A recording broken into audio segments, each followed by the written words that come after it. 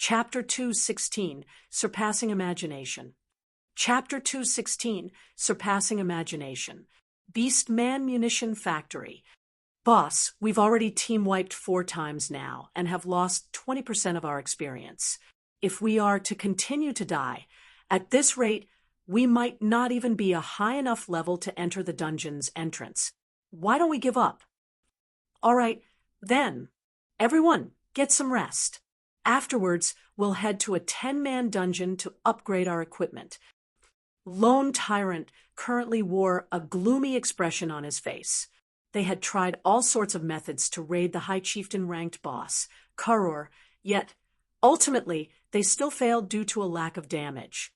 Before, he had even made a solemn vow to kill Karor. Now that he thought about it, he felt that his decision had been slightly rash. Fortunately, the players from the Assassin's Alliance had absolutely no chances of clearing the dungeon. Otherwise, he would be utterly humiliated. Just as the members of Dark Star were resting, suddenly, 2 system notifications relating to the Assassin's Alliance rang out beside everyone's ears. In the beginning, the members of Dark Star thought that they had heard wrong. Hence, they quickly called up the announcement interface. The extraordinarily large and clear words proved them wrong. The Assassin's Alliance had indeed obtained the first clear of the hard-mode Beastman Munition Factory. Immediately, the atmosphere surrounding the members of Dark Star sunk. Why was there such a large difference between their 2 teams? Weren't they supposed to be stronger than the Assassin's Alliance? How could the Assassin's Alliance have already obtained the first clear, while they were still stuck at the first boss? Lone Tyrant felt like he had just been given 2 tight slaps to his face when he looked at these notifications. His cheeks felt as if they were on fire. He felt even worse when he recalled Shurfeng's words from before. If the nobodies that you've looked down on suddenly obtain the first clear of the hard-mode Beast Munition Factory a step ahead of you, then what would you all amount to? At this moment, those words were like sharp swords, continuously slashing at Lone Tyrant's pride. Lone Tyrant truly never imagined that such a situation would occur. However, Lone Tyrant was no fool. He did not believe the Assassin's Alliance had relied on only themselves to clear the dungeon. The only possible way they could do so was with Shurfeng's help. Just where did this mysterious person come from? In reality, Dark Star wasn't the only one to have been shocked by this piece of news. When the announcement spread throughout the entire White River City region, it had grabbed the attention of many other guilds. The Assassin's Alliance's position in White River City was self-evident from the fact that their development speed had surpassed even that of a first-rate guild. However, Dark Star's fame had recently suppressed Assassin's Alliance, adding to the fact that they had not produced any significant results from the team dungeons. Their status in White River City had become slightly awkward. Now that they had obtained the first clear of the Beastman Munition Factory, their fame instantly soared. This allowed the Assassin's Alliance to regain their rightful reputation. From now on, their development speed would definitely be faster than before. White River City's Adventurers Association. Brother Jean, the Assassin's Alliance has obtained the first clear of the hard-mode Beastman Munition Factory. Ling Filong suddenly rushed into Shadow's Guild Hall, announcing the news with a face filled with excitement. In God's domain, as long as guilds registered themselves at the Adventurers Association, they would be provided a free lounge for their own personal use in the various large cities. Guilds could carry out meetings and rest in this room, and they could also receive quests from the Adventurers Association. Why are you shouting? Who doesn't know of this matter? Zhou Yuhu, who was resting in the corner of the room, rolled his eyes at Ling Filong. Of course, I know of this. However, there is another hidden truth to this matter. Ling Filong shot a glance at Zhou Yuhu before shifting his gaze towards the person sitting in the guild leader's seat, Zhang Luowei. A hidden truth. Speak. Ling Feilong's words caused Zhang Luowei, who had previously been indifferent towards this matter, to grow interested. Ling Feilong's previous report about his efforts to recruit Yi Feng had nearly caused Zhang Luowei to lash out in anger. Shi Feng had actually demanded to become the guild leader of Shadow. Did Yi Feng even place him in his eyes? Moreover, he had asked for 60% of the guild's shares. What did he take them for? Did he really think they were fools? Meanwhile, the most shocking thing was that Ling Feilong had actually suggested that Zhang Luowei accept Shi Feng's conditions. Hence, Zhang Luowei now looked down on Ling Feilong, resulting in Ling Feilong receiving cold treatment within the guild.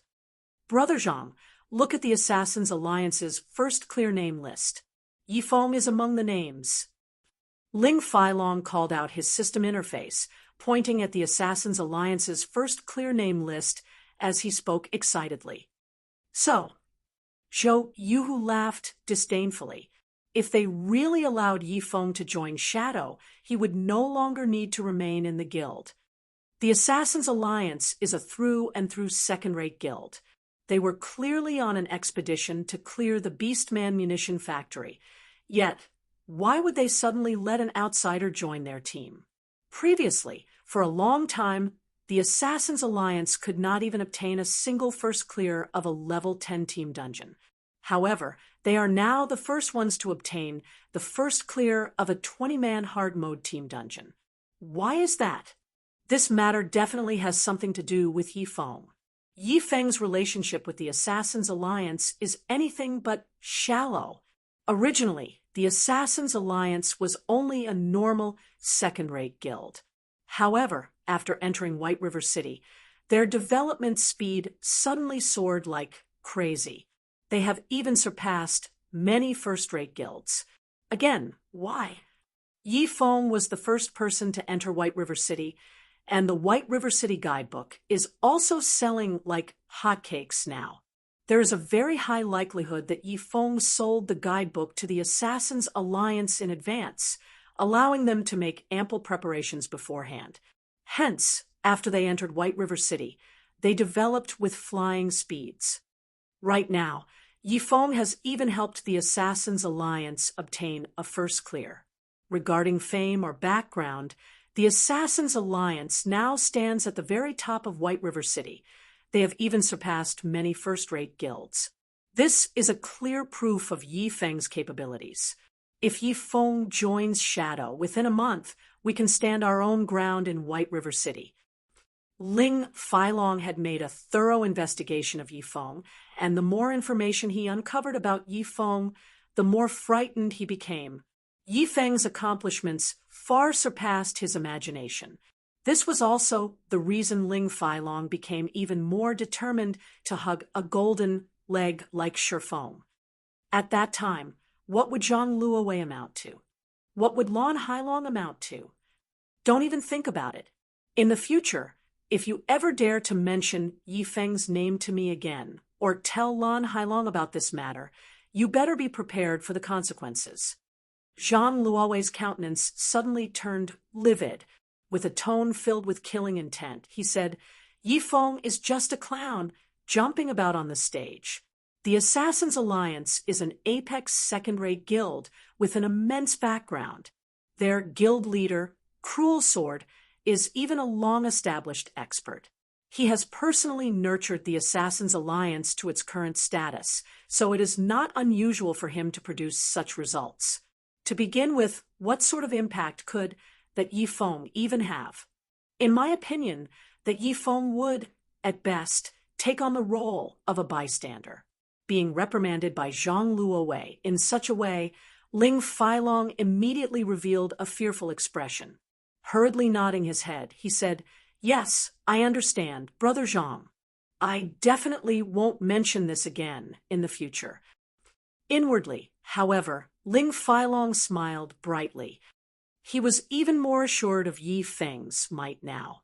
After all, if Zhang Luowei did not feel greatly threatened by Yi Feng, why would he be so angry at the mention of this expert? In fact, Ling Feilong had long since told Lan Hailong about this matter, and Lan Hailong had instructed him to contact Shi Feng secretly once more. Once he attained certain achievements in God's domain, would he still be afraid of not being able to earn money? With wealth, would he still need to be afraid that Zhao Ruoxi wouldn't welcome his embrace of her own volition? Her family might very well obediently hand her over to him. Just as everyone discussed the Assassin's Alliance's first clear, Shi Feng had already swapped out his old equipment for the 4 pieces of the wind extinguisher set equipment and had arrived at the library of White River City. Compared to the dilapidated house used as a library in Red Leaf Town, the library at White River City was a true library. Not only did it possess a majestic atmosphere, but its appearance was also splendid and magnificent. It was like a Babylonian shrine, and it was situated right in the heart of the city. The people going through the entrance of the library were mostly nobles of White River City and mage-class NPCs. There were even some who possessed Tier 2 classes. Hence, the library was not a place where the common folk could simply visit. Meanwhile, Charlene, the Tier 3 divine official whom Shi Feng searched for, currently recuperated within this wealth of knowledge. Chapter 217, Thoughtful Rain. Chapter 217, Thoughtful Rain. At the entrance of White River City's majestic library, aside from a large number of NPCs entering and leaving the premises, there were also plenty of players surrounding the library's entrance. However, no matter how hard they tried, they still could not enter the library. Hence, a majority of these players were currently trying to befriend some of the NPCs here, increasing their intimacy in the hopes of these NPCs taking them along into the library. There were even some attractive female players that tried to seduce the NPC nobles. Meanwhile, the players that attempted these actions were mostly mages, such as elementalists, cursemancers, and summoners. As for why these players tried to get into the library, it was mainly because of the amazing skills they could learn within the library. Aside from obtaining these skills from monsters and dungeons, the library also possessed some of the more common high-level mage skills. As for healers, they would have to visit the Light Temple to learn their respective skills.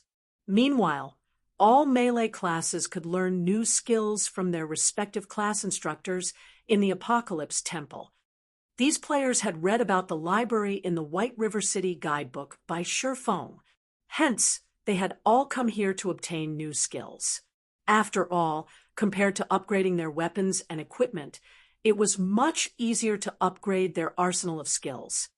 As long as players could learn some of these high-level skills, their overall prowess would massively improve.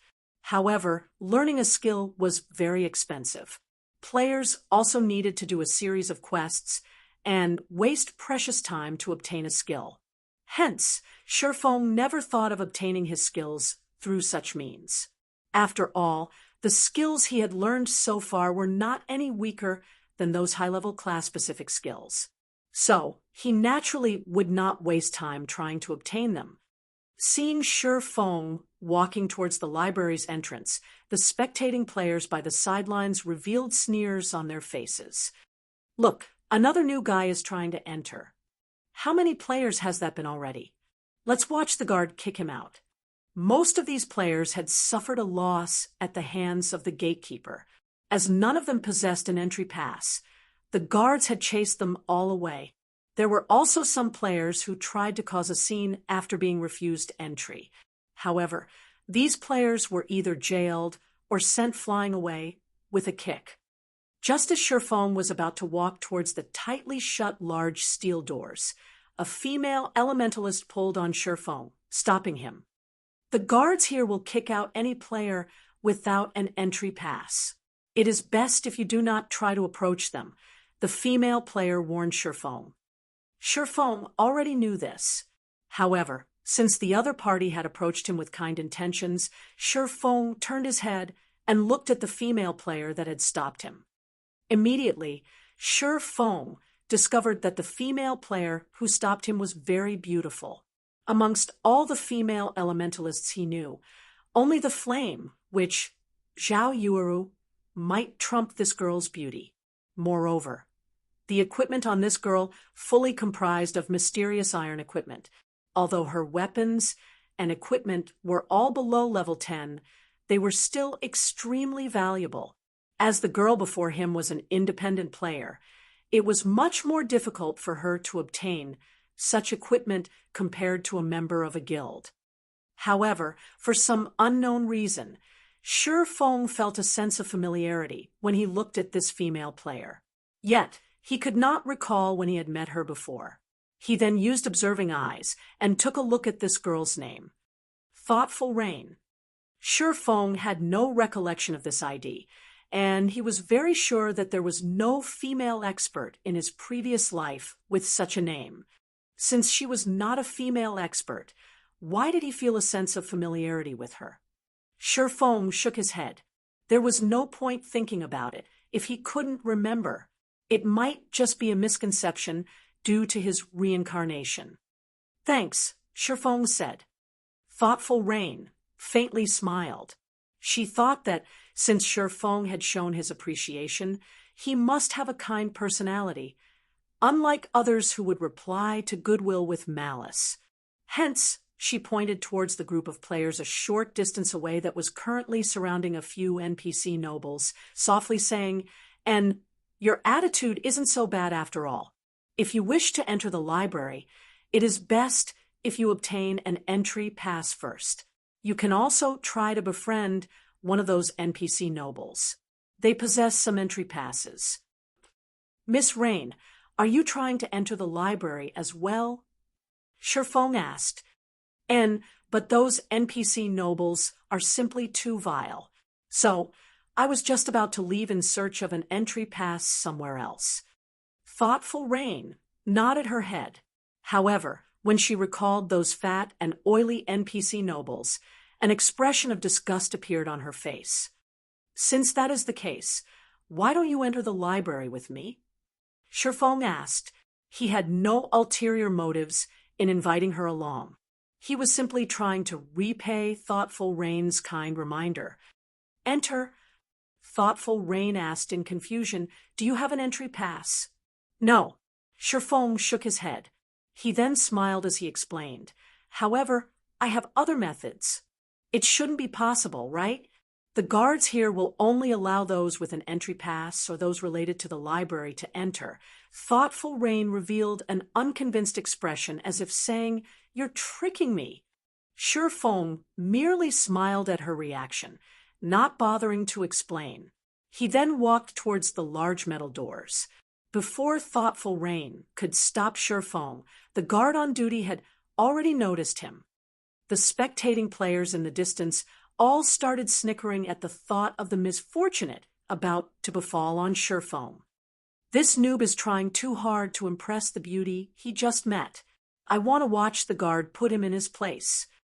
With his figure, I'm guessing that the guard will send him flying over 10 yards. If he continues making a ruckus, the guard might even capture him and hang him by the library's entrance for display." "That isn't right. The guard kicked that last berserker over 10 yards. I bet that he will fly 15 yards away." Just as everyone wore mocking smiles, the guard moved forward and blocked Shifeng's path. "Halt!" The powerful and mighty guard at the entrance suddenly blocked Shifeng with his spear. He then coldly said, "You will need to present your pass if you wish to enter the library." "I'm a demon hunter. Will that do?" Shifeng swapped out his might of 1,000 title for the demon hunter title, asking, "So, it is Lord Demon Hunter. Please pardon my rudeness." The gatekeeper immediately retracted his spear, showing Shifeng extreme respect. This situation immediately stunned the spectating players standing at a side. Their mouths gaped as the scene left them speechless. Even after they tried countless methods to obtain an entry pass from the NPC nobles, they still failed. Yet, The noob before them had actually made the gatekeeper kneel before him in respect just by uttering a single sentence. Could this be the rumored secret signal, or was it the entry password? Shi Feng nodded towards the guard. He then pointed at Thoughtful Rain, saying, "She is a friend of mine. However, she does not possess an entry pass. I wonder if she can enter with me? I can be her guarantor." "Of course. Since she is a friend of the Lord Demon Hunter, she is naturally allowed to enter." The guard took a look at Thoughtful Rain, immediately noticing that she was an exquisite beauty. He then returned his gaze to Shi Feng, an understanding look on his face as he hurriedly said, "In addition, here is a library member's emblem. This will allow Lord Demon Hunter's friend to enter the library freely in the future." Saying so, the guard respectfully passed the library member's emblem to Shi Feng. Shi Feng was slightly stunned. God's domain had only undergone one evolution as of this moment. He never thought that these NPC guards would be so intelligent already. Though he felt slightly shocked, he had no hesitation when accepting the library member's emblem from the guard. An entry pass could only provide a single entry into the library for players. However, one could not complete the process of learning a new skill with a single trip. Meanwhile, there was no limit to the number of uses for the library member's emblem. Players could enter the library without any restrictions if they possessed this emblem. Originally, obtaining the library member's emblem for a friend was a special right reserved for nobles in White River City. Shi Feng did not think that even a demon hunter would have such rights. "Miss Rain, please hold on to this library member's emblem properly. In the future, you simply need to wear it on your person, and none of these guards will bar you from the library," Shi Feng said, handing the emblem to Thoughtful Rain, who was currently still in a daze. Following which, the two of them entered the library under everyone's stunned gazes. Some of the players were immediately dumbfounded.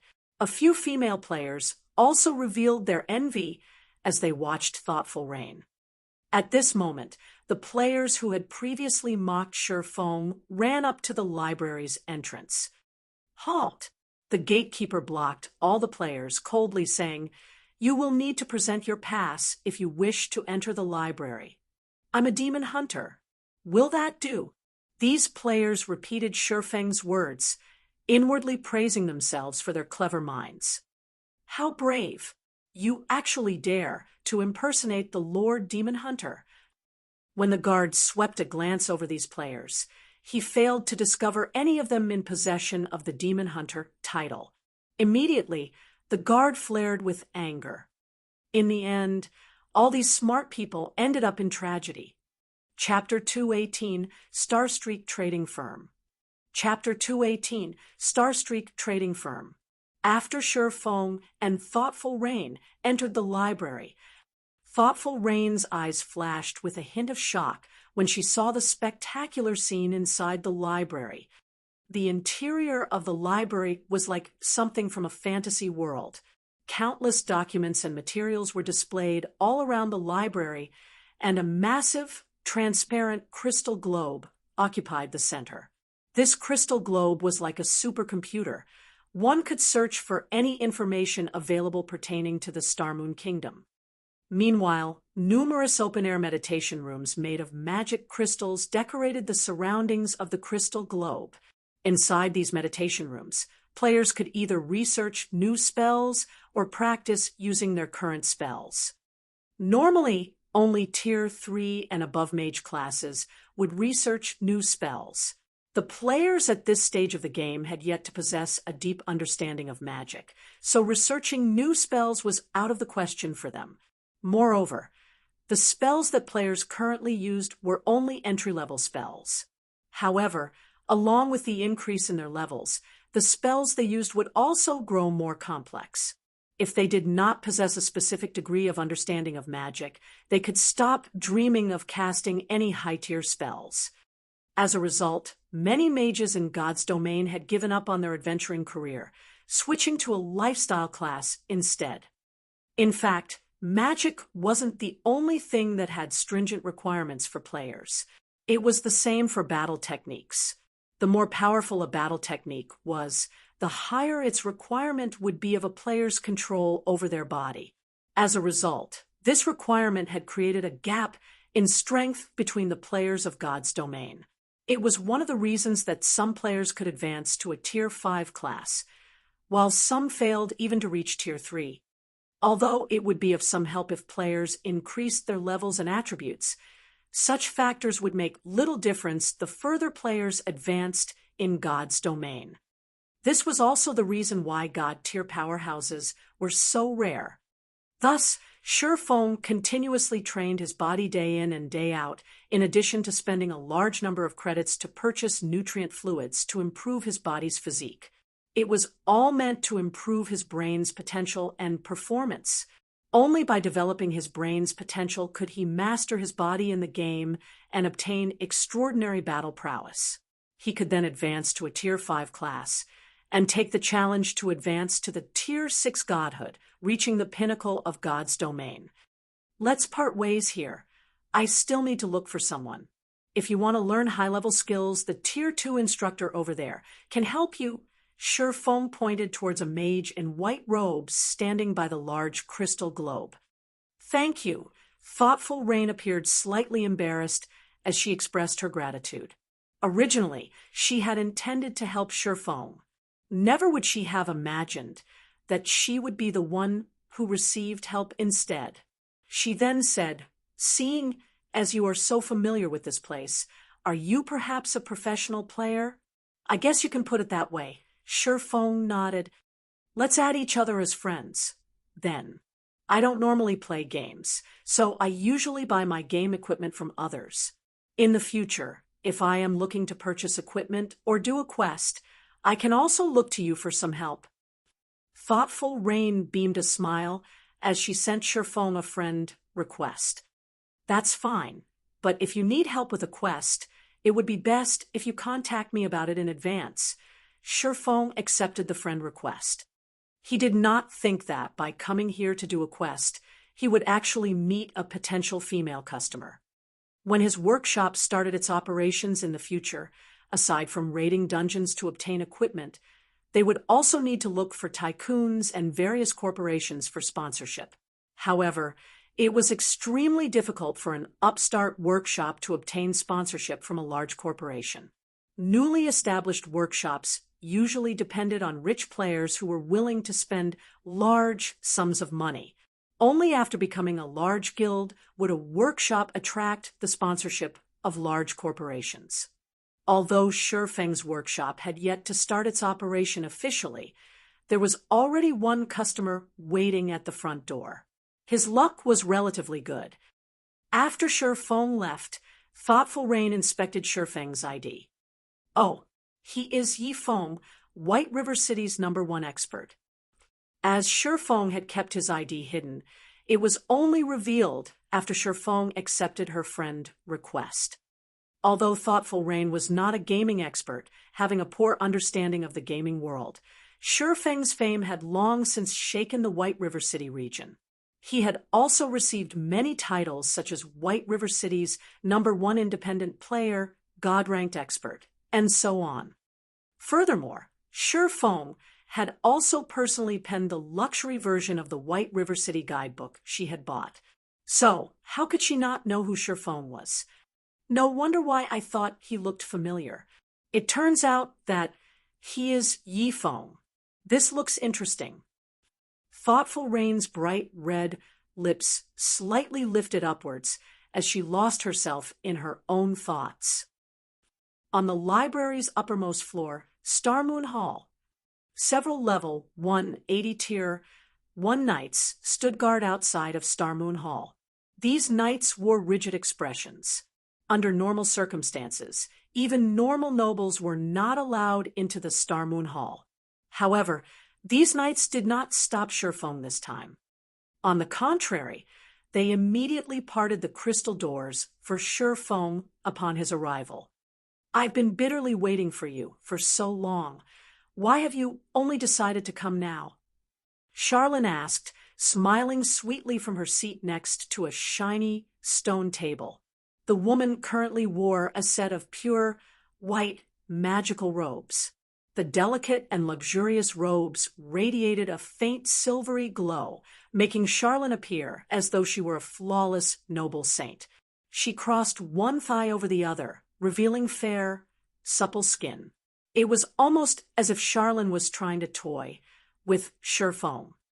At this moment, Charlene was no longer a level 20 tier 3 divine official, but a level 180 tier 3 divine official. Aside from the few tier 4 tyrants, Charlene could very well be considered the most powerful person in White River City. Why are you standing there, daydreaming? Come over here and sit. We have plenty of time to have a lengthy chat. Charlene smiled faintly as she pointed towards the empty seat beside her. Sherfone instinctively shuddered when he faced a gold digger like Charlene. He felt as if he were being stared at by a nine-tailed fox, his wallet no longer safe. However, to obtain the clue for the epic quest, Sherfone had no choice but to advance, taking a seat beside Charlene. Sherfone took out 10 gold coins, placing them on the table.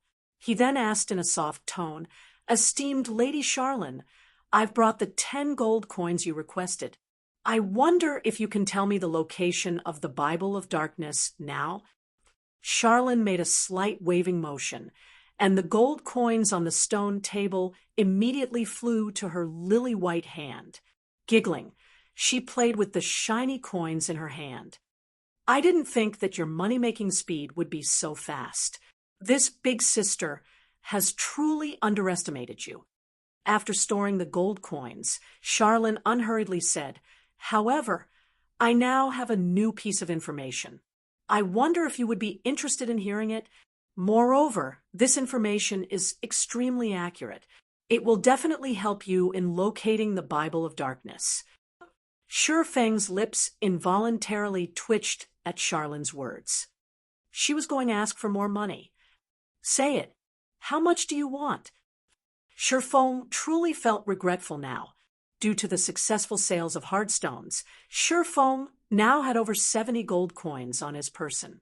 If he had known something like this would happen, he would have stored all his money in the bank before coming to the library. However, there was also another possibility.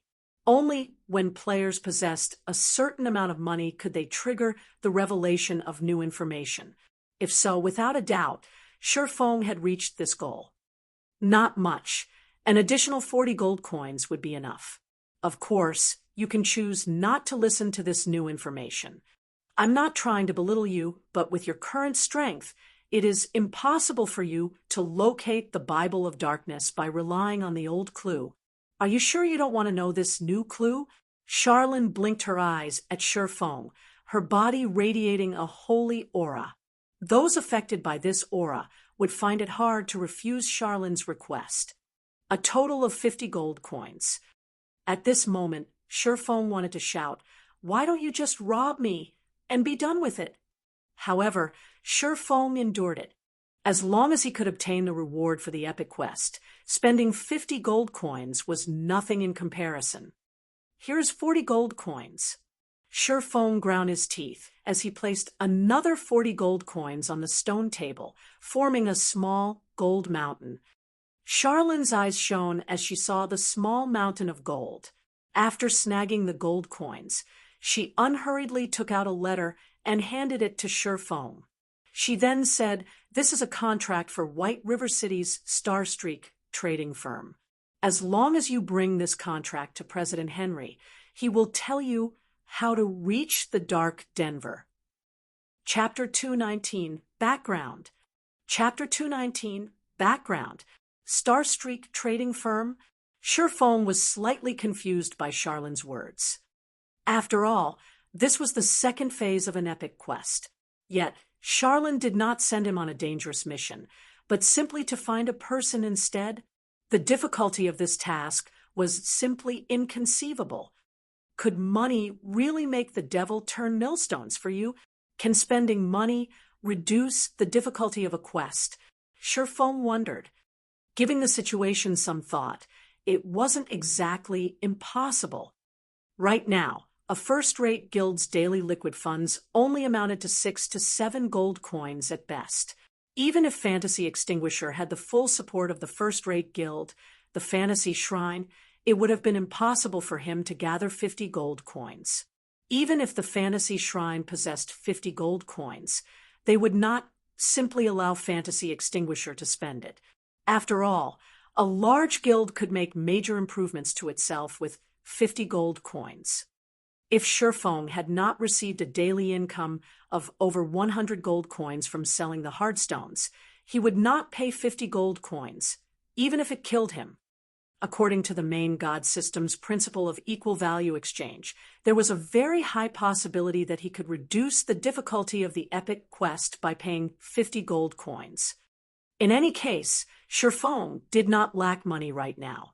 After all, he had a daily income of over 100 gold. His earnings could rival the total sum of all the famous guilds' liquid funds in White River City. It was not an exaggeration to say that his personal wealth could rival an entire city's. If he could reduce the difficulty of an epic quest by paying some money, he would definitely do so. If he had known about this earlier, he would have waited a few more days before coming to meet Charlene. If he gathered 500 or 600 gold coins, he might be able to go to the dark den immediately to complete the quest. He would save plenty of time and trouble. Thank you, Lady Charlene. Sherfong respectfully received the contract. I have faith in you. Don't make me wait too long. As more time passes, the strength of the great demon will also increase. At that time, even I might not be able to challenge it.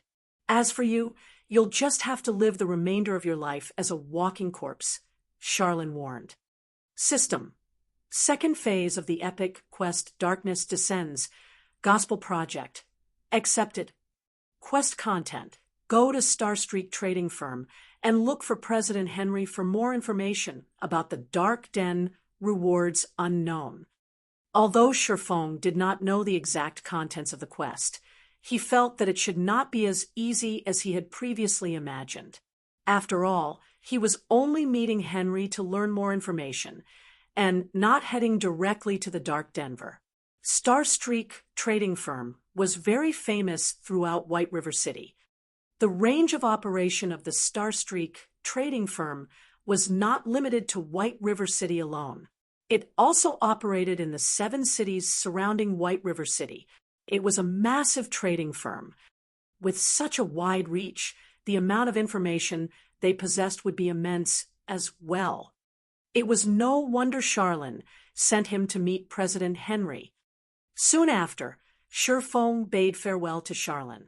If he remained here, the remaining 20 gold coins in his pockets might very well end up in Charlene's pockets instead. After leaving the library, Sherfong hailed a horse carriage and hurried over to Starstreak Trading Firm. As the horse carriage galloped through the wide streets, Sherfong could see players who had just arrived at White River City all around.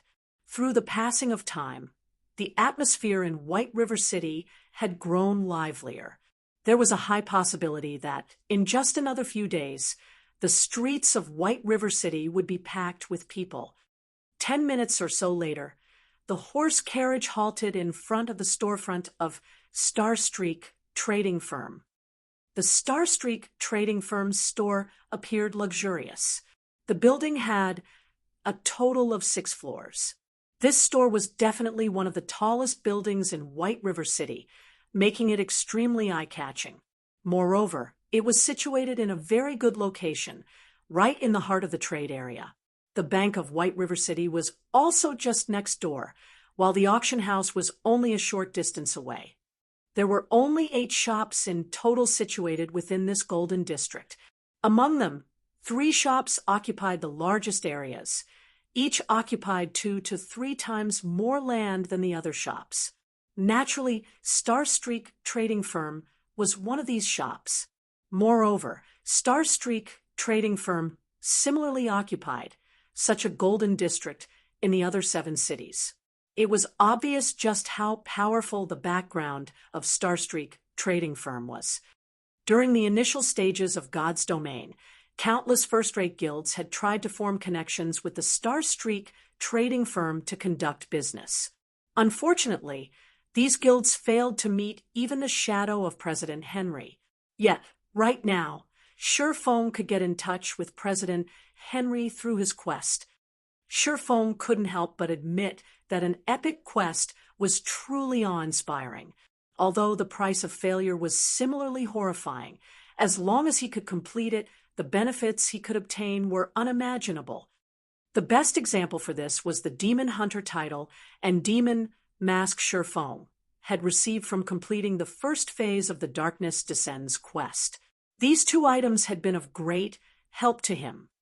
I wonder what sort of rewards I could obtain from completing this phase of the quest. Sherfone inwardly felt anticipation. As of this moment, Sherfone had finally realized why the Fantasy Shrine would hold nothing back in helping Fantasy Extinguisher complete his epic quest. After all, the profits they could reap from this quest was just astonishing. If a mere independent player like him could receive such profits, what could a guild accomplish? Hence, this was the reason the Fantasy Shrine had risen to the top of Black Dragon Empire during the early periods of the game in the past, suppressing all the other first-rate guilds. Unfortunately, Fantasy Shrine was doomed to normality in this life. Unless Fantasy Extinguisher managed to find another epic quest, Fantasy Shrine would not have any chances of achieving prominence. However, such a discovery was extremely unlikely. In the past, Sherfone had only accepted one epic quest throughout the decade he had spent in God's domain.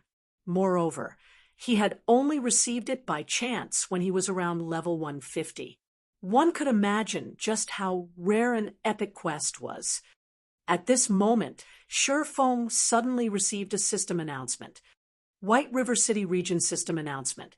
Congratulations to Ouroboros for becoming the first team to conquer the hard mode Crystal Ruins. All players within the team will be rewarded with 50,000 EXP and 1 silver coin.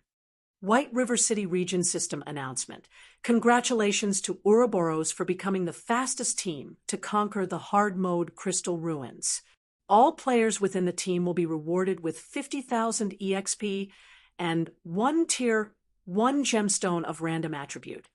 This system announcement undeniably caused a sensation among the players in White River City.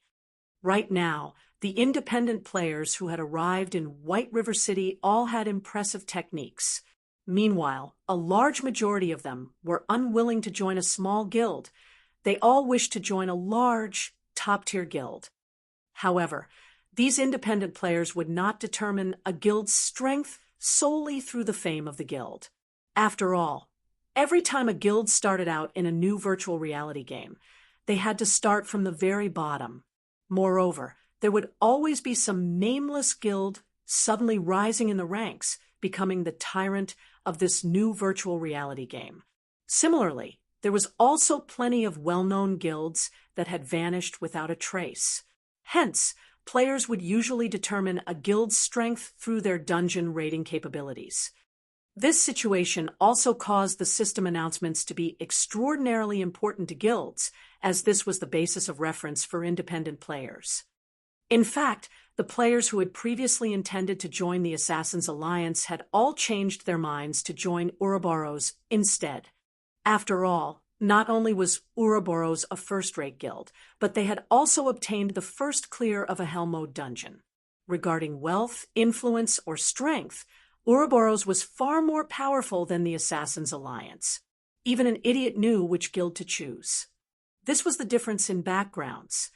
As expected of Gentle Snow, her speed is astonishing. I've only just recently helped the Assassin's Alliance obtain the first clear of a 20-man hard mode team dungeon, yet in the blink of an eye, she too has obtained one already. If she had not suddenly stopped playing God's Domain, she might have turned Ouroboros into a super guild in the past. Sherfone inwardly exclaimed. How great would it be if he could recruit Gentle Snow into his own guild? If Shurfeng incorporated the cleric god, Violet Cloud, the tyrant bear, Kola, the skillful fire dance, and his own past experiences into his own guild, they would have no trouble becoming a first-rate guild or even a super guild in the future. Thinking up to this point, Shurfeng suddenly felt that he really needed to upgrade his team's strength. After all, a guild couldn't rely on a handful of apex experts for support. They needed a stronger backbone. The best-case scenario for Shurfeng, right now, was to recruit some of the future powerhouses who were still obscure existences, right now. However, the guild he established by himself did not possess a deep background or great fame. These experts were no fools. If Shurfeng tried to recruit them, they might not even consider the option before rejecting him. Hence, the foremost thing Shurfeng needed to do was to establish a guild with a strong background and limitless potential. Only by doing so could he attract those nameless experts. Chapter 220, Tier 4 Magic Scroll. Chapter 220, Tier 4 Magic Scroll. First floor reception hall of Starstreak Trading Firm. The Starstreak Trading Firm's store was different from normal stores. As it specialized in big businesses across cities, it had its own specialized reception room set up in the building. At the same time, there was also a sales area located on the first floor of the building. The sales area sold various merchandise such as clothing, weapons, equipment, potions, alchemy products, magic scrolls, and much more. This place was just like a supermarket in reality. A trading firm was different from the auction house. As the auction house charged players exorbitant processing fees, the items sold there were far more expensive than the items sold in normal stores. Earning money in God's domain was no simple task. Hence, rather selling their wares at the auction houses, losing 15% of their profits in the process, a large majority of the players in God's domain would prefer to spend more time selling their wares at trading companies or stores. Esteemed sir, how may I assist you? The beautiful and dignified young lady at the receptionist counter smiled at Shurfeng. I wish to meet President Henry. Please tell President Henry that Lady Charlene sent me to speak with him. Shurfeng said. Please wait for a moment. I will notify the president immediately. The receptionist immediately took out a multicolored communication crystal, transferring Shurfeng's information through the crystal. After several minutes, Mr. Yifeng, the president is waiting for you in the president's office on the 3rd floor. Thank you. Immediately, Shurfeng walked towards the spiral staircase in the distance. When he arrived before the president's office on the 3rd floor, he met 2 level 150 guards who stood by the office's door. Average players were absolutely not allowed to enter the president's office. In the past, countless guild executives had queued up in front of this office. They had wished to meet with President Henry to discuss matters of renting out the 1st floor of Starstreak Trading Firm's store for business. Unfortunately, they did not manage to catch even the shadow of President Henry. However, when Shurfeng walked up to the office, the 2 ferocious-looking guards immediately parted the sturdy mahogany doors for him. Inside the luxurious and spacious office, a man in his 50s sat on a sofa in the middle of the room. The man had an elegant and dignified appearance. This person was indeed President Henry of Starstreak Trading Firm, and he was a well-known financial magnate in White River City. Your Excellency, Yifeng, please sit, President Henry said when his eyes met Shurfeng's, his finger pointing to the beast-skin sofa before him. President Henry, this is the contract that Miss Charlene wanted me to bring to you. Shurfeng sat down. He retrieved the contract from his bag, handing it over for Henry's inspection. No need. Before you arrived, Her Highness Charlene had already notified me of your coming here. I've also learned some information about you from Her Highness Charlene. The young truly are promising, Henry praised. He then said, "Since you are here now, I feel reassured." Reassured? What are you reassured about? Shi Feng had a bewildered look on his face. Just what was President Henry saying? Also, just what did Charlene tell Henry? Oh, did Her Highness Charlene not tell Your Excellency about it? Confused, Henry said, "This contract was set between me and Her Highness Charlene. As long as Her Highness can save the Starstreak trading firm from its current predicament, she will obtain 20% of Starstreak trading firm's shares and the Tier 4 magic scroll that was obtained from the ancient ruins." You say 20% of the company's shares and a Tier 4 magic scroll. Shi Feng's expression froze. Charlene was simply ruthless. Charlene had sent him to deal with the predicament, yet she would receive a Tier 4 magic scroll in addition to 20% of the company's shares. That's right. I've already mentioned this to Her Highness. As long as Your Excellency can save us from this predicament, that Tier 4 magic scroll will belong to Your Excellency, Henry said, nodding his head. May I know what kind of magic scroll it is? Shi Feng was incredibly curious about the Tier 4 magic scroll. In the past, the most powerful magic scroll Shi Feng had seen was only a Tier 4. If he sold the scroll, the minimum price for it would be 500 gold coins. If it were an amazing Tier 4 magic scroll, he could even sell it for over 1,000 gold coins. However, players who obtained a Tier 4 magic scroll were not usually willing to sell it. It is a Tier 4 position teleportation scroll. With it, one can teleport to anywhere they wished within an instant. However, this scroll was made using the technology of an ancient civilization. In our current era, we have no way of replicating such technology. Hence, this scroll is the only one that currently exists in Starmoon Kingdom. It is priceless, Henry said pridefully. This scroll was his most precious treasure. He had always been reluctant to part with it. If it were not for the trading firm facing a great predicament, he would never willingly offer this Tier 4 magic scroll as a remuneration. Hearing Henry saying so, Shi Feng came to a realization. If he had the Tier 4 position teleportation scroll, he could teleport directly to the Dark Denver. He would not even have to waste time searching for its exact location. It was no wonder Charlene was so confident in her information. President Henry, I wonder what sort of predicament your trading firm wishes me to solve? Shi Feng asked. To be honest, bandits have snatched one of our shipments carrying precious merchandise, costing the trading firm massively. To make up for the loss, our trading firm had to pay a large sum of money as compensation, which in turn resulted in our trading firm facing its current crisis. So, I hope that Your Excellency can help us resolve this predicament. Otherwise, if this problem drags on for another month, our trading firm will have to declare bankruptcy, Henry unhurriedly explained. Then, President Henry, are you telling me to get rid of those bandits and retrieve your stolen merchandise? It would be best if that is possible. Then, which band of bandits stole your merchandise? The Black Scorpion Corps of Black Cloud Ridge, led by Black Scorpion himself. He is a level 180 Tier 3 Shadow Warrior. If you can get rid of him and retrieve our merchandise, I would greatly appreciate it. Hearing the words, Tier 3 Shadow Warrior, Shi Feng nearly fell off of his seat. Was President Henry telling him to deal with a Tier 3 NPC?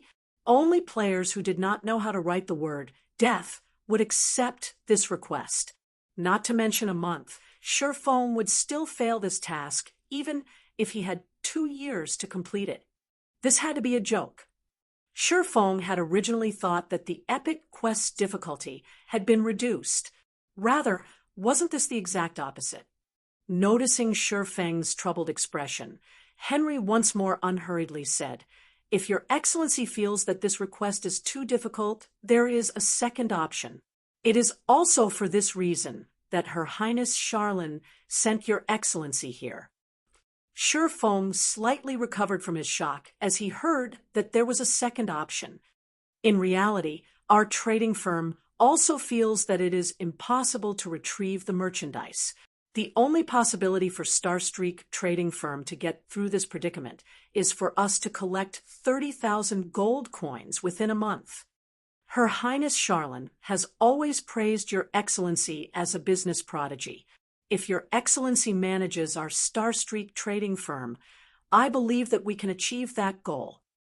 Seeing Henry's anticipating gaze, Feng only wanted to curse. Just because he managed to earn a few coins, he was suddenly a business prodigy. What kind of sick joke was this? Earning 30,000 gold in a month. Moreover, he didn't actually have 30 days at all. Considering the time when the great demon would appear, Feng would, at most, have 20 days to earn 30,000 gold coins. Even if he currently earned 100 gold or so per day, 10 days would only net him 1,000 gold, while 30 days would only net him at 3,000 gold. That was only 1/10 of the required amount. Players were still stuck in the initial stages of God's domain right now, so it was impossible for anyone to make that much money. If one added a week's earnings of every player in the White River City region together, it might equal 30,000 gold. How was he supposed to earn that sort of money? He might as well become a bandit and snatch the money from someone else. No, that's not right. Even if he tried to steal it, there was no way he could get that much money. Before Feng could reject the quest, a system notification popped up before him. System: Epic Quest Phase 2, Gospel Project, accepted. Quest content: You have become the manager of Starstreak Trading Firm. Earn 30,000 gold coins within a month and resolve Starstreak Trading Firm's predicament. Rewards unknown. Chapter 2:21, Astonishing Decision. Chapter 2:21, Astonishing Decision. It's not even going to give me a choice. Feng laughed bitterly as he looked at the system notification. Feng did not even have the right to reject an epic quest. Feng was truly confused as to how Fantasy Extinguisher had actually managed to complete this epic quest. In theory, he shouldn't be able to complete the quest even if he sacrificed the entire fantasy shrine. When converted to credits, 30,000 gold coins was the equivalent of 300 million credits. One could even buy a large company with that kind of money. Moreover, compared to the difficulty of earning 300 million credits, in reality, it was much harder to earn 30,000 gold in God's domain. Naturally, it was impossible for Feng to earn 300 million credits in reality right now. To speak frankly, if he were capable of such a thing, he would have long since done so. Why bother playing God's domain at all? However, it would still be better for him to develop himself in God's domain, as God's domain had more prospects. Earning credits in God's domain would be much faster than earning credits in reality.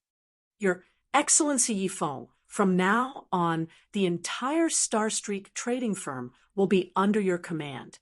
We will carry out any orders you give. Also, I would like to introduce you to someone. If Your Excellency needs anything, simply let her know, Henry said, clapping his hands once. At this moment, the large doors of the office suddenly opened, and a beautiful girl with golden blonde hair stepped into the office. The girl with blue eyes wore a beautiful purple dress. The edges of her dress brushed against the red-carpeted floor. The girl had a fair and pretty face, and her long wavy hair, which reached her buttocks, fluttered in the wind as she moved. Her bangs covered her sea blue left eye, while her uncovered right eye looked just like a shiny blue gemstone. As she walked closer to Feng and President Henry, her thin red lips formed a tranquil yet attractive smile. Anna, from today onwards, His Excellency Feng will be the acting president of Starstreak Trading Firm. while you will be His Excellency's assistant. You must properly assist His Excellency. Understood? Henry asked. Yes, President. I will not disappoint His Excellency Yi Feng. Following which, Henry sent a beaming smile at Shi Feng as he said, Your Excellency Yi Feng, from today onwards, the Starstreak trading firm's fate will be in your hands. Anna is very familiar with the Starstreak trading firm, and she is also very intelligent and capable. If you have any commands, please don't hesitate to let her carry them out. System. Player has activated the NPC administration system. Please call out the NPC administration interface to manage your subordinated NPCs. Seeing Henry's smile, in addition to Anna's attractive appearance, Shi Feng was slightly stunned. He could almost feel cold sweat dripping down his forehead. Henry obviously worried that Shi Feng would not give it his all in helping them. Thus, Henry had given Shi Feng this benefit. Fine, leave the matter of Starstreak trading firm to me, then. Shi Feng laughed bitterly. He never imagined that he could obtain a beautiful assistant in God's domain. Not even a guild leader would enjoy such treatment. Also, Shi Feng felt relieved at the fact that he was not required to give 30,000 gold to Starstreak trading firm. Instead, he only needed to help the trading firm make 30,000 gold. Without a doubt, the difficulty of the quest had greatly reduced.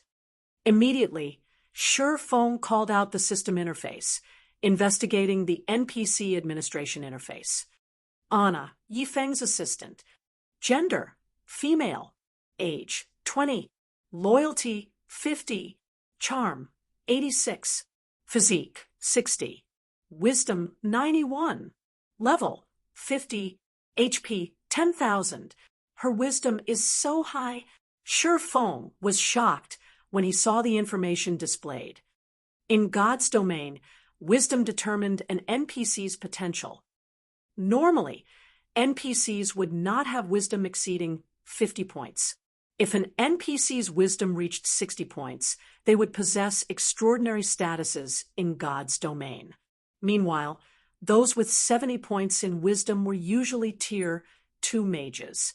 As for NPCs who had 90 points in wisdom, they were usually characters such as Charlene, a tier 3 divine official. However, Anna was far more amazing than Charlene. Charlene had a tier 3 class, so her attributes would have been increased, resulting in her wisdom reaching 90 points. However, Anna did not possess any class right now. If Anna obtained a tier 3 class, her wisdom would exceed 100 points. Although it was only a difference of 10 points, wisdom increased slower as it reached higher numbers. Similarly, the difference between a single point in wisdom would also become greater. An NPC with 100 points in wisdom was the equivalent to Magistrate Weissman of White River City, an Apex Tier 4 wizard. With such a powerful subordinate, Shi Feng's mood improved greatly. Although 30,000 gold was a huge sum of money, if Shi Feng earned it through the Starstreak trading firm, he would still have a thread of hope of succeeding. Since he was already capable of earning 100 gold per day by himself, if he utilized Starstreak trading firm's influence, he had a very high possibility of earning the 30,000 gold coins. After all, Starstreak trading firm had shops based in 8 cities, and every one of them was in the heart of the trade areas of each respective city. Meanwhile, the total population of these 8 cities exceeded 5 million players. With such a large player base, it would be very easy for Shi Feng to make money. Thinking up to this point, a flash of inspiration struck Shi Feng. All this time, he thought of opening a shop in White River City. Only, he did not possess the sufficient reputation or money to do so. After all, not to mention purchasing a shop located within the trade area, even the cheapest shop in White River City required players to have 500 White River City reputation points in addition to 1,000 to 5,000 gold coins. Although the price looked high, in reality, it was not as expensive as one would imagine. After all, the hardest part of purchasing a shop was the required 500 reputation points. By the time players obtained 500 White River City reputation points, a lot of time would have passed, and they would have long since collected the necessary coins to purchase a shop. Moreover, the coins at that time would not be as valuable as right now. At that time, one gold coin would at most be worth around 200 credits, unlike the current situation where one silver coin could sell for more than 100 credits. By becoming the acting president of the Star Streak Trading Company, Shi Feng had essentially obtained the most valuable shops in 8 different cities. What did this situation hint at? Nobody had a better understanding of this situation than Shi Feng. Shortly after, under Anna's lead, Shi Feng left the president's office to tour the Star Streak trading firm. In truth, however, even without exploring the place, Shi Feng already had a thorough understanding of the Star Streak trading firm. NPCs were different from players in that they could only sell common goods. Even the equipment they sold was common rank, and very rarely would there be a bronze ranked item for sale. However, it would be a different story altogether if the store were run by a player. On top of everything else, Shi Feng was also the officially acknowledged chief forger of Star Moon Kingdom. Just as Anna guided Shi Feng around the Star Streak trading firm, a few players who came to purchase some necessities such as food, water, scrolls, and potions were immediately dumbstruck when they noticed the duo. That NPC is beautiful. Just who is that player? Isn't he too good at getting the ladies? He has even managed to land an NPC sister. This won't do. I need to convince him to teach me. The scene of Shi Feng and Anna walking together immediately attracted the attention of plenty of players. In reality, such attention wasn't just due to Anna's beauty. It was also due to the fact that Shi Feng had managed to get together with a female NPC. Such a feat was far more stunning than just getting together with a beautiful female player. Countless male players glowered at Shi Feng in envy. Meanwhile, this information spread throughout the forums like a storm, especially the footage of Shi Feng and Anna strolling through the sales area. This footage became a sensation among players, and it allowed them to gain a new perspective on God's domain. Fortunately, Shi Feng had not used his true appearance at that time. Instead, he wore the identity of Black Flame. This should be enough. Shi Feng looked at the surrounding onlookers as he revealed a faint smile. The reason he had asked Anna to come out for a stroll was precisely to attract attention. He then spoke to Anna. I've decided to change the Star Streak trading firm's business model. I wonder if that would be all right? Anna's eyes suddenly widened in surprise. She looked at Shi Feng with a confused expression as she thought, he has just taken the position as the acting president, yet he is already taking such a bold and decisive action? Is this person really a business prodigy? However, Shi Feng was her boss. Moreover, President Henry had already instructed her to listen to Shi Feng. Hence, she nodded her head, saying, if Your Excellency wishes to change the business models, I wonder what Your Excellency needs me to do. Very simple. I wish to hire adventurers to craft items for me, then sell the items they have crafted. So, I need you to get someone to refurbish the 8 shops we own. The first and second floors of the building will be used to sell our wares, while the 4th to 6th floors will be rebuilt as a workspace. Also, get the news out that we are hiring lifestyle players. Whether they are just normal people or adventurers, as long as they reach our standards, we will offer them 30% more than what others are offering. Listening up to this point, Anna grew shocked. This wasn't just a change in the business models. This was practically a change of occupation. Chapter 222, Trump Card. Chapter 222, Trump Card. Immediately after Shi Feng gave his command, Anna started making the necessary preparations. Compared to a normal NPC, Anna was simply too smart. In just a short amount of time, she had already finished carrying out Shi Feng's request. During the time Shi Feng brainstormed on how he was going to utilize the Starstreak trading firm to earn 30,000 gold, the entire Starstreak trading firm had also started its renovation. Following Shi Feng's request, the first and second floors were outfitted with sales counters. The first floor sold only the commonly used items, while the second floor would sell exquisite and precious items. Meanwhile, the fourth to sixth floors were refurbished into workshops for lifestyle players. Out of those 3 floors, the fourth floor consisted of solely forging rooms, while the fifth floor consisted of potion-making rooms. The sixth floor consisted of workshops for the remaining classes, and a warehouse meant for the use of both NPCs and players. Meanwhile, the Starstreak trading firm's renovation had attracted the attention of many players. Due to the footage of Shi Feng and Anna from before, plenty of players had arrived at the trading firm to take a look out of curiosity.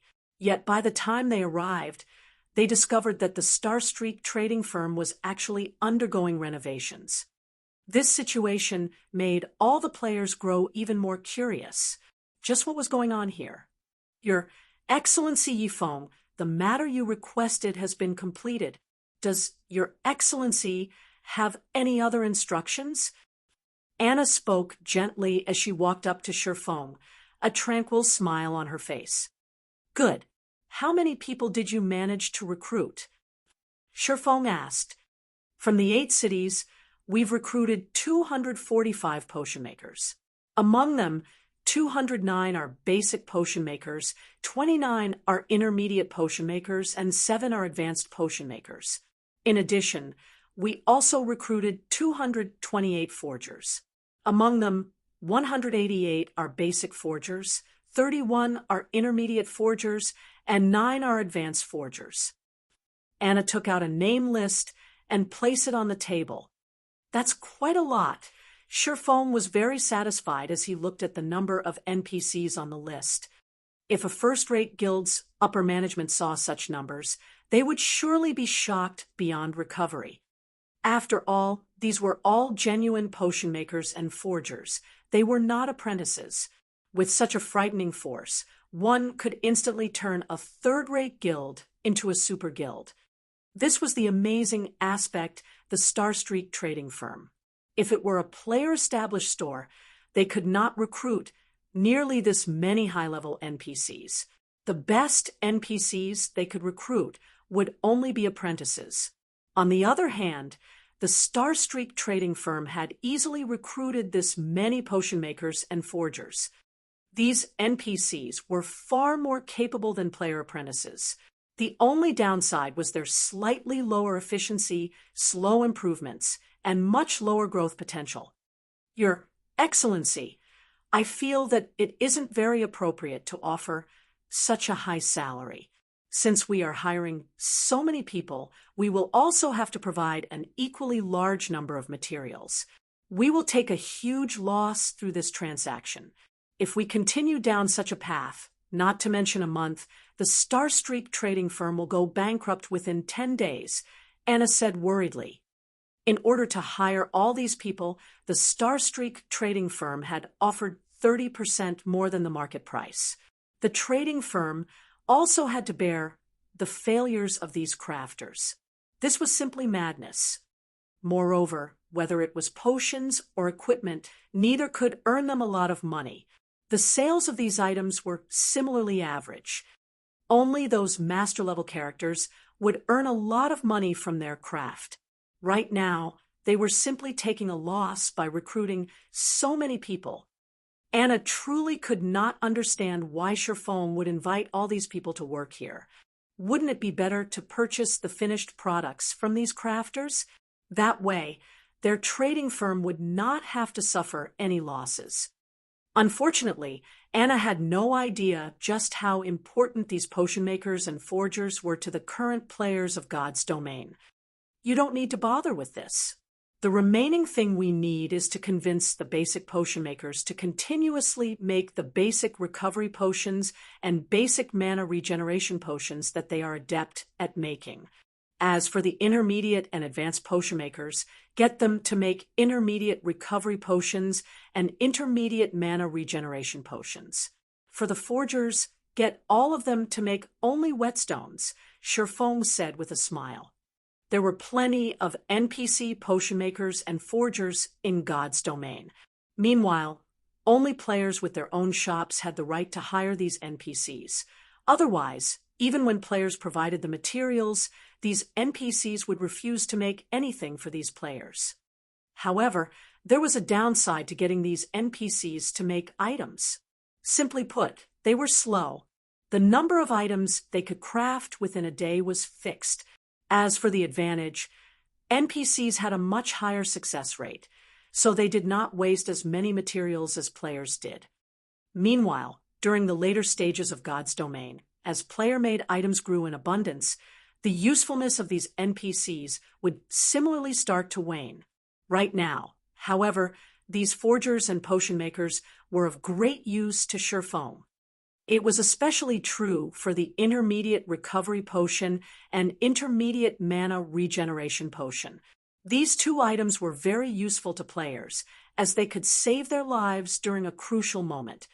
Although these two items were common products, and their respective recipes were also available for sale at the Potion Making Association, the players at this stage of the game were simply incapable of crafting them.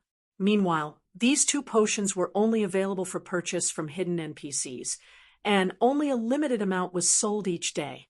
They were items that a majority of the players in God's domain had no chance of enjoying. If these NPC potion makers crafted these two potions, their success rate would be more than 70%. The materials needed to make an intermediate potion were only around 30 to 40 copper, yet each completed bottle could sell for 5 to 6 silver coins. If Shifeng deducted the cost of hiring, he would still make a profit of 4 to 5 silver coins. So, why wouldn't he carry out this transaction?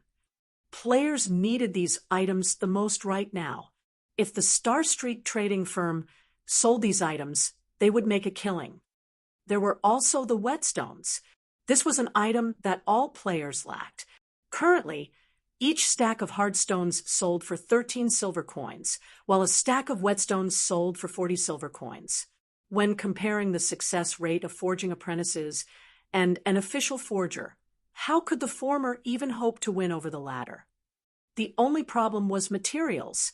As the Star Streak trading firm had previously only purchased finished products from forgers and potion makers, they did not have any materials of their own stored up. Now, they needed to provide the materials for these crafters.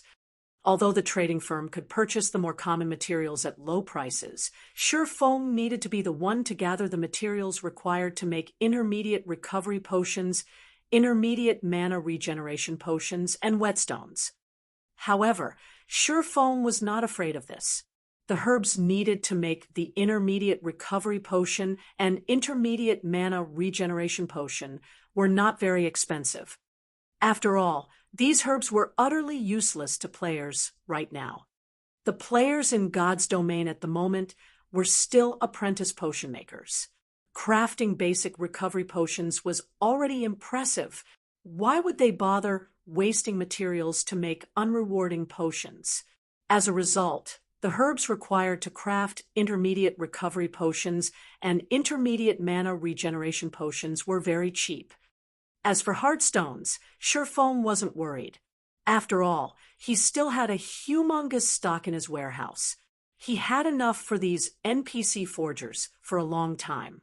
Moreover, he could also continue purchasing them from Aqua Rose. He would not lack hard stones at all. He would also sell these items in 8 different cities. With all of these advantages, it would be challenging not to make a profit. Moreover, Shifeng also revealed one of his trump cards: advanced whetstones. Advanced whetstones were much stronger than a normal whetstones. Not only did they recover twice the amount of a weapon's durability, but they could also increase the weapon's damage. Shifeng had already intended to sell each for 7 silver coins, and 1 stack would sell for 1 gold, 40 silvers. As long as he placed the advanced whetstones on the second floor, A majority of the players would fight over it, especially the large guilds. Oftentimes, just a 1% difference in damage could decide the victory or defeat of a boss raid. Meanwhile, the advanced whetstone provided a 3% increase to a weapon's damage. So, how could the various guilds, who were currently in a rush to raid dungeons, miss out on this item? They would definitely be in a mad rush to purchase them. Previously, Shi Feng had kept all the advanced whetstones for his personal use. Later on, he passed some of them to his teammates, leaving him with 800 or so for himself. With this amount, the Star Streak trading firm should be able to last a relatively long time. However, Shi Feng's plans were not limited to this. Now that he had such a large market available to him, he should fully utilize it, as he would not have a similar chance like this in the future. Hence, Shi Feng thought up this plan. He intended to fully manipulate the Star Streak trading firm to help him set up his own shop in the future. Afterwards, Shi Feng left the follow-up work to Anna, while he departed the Star Streak trading firm alone. Chapter 223, Popular Star Streak. Chapter 223, Popular Star Streak. Inside a hotel in White River City, along with God's Domain's evolution, players understood the importance of rest. If they grinded monsters without rest, not only would their stamina decrease, but their concentration would also fall. Hence, after a day of battle, players would now rest at the hotel, having a drink and chatting with each other. Players discovered that places like restaurants, hotels, and bars allowed them to recover stamina and concentration more quickly. After relaxing for 2 or 3 hours, they would feel refreshed and filled with energy. Did you hear? The Star Streak trading firm seems to be undergoing renovations. I heard that they are going to release new products for sale. Who doesn't know about this? After I made some inquiries, I found out that the Star Streak trading firm has also recruited tons of potion makers and forgers. The trading firm is even hiring lifestyle players right now. However, no players have dared apply for a position yet, thinking that it wouldn't be a reliable job. I wonder what sort of new items they're going to sell. Aside from the common usage items, what else could an NPC-owned store sell? They can't possibly offer bronze equipment or rare potions, right? That sounds about right. While the players in the hotel conversed, a male player suddenly pushed open the saloon doors, panting. Big news! Star Streak trading firm has finished its renovations and has officially opened for business. The panting ranger exclaimed to his companions loudly, "Why are you making a fuss? Aren't they just reopening their business? We don't lack basic potions or common equipment right now, so we don't need to replenish our stock." As the leader of the party, the shield warrior rolled his eyes as he watched this embarrassing companion of his. Others would make fun of them for the ranger's unsightly appearance. Indeed, just like the shield warrior had feared, the other players in the hotel sent belittling glances, mocking smiles on their faces. "Leader, listen to me," that ranger excitedly said. "I saw whetstones inside the shop. There are also intermediate recovery potions and intermediate mana regeneration potions. Moreover, the basic potions are cheaper than anywhere else." "What did you say? There are whetstones?" The shield warrior froze, stunned. The entire hotel fell silent. "Let's go. Take us there immediately. We have to buy all of them. Now." The shield warrior abruptly stood up, casting charge and arriving at the ranger's side. Grabbing the ranger by the arm, he immediately rushed out of the hotel, running towards the Star Streak trading firm. The other players inside the hotel were dumbfounded by this scene. "What? Crap, they're going to buy out the whetstones. We need to hurry as well." After entering White River City, players' need for whetstones had not decreased in the slightest.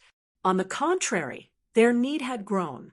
It was especially true when they faced high-level monsters, as the durability of their weapons reduced at a much faster rate. As a result, the popularity of whetstones had exploded. The available supply was far from meeting the demand. By the time everyone had arrived at the Starstreak trading firm, a sea of people had already obliterated the shop's doors. Aside from whetstones, the players present also fought to purchase the intermediate recovery and mana regeneration potions like madmen. Meanwhile, this information had quickly spread to the ears of the various guilds. Guild leader, I've already collected a large sum from all our members, and we've managed to purchase 30 stacks of hard stones. This amount should be enough to last us a long time. Stabbing Heart spoke through the system communicator. Good. The moment the money-making team sends over the latest batch of gold coins, immediately return all the money we borrowed from our members, Cruel Sword excitedly said. Aside from the Assassins' Alliance, other guilds also frantically gathered funds. Snow, just what is happening at that Starstreak trading firm? Why would they suddenly start selling these items? Zhao Yueru wrinkled her crescent brows when she looked at the latest news that she had just received. She then said helplessly, "We've already spent a lot of money to purchase our previous stock of hard stones. We don't have any money to purchase any more right now."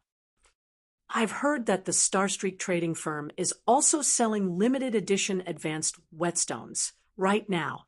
Rumor has it the advanced whetstones effects are at least double that of normal whetstones. In addition, it also provides a 3% damage buff. Although it is slightly more expensive, costing 7 silver coins per piece, we would have a much easier time raiding the dungeon bosses with them. Gentle Snow shook her head, a helpless expression appearing on her beautiful face as she said, "Under normal circumstances, NPCs would never sell these items. However, there is something strange going on. A player has created a connection with the Starstreak trading firm. I'm just wondering who could possibly achieve such a feat also, who would possess enough funding to supply so many whetstones and intermediate potions. This is simply unbelievable. Send someone to investigate this matter immediately." Recently, she had managed to raise 20 gold coins and had purchased hardstones with that money. Yet, the Starstreak trading firm now sold whetstones. She had not received any information before this incident, causing her to suffer disaster. Currently, the issue of weapon durability had caused a roadblock in their dungeon raiding progress. Everything would be too late by the time their guild's forgers managed to turn those hard stones into whetstones. Other guilds would have long since surpassed them. They needed to obtain the whetstones right this instant, especially the advanced whetstones. Meanwhile, inside an intermediate forging room in the Forging Association, Shifeng currently crafted advanced whetstones. He did so to increase his forging proficiency and earn money. The present market was not the same as before. With the Starstreak trading firm around, he could now sell the advanced whetstones he made in 8 cities. Although the advanced whetstones were somewhat expensive, players from the 8 cities would still buy them. Even if Shifeng forged advanced whetstones 24 hours a day, he still wouldn't meet the demand of the 8 cities. Currently, gold coins poured into the Starstreak trading firm's accounts with every passing moment. Shifeng did not even dare open the money system notification. Only 1 short hour had passed since Starstreak trading firm reopened, yet already it had earned over 300 gold coins. However, this was only the beginning. Things would become more exciting later on. Aside from making money, Shifeng's goal in making advanced whetstones was to upgrade himself to an advanced forging apprentice. If he became an advanced forging apprentice, he could learn the advanced book of magic he had obtained from Stonemer Town. Previously, he only had White River City as the sole market for his wares. Now, however, he had 8 markets. He also did not need to foot any of the high processing fees, so he could not waste this chance. Shi Feng intended to gain an impressive reputation and prestige among the 8 cities. However, the advanced whetstones alone were not enough to achieve this result. Moreover, advanced whetstones could not increase his reputation, as these things did not carry his personal mark. Only the Star Street trading firm would gain reputation from these advanced whetstones.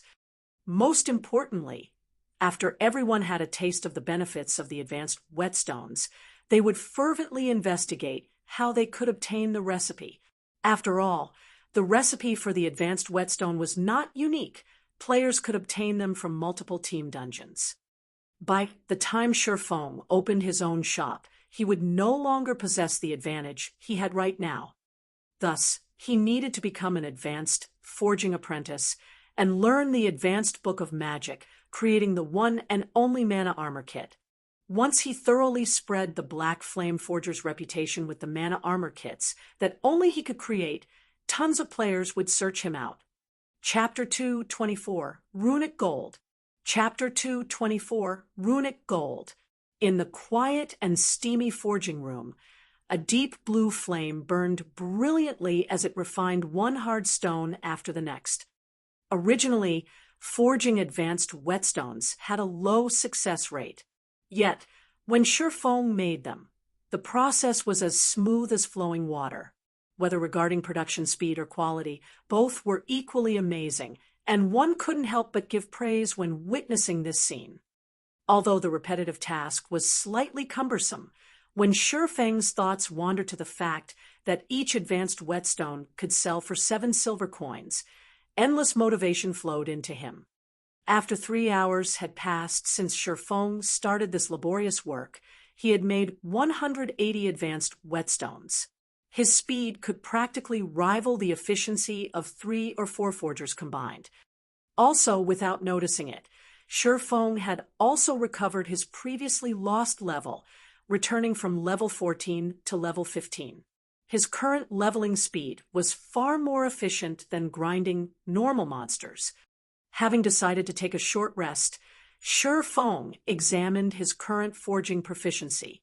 It was already at 1,253 points right now.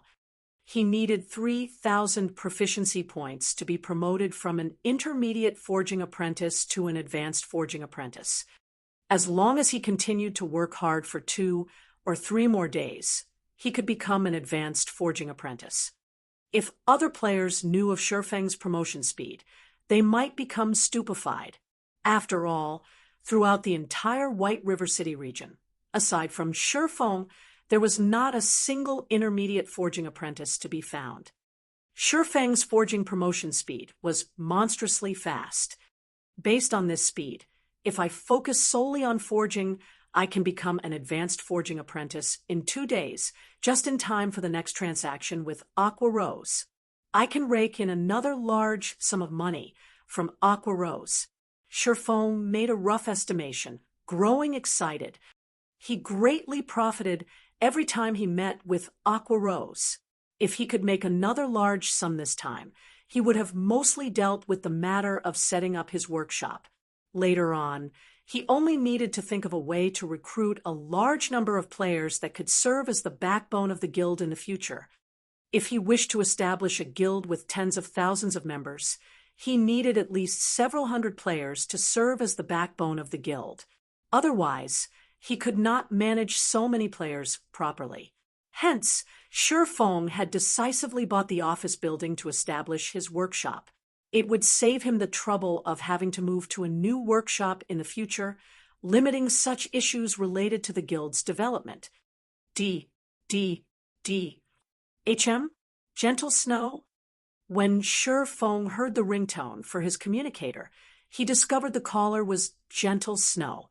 However, she was not looking for Yifeng, but Black Flame instead.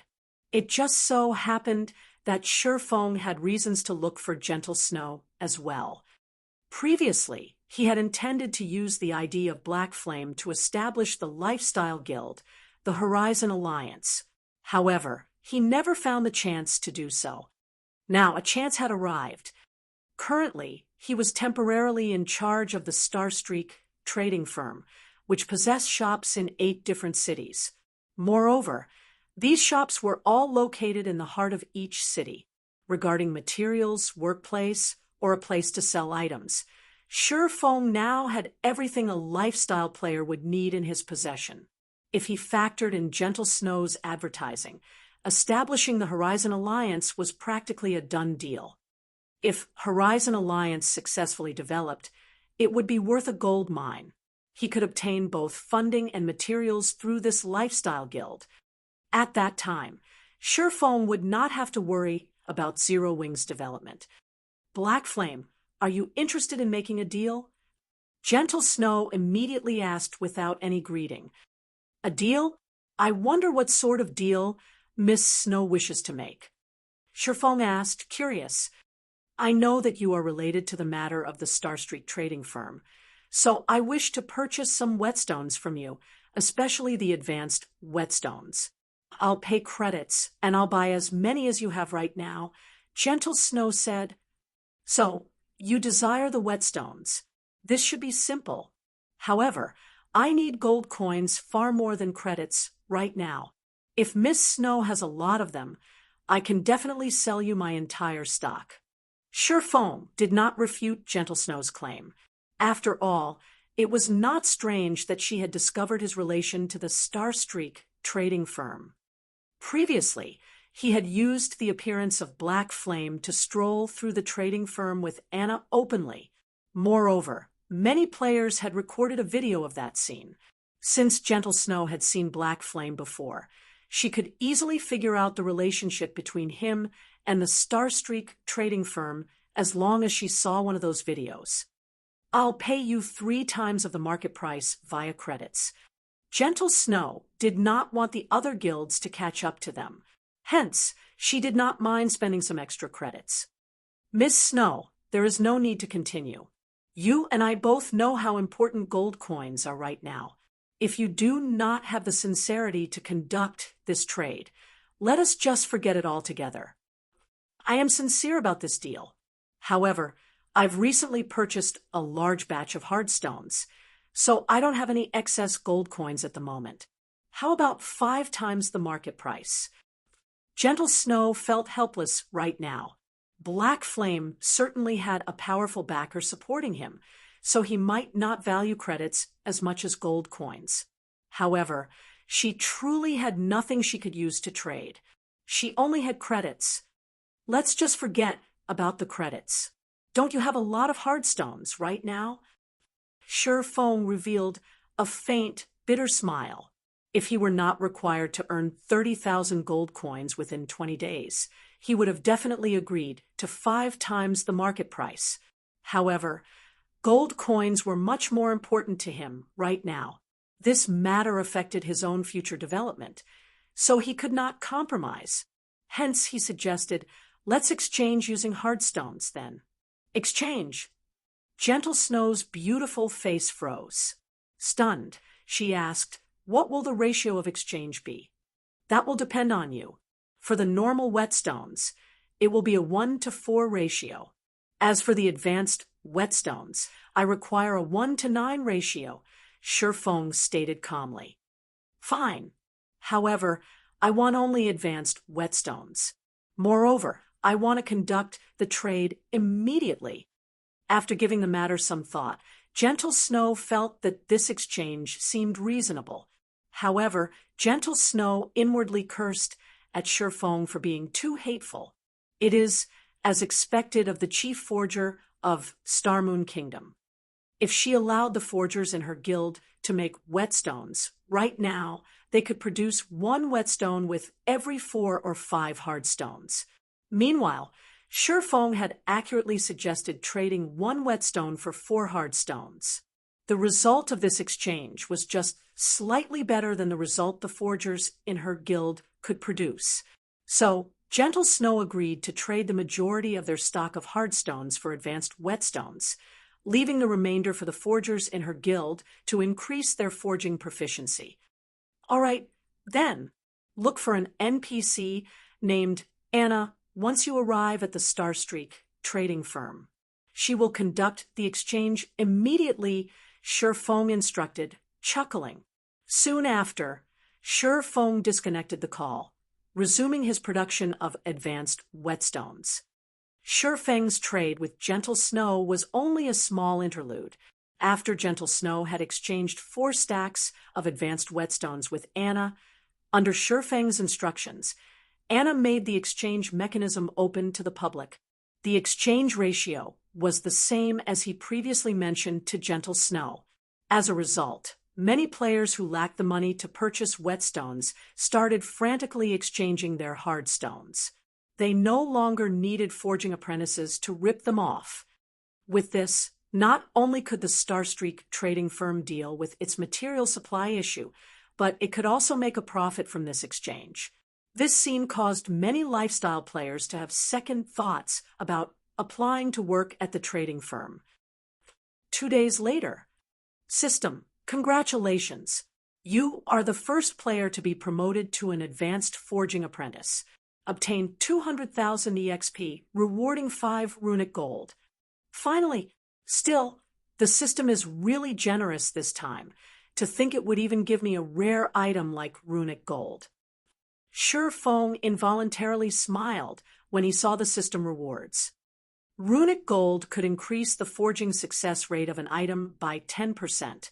Simultaneously, it would have a chance to upgrade the rank of the forged item by 1. Unlike runic steel, which could only upgrade an item's quality to a maximum of fine gold rank, runic gold could increase an item's quality up to dark gold rank. However, Shi Feng's joy focused on the promotion to an advanced forging apprentice. Ever since his forging proficiency had reached 2,000 points, the advanced whetstones no longer rewarded 1 proficiency point 100% of the time. They only had a 70% chance to reward a proficiency point. Meanwhile, after he reached 2,500 points, there was only a 40% chance of obtaining 1 proficiency point, while at 2,800 points, that chance further decreased to 20%. After spending 2 days forging away, he finally managed to earn the promotion to an advanced forging apprentice. After becoming an advanced forging apprentice, Shi Feng immediately retrieved the Advanced Book of Magic from his bag, choosing to learn it without hesitation. Suddenly, a golden glow surrounded Shi Feng's body, and within Shi Feng's mind, the knowledge of producing the magic armor kit appeared. During these 2 days, aside from continuously producing advanced whetstones and raising his forging proficiency, Shi Feng had also made sure to train his body during the day. Incidentally, he also bought that office building in the city center for his workshop. Shi Feng had to pay a total of 60 million credits in installments. He first paid 20 million credits, while he would pay the remaining 40 million in full within 3 months. Shi Feng had also earned over 10 million credits from selling the White River City guidebooks. He used 5 million or so to purchase various gaming facilities and other items to complete his workshop.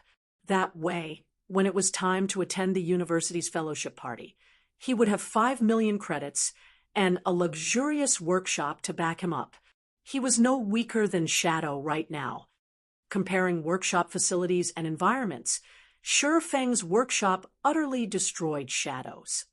Chapter 225, Mana Armor Kit. Chapter 225, Mana Armor Kit. While Shi Feng had been stuck in the forging room for the past 2 days, many of the players that had just entered the city were amazed by the scene they witnessed. They never imagined that such benefits would be available in the city. Whetstones were no longer items solely monopolized by guilds. They could be purchased at the Starstreak trading firm, along with the rare intermediate recovery and mana potions. Compared to other shops in White River City, the Starstreak trading firm's stock was far more thorough. Most importantly, the Starstreak trading firm was the only location that sold advanced whetstones. This item had become the Starstreak trading firm's signature item and was only sold in limited numbers every day. With such an advantage, the Starstreak trading firm instantly obtained a strong foothold in the 8 cities it occupied, suppressing the other shops. During these 2 days, players no longer visited other shops to purchase their items, as they could simply purchase everything they needed at the Starstreak trading firm. As a result, business boomed for the trading firm.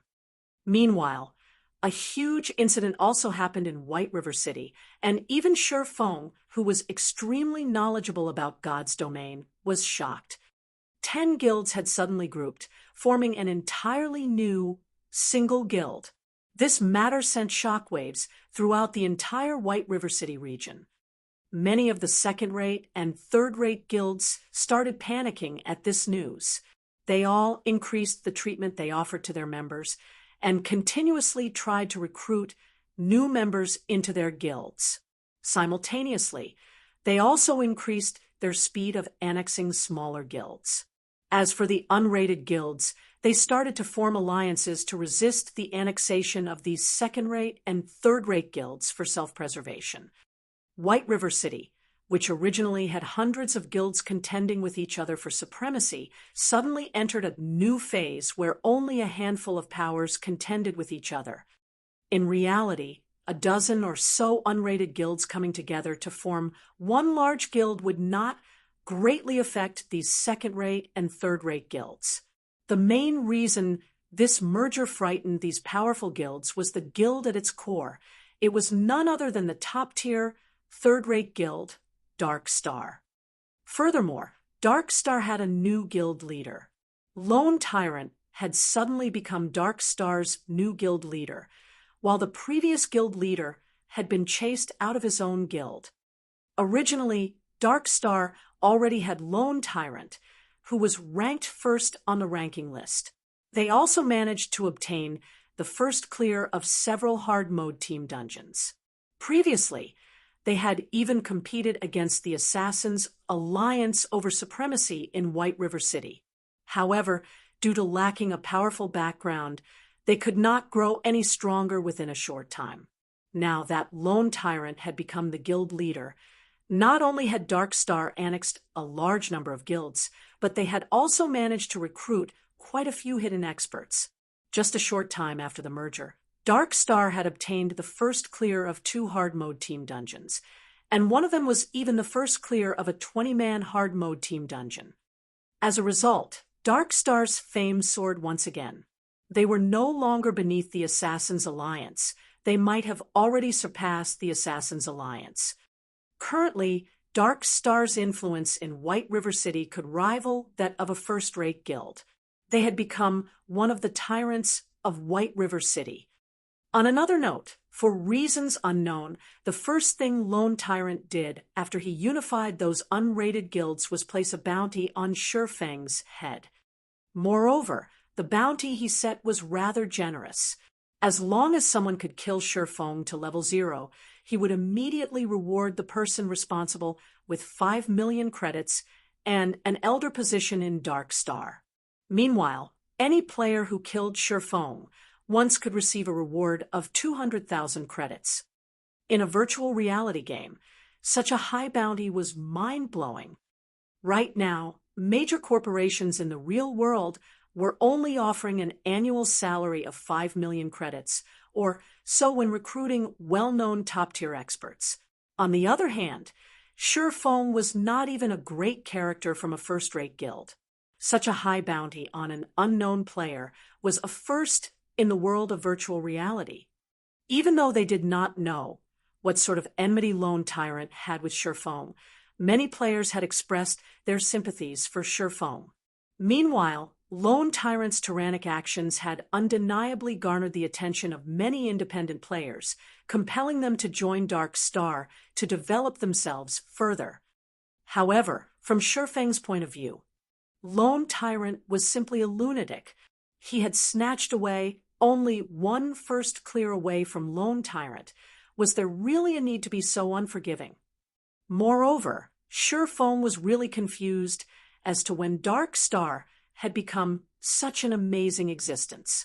They had actually managed to annex more than 10 unrated guilds within such a short amount of time. One should know that each guild would have at least 1,000 to 2,000 members. In the case of a larger guild, there might be even 5,000 to 6,000 members. Yet, Dark Star had actually devoured and incorporated them in a single go with room to spare. Even the Assassin's Alliance did not possess a background strong enough to carry out such a feat. Although Dark Star was very powerful right now, Shifeng considered the bounty on his head no more than a joke.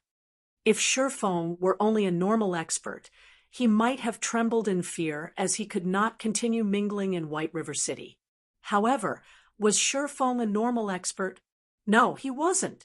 In a situation where everyone else had yet to familiarize themselves with God's domain fully, Shifeng already had 10 years' worth of experience playing in God's domain as an expert swordsman. As of this moment, Lone Tyrant, the current first-ranked player on the ranking list, was only level 14. However, during the time Shifeng had spent cooped up inside an intermediate forging room producing advanced whetstones, he had already recovered to level 16. Shifeng was leaps ahead of Lone Tyrant regarding EXP they had. Moreover, with his current level and equipment, Shifeng had dared to face an absolute powerhouse head-on from his previous life. So, why would he possibly be afraid of Dark Star? This time, however, Shifeng could not use the same strategy he had with Martial Union within Redleaf Town. There was nobody in White River City who dared provoke a tyrannic tiger like Dark Star. Moreover, Dark Star had too many members. Shifeng would go bankrupt if he placed a bounty on all its members. Not to mention, whether it was gold coins or credits, Shifeng was sorely in need of both right now.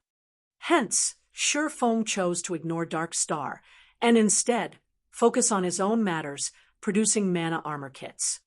Compared to normal armor kits, mana armor kits were far more powerful. Aside from providing additional defense, normal armor kits only provided a small bonus to attributes. On the other hand, mana armor kits provided a significant bonus. Moreover, mana armor kits could be equipped on both plate and cloth armor. The materials needed to produce them were also very basic. No expensive or rare materials were necessary at all. Basic mana armor kit. Materials required: 10 copper or 3 bronze, or 1 basic recovery potion or 1 basic mana regeneration potion. Can be crafted into either physical or magical basic armor kit. Bound to character after equipping. Basic physical armor kit. Defense plus 80. Strength plus 3. Endurance plus 4. Agility plus 3. Maximum binding limit per character. 3. Can only be bound to level 10 equipment or above. Basic magical armor kit. Defense plus 30. Intelligence plus 3. Endurance plus 4. Vitality plus 3. Maximum binding limit per character. 3. Can only be bound to level 10 equipment or above. Intermediate mana armor kit. Materials required: 15 iron or 5 fine iron or 1 intermediate recovery potion or 1 intermediate mana regeneration potion. Can be crafted into either physical or magical intermediate armor kit. Bound to character after equipping. Intermediate physical armor kit. Defense plus 200. Strength plus 10. Endurance plus 12. Agility plus 10. Maximum binding limit per character. 3. Can only be bound to level 25 equipment or above. Intermediate magical armor kit. Defense plus 60. Intelligence plus 10. Endurance plus 12. Vitality plus 10. Maximum binding limit per character. 3. Can only be bound to level 25 equipment or above. Advanced mana armor kit. Materials required: 20 silver or 8 mithril or 2 advanced recovery potion or 2 advanced mana regeneration potion. Can be crafted into either physical or magical advanced armor kit. Bound to character after equipping. Advanced physical armor kit. Defense plus 400. Strength plus 30. Endurance plus 40. Agility plus 30. Maximum binding limit per character. 3. Can only be bound to level 50 equipment or above. Advanced Magical Armor Kit. Defense plus 150. Intelligence plus 30. Endurance plus 40. Vitality plus 30. Maximum binding limit per character. 3. Can only be bound to level 50 equipment or above. As long as a player bound 3 mana armor kits to their equipment, they would have the equivalent of an additional piece of precious equipment. Whether in a normal battle or dungeon raid, the mana armor kits would provide an immense improvement to a player. Who could resist such an enticing item? Chapter 226, Attracted by Fame. Chapter 226, Attracted by Fame. On a street located in the heart of the trade area, a man hiding himself under a hooded cloak hurriedly walked into the tall building, the Starstreak trading firm, by the roadside. Due to its raging popularity, there were plenty of players entering and leaving the Starstreak trading firm. Moreover, players who wore cloaks were common at the trading firm, so the hurried man did not attract the attention of other players. However, if one observed carefully, they would discover 2 exquisite long swords strapped to his back. Of the 2 swords, one released a faint glow that resembled a black flame, while the other released a green stream of light. One could easily tell that these 2 swords were extraordinary items. Moreover, the style of this man's equipment clearly indicated it was a set equipment, and a high-quality set equipment at that. This person was none other than Shifeng, currently disguised as Black Flame. Previously, after spending most of his day hiding in a forging room, Shifeng had forged a total of 600 basic mana armor kits. 400 of them were physical armor kits, while the remaining 200 were magic armor kits. A large amount of copper or bronze or intermediate recovery potions and intermediate mana regeneration potions was required to make so many armor kits. Fortunately, Shifeng had these materials in spades. With the Philosopher's Stone, Shifeng could refine stones into ores. There was no need for him to purchase any at all. As for basic potions, he simply needed to spend some money to purchase a large stock of them. However, when compared to the value of the basic mana armor kits, the cost of these potions was practically negligible. Shifeng had even resolved the issue of production success rate, which was the most troublesome factor when producing the basic mana armor kits. For starters, as an advanced forging apprentice, Shifeng possessed a 20% success rate when forging the basic mana armor kits. After factoring in the Book of Forging and the various supporting tools he possessed, his success rate was further boosted to 66%. Although there was still the chance of failure, each try would only cost him 70 copper coins. With Shifeng's current wealth, he would not feel even an itch from losing such a meager amount of money. After arriving at the 3rd floor of the Starstreak trading firm, Shifeng quickly discovered a long line of people in the hallway. These people were currently queued up outside an office. A majority of these people consisted of NPCs, while the minority were players. Hey, do you know what first come, first serve means? You mannerless brute. You actually dare break the rules that Lady Anna has set. Bro, you sure have guts, huh? Aren't you afraid of Goddess and a kicking you out? Regardless if it were the NPCs or players queued up in the hallway, all of them sent fierce glares at Shifeng. However, their anger did not stem from their hatred of meeting Shifeng for the first time. Instead, they were afraid of Shifeng's rudeness earning the ire of Lady Anna. They had been painstakingly waiting to meet Lady Anna for a long time now. If Lady Anna chased all of them away in a fit of rage, it would be a tragedy. What are you guys queuing for? Shifeng asked curiously. Shifeng casually glanced at the people queued up in the hallway. Just from a rough estimate, there should be over 200 people present. This was in no way a small number. Moreover, looking at how all of these people referred to Anna as Lady Anna, or Goddess Anna with both admiration and respect, Surefoam couldn't help but grow astonished. You dare come here without even knowing this? Everyone immediately rolled their eyes at Surefoam. They looked at Surefoam as if he was a noob, their gazes filled with disdain.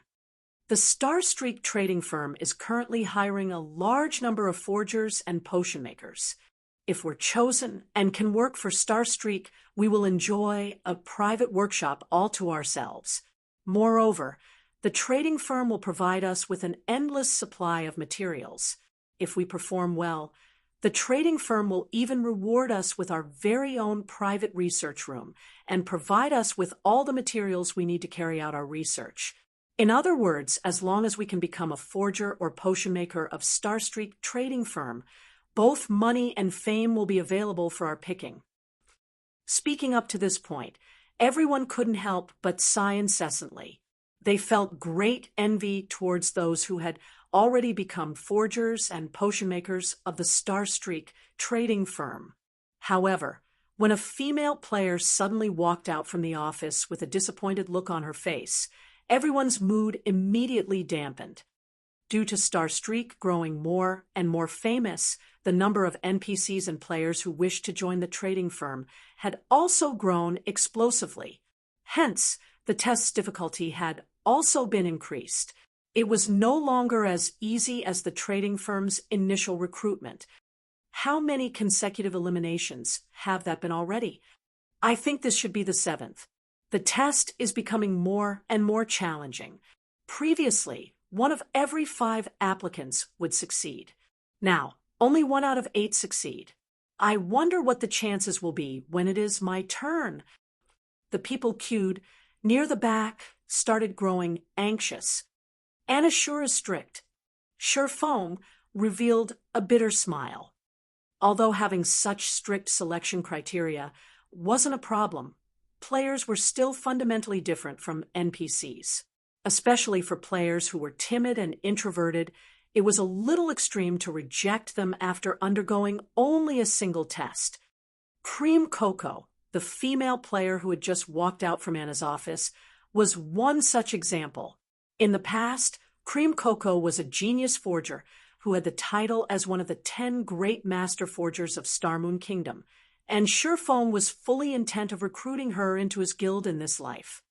He did not think that, shortly after Cream Coco had left the Assassin's Alliance, she would immediately come to Starstreak, only to be rejected once more. Fortunately, Surefoam had made a trip to Starstreak trading firm. Otherwise, he would similarly be shedding tears of regret with Cruel Sword. Another failure. Where am I supposed to head to now? At this moment, Cream Coco wore a dejected expression. Previously, she had been chased out of the Assassin's Alliance due to her production success rate being overly low. Now, Starstreak trading firm had also rejected her. After these consecutive failures, she no longer knew where she should head. Am I really not cut out for forging? Maybe I should go adventuring and fight like the other players. However, I am a sports idiot. How am I supposed to fight like the others? Hello, are you here to apply for a job at Starstreak trading firm? Surefoam asked, blocking Cream Coco's path. Cream Coco nodded as she glanced at Surefoam. Currently, she did not have the mood at all to pay any attention to a stranger. Are you interested in taking another test? Surefoam asked with a smile. Shock flashed in Cream Coco's eyes. Immediately, she lifted her head and focused on Surefoam.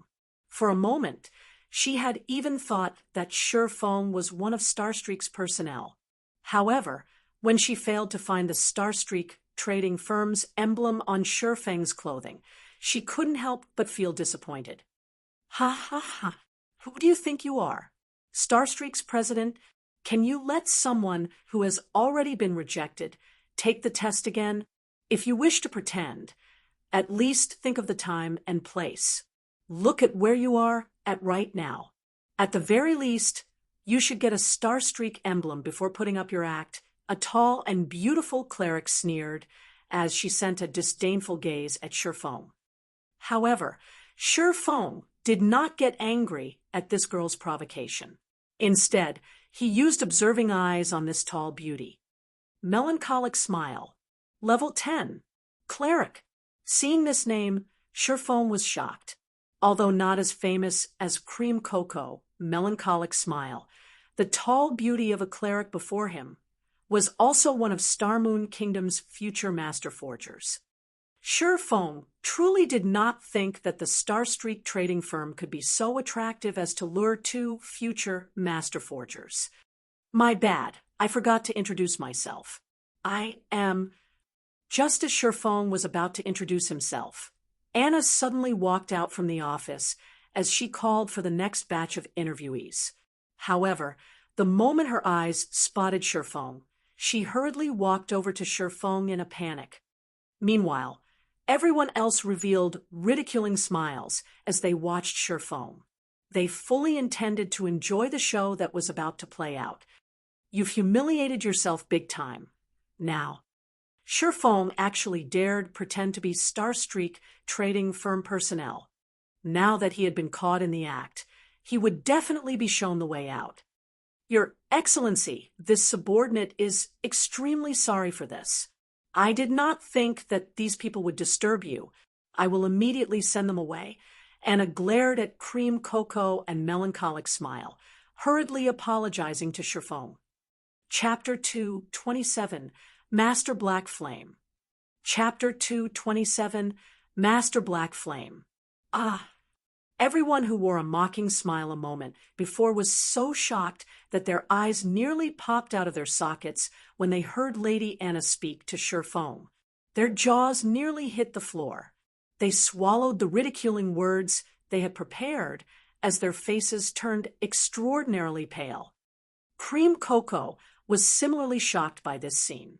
However, she accepted this news relatively quickly. This is too great. I have another chance. Cream Cocoa's disappointed expression instantly shifted to excitement as she looked at Shifeng. Seeing Lady Anna's humble attitude towards Shifeng, even going as far as to refer to Shifeng as Your Excellency, Cream Cocoa was sure that Shifeng was no ordinary character. Since such a great character was willing to give her another chance, the flame of hope within her instantly ignited. On the other hand, Melancholic Smile's current mood was the exact opposite of Cream Cocoa's. At this moment, she looked at Shifeng with a face filled with astonishment. She then shifted her gaze towards the beautiful Anna. Melancholic Smile discovered reverence in Anna's mesmerizing bright blue eyes as she gazed at Shifeng. Clearly, Anna was not acting. Moreover, when Anna noticed Melancholic Smile's gaze on her, she glanced at Melancholic Smile, and the reverence in her eyes instantly transformed into rage. Melancholic Smile immediately panicked. It's over! It's over! Why is my luck so terrible? Previously, I got kicked out of the guild after offending one of its upper echelons. Now, before I have even set foot in the Starstreak trading firm, I have offended one of its great characters. Melancholic Smile's thoughts were chaotic, and her heart was distraught. She did not know how she should explain herself to Lady Anna to get out of this mess. Shifeng couldn't help but smile when he noticed Anna's furious glare and Melancholic Smile's flustered expression. However, when Melancholic Smile noticed Shifeng's smile, her delicate body couldn't help but tremble, dread filling her heart. It seems that I can no longer stay in the Starstreak trading firm, Melancholic Smile lamented.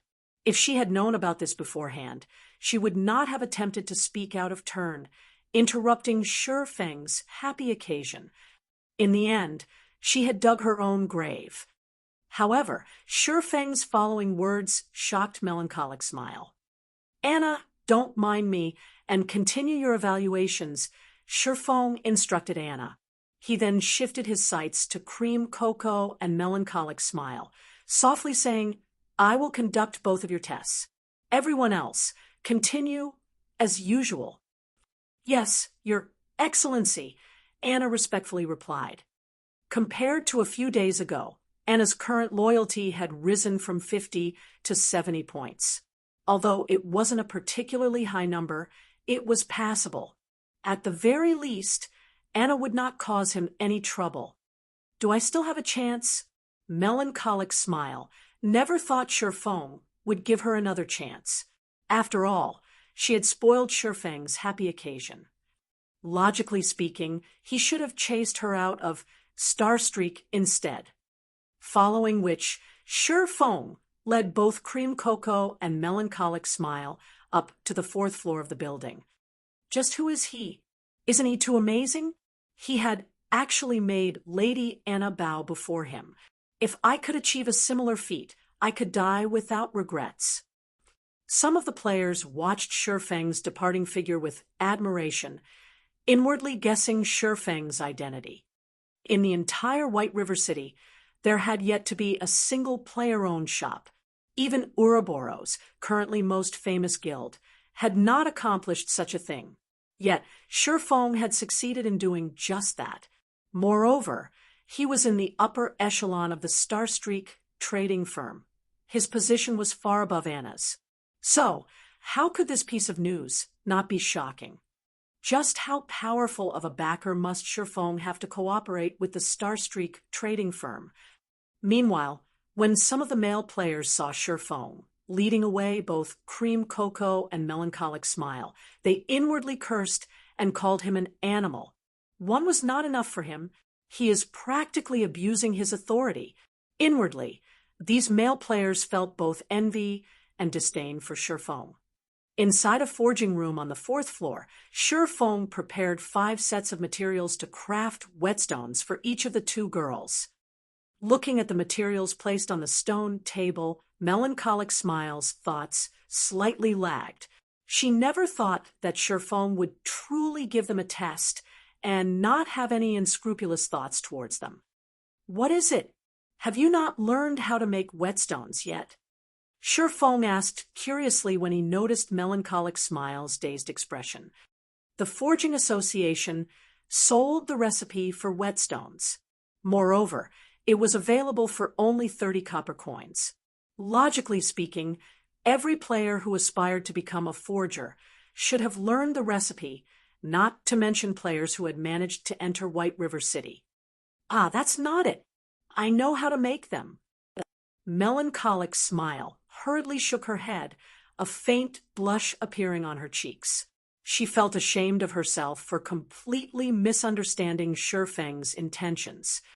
On the other hand, Cream Cocoa had a much purer mind than Melancholic Smile.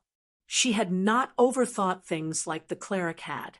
However, she was still extremely nervous at the thought of having to make a whetstone in front of Shifeng. She felt deeply afraid that she would fail the test. Shifeng had given each of them 5 sets of materials, and his requirement was for them to achieve at least 2 successful attempts. However, during her time at the Assassin's Alliance, Cream Cocoa could only make 1 or 2 whetstones out of 10 sets of materials. Before you start, I'll give you 2 a demonstration. Shifeng retrieved a set of materials from his inventory. With a wave of his hand, he started producing the whetstone. You are a forger as well? Cream Cocoa and Melancholic Smile asked in astonishment. Ah, how forgetful of me. I still haven't introduced myself. As Shifeng had kept both his name and level hidden, others could not discover who he was. I am Black Flame, a forger. You are the chief forger of Starmoon Kingdom. You are Master Black Flame, the one that developed the Glimmer chestplate. Cream Cocoa and Melancholic Smile immediately grew flustered. They would never have believed that they would meet the legendary Master Black Flame. After all, he was the person responsible for elevating the status of forgers, turning it into the most popular lifestyle class in Starmoon Kingdom.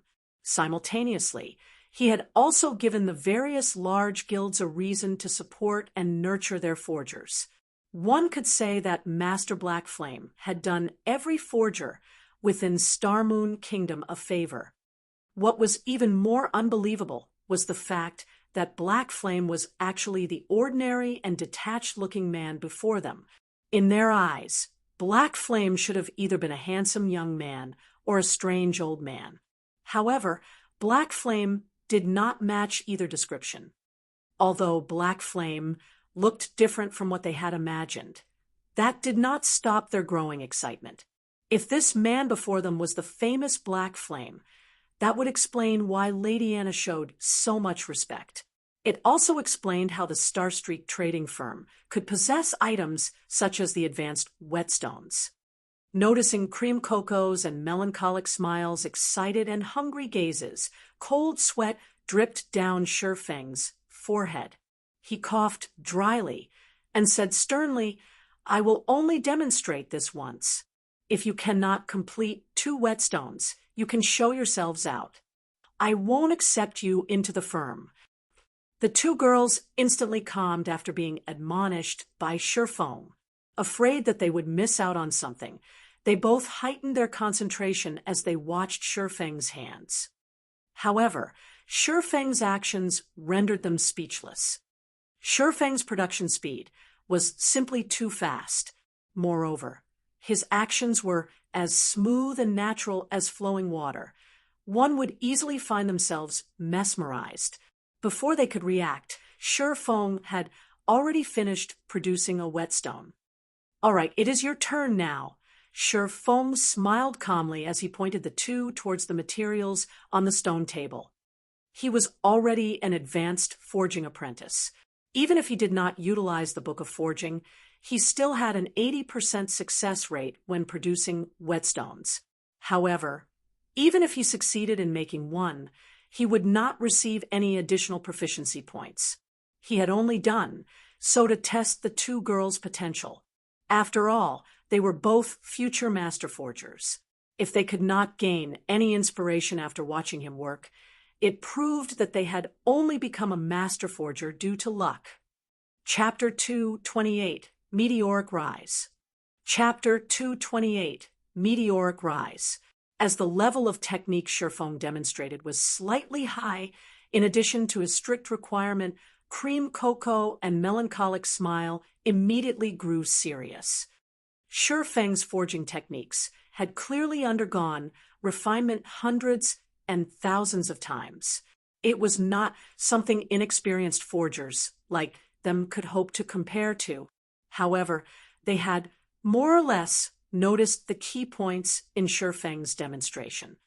Soon after, the 2 girls stepped up to their separate forging tables. As if they had received some enlightenment, they held up the forging materials and fell into deep thought. As expected of future master forgers, Shifeng revealed a faint smile when he noticed their actions. At this point, it was impossible for the average player to possess sufficient materials to practice their forging with, not to mention the precious materials to produce items. However, Shifeng was different from these inexperienced forgers. During his 10 years of playing God's Domain, he had encountered plenty of master forgers. In their free time, these players would usually discuss forging. For players with their skill level, their conversations were no longer about simply playing a game, but instead counted as true research. Shifeng had experienced many such conversations. Coupling that knowledge with an endless supply of materials to use as practice, he had naturally learned the craft fairly quickly. However, in terms of talent, Shifeng was far from being a match of the girls currently before him. After all, at the end of the day, Shifeng was still a player more suited to battle and adventure. The only thing he could do was combine the knowledge he had gained from listening to those masters with his own understanding of forging techniques and display it. Although it would not be of great help, it would be enough as long as they could realize their own deficiencies. At this stage of the game, a majority of the players had a relatively high success rate when producing whetstones. They should have at least a 40% success rate. They should be able to produce 2 whetstones out of 5 sets of materials. If they had passable techniques, it wouldn't be unusual if they could even produce 3. However, A majority of the players at this stage could only produce one whetstone out of 5 attempts. Although the forging rooms in the Starstreak trading firm were not comparable to the intermediate forging rooms in the Forging Association, they should still be much better than the basic forging rooms. When making a common item like the whetstone, the forging room should increase a player's success rate by at least 5%. Due to this, Sure Feng required the both of them to produce 2 whetstones out of 5 sets of materials. After a period of silence, the 2 girls finally started their first attempt at producing the whetstone. 3 minutes later, both had produced their first whetstones. They wore joyful expressions as they handed their products to Sure Feng for evaluation. A failure. The same goes for this one. Sure Feng shook his head after he checked the information on the 2 items. Both whetstones were of poor quality, and they yielded 0 effects when used. Cream Cocoa and Melancholic Smile were both disappointed by these results. They knew they did not have many chances remaining. If they did not produce 2 whetstones out of the remaining 4 sets of materials, without a doubt, they would be chased out of the trading firm. After experiencing failure on their first try, the 2 girls spent more time reflecting before their second attempt. After reflecting for more than 10 minutes, the next action, the 2 girls took astonished Sure Feng. Within a single breath, the 2 had used up all 4 sets of materials. Moreover, their production speed was much faster than before. After producing all 4 whetstones, the 2 smiled at each other. They then placed their completed whetstones on the table, awaiting Sure Feng's evaluation. You 2 have really surprised me. Out of 4 pieces, both of you actually managed 3 successes. Sure Feng couldn't help his shock when he looked at the information displayed before him. Very good. From today onwards, you 2 are officially members of the Horizon Alliance. Here is the contract. If there aren't any problems, just sign it. Horizon Alliance. It isn't the Starstreak trading firm.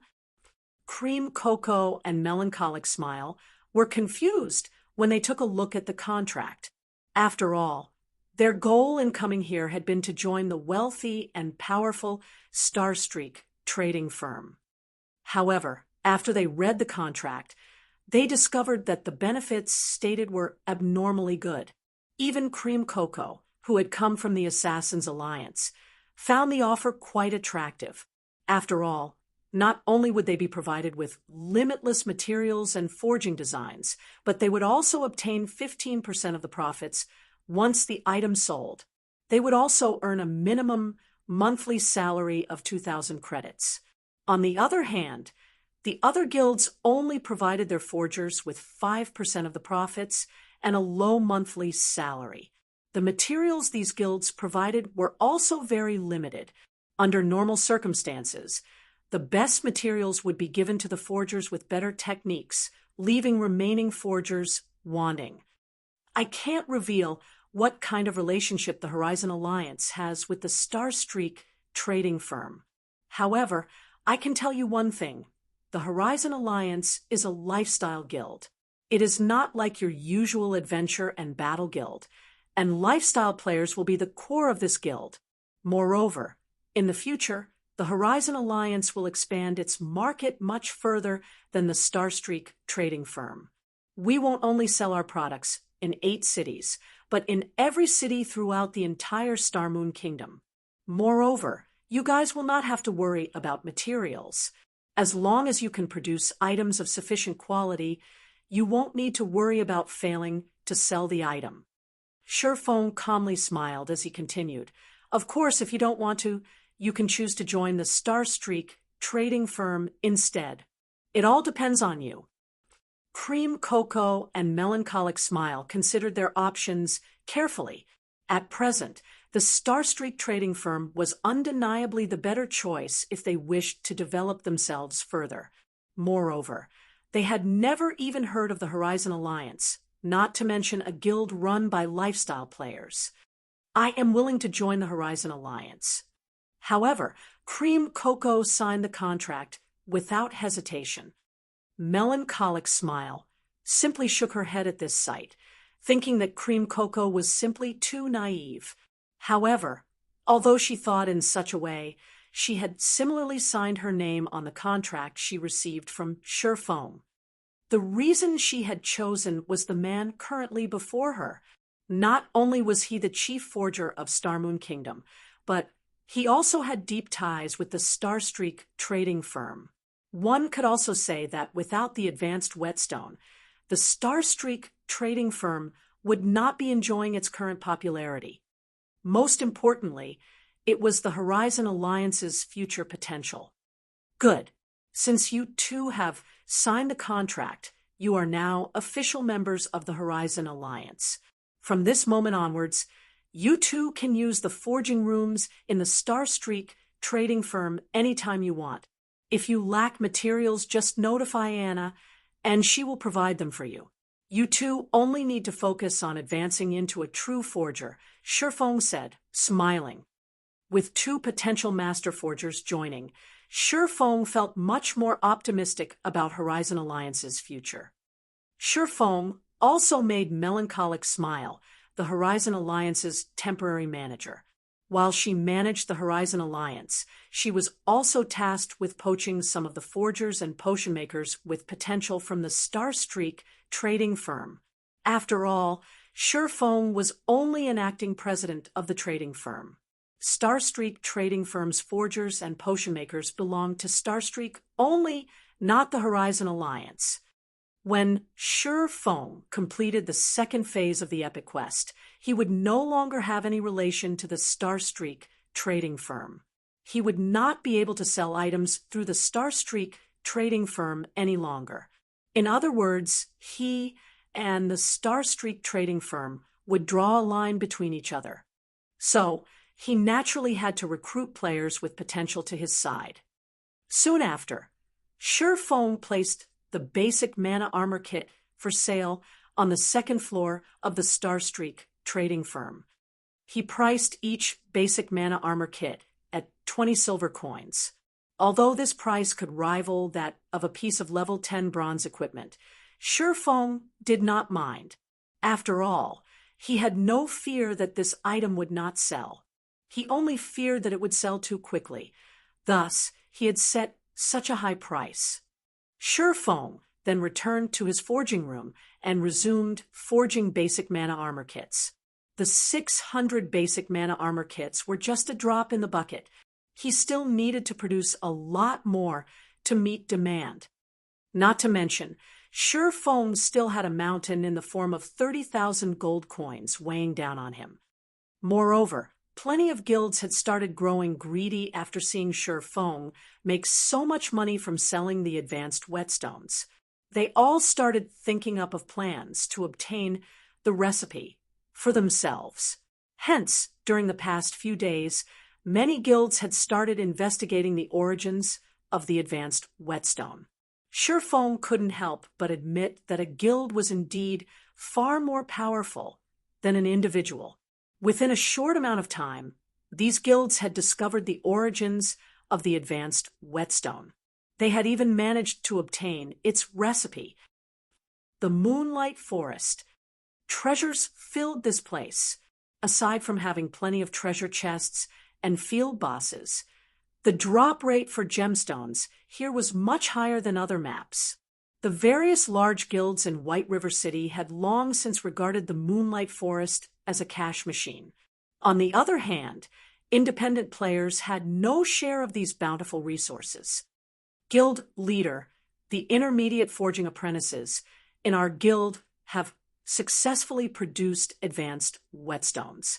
The intermediate apprentice potion makers have also managed to produce intermediate recovery potions and intermediate mana regeneration potions. A ranger reported, "Very good.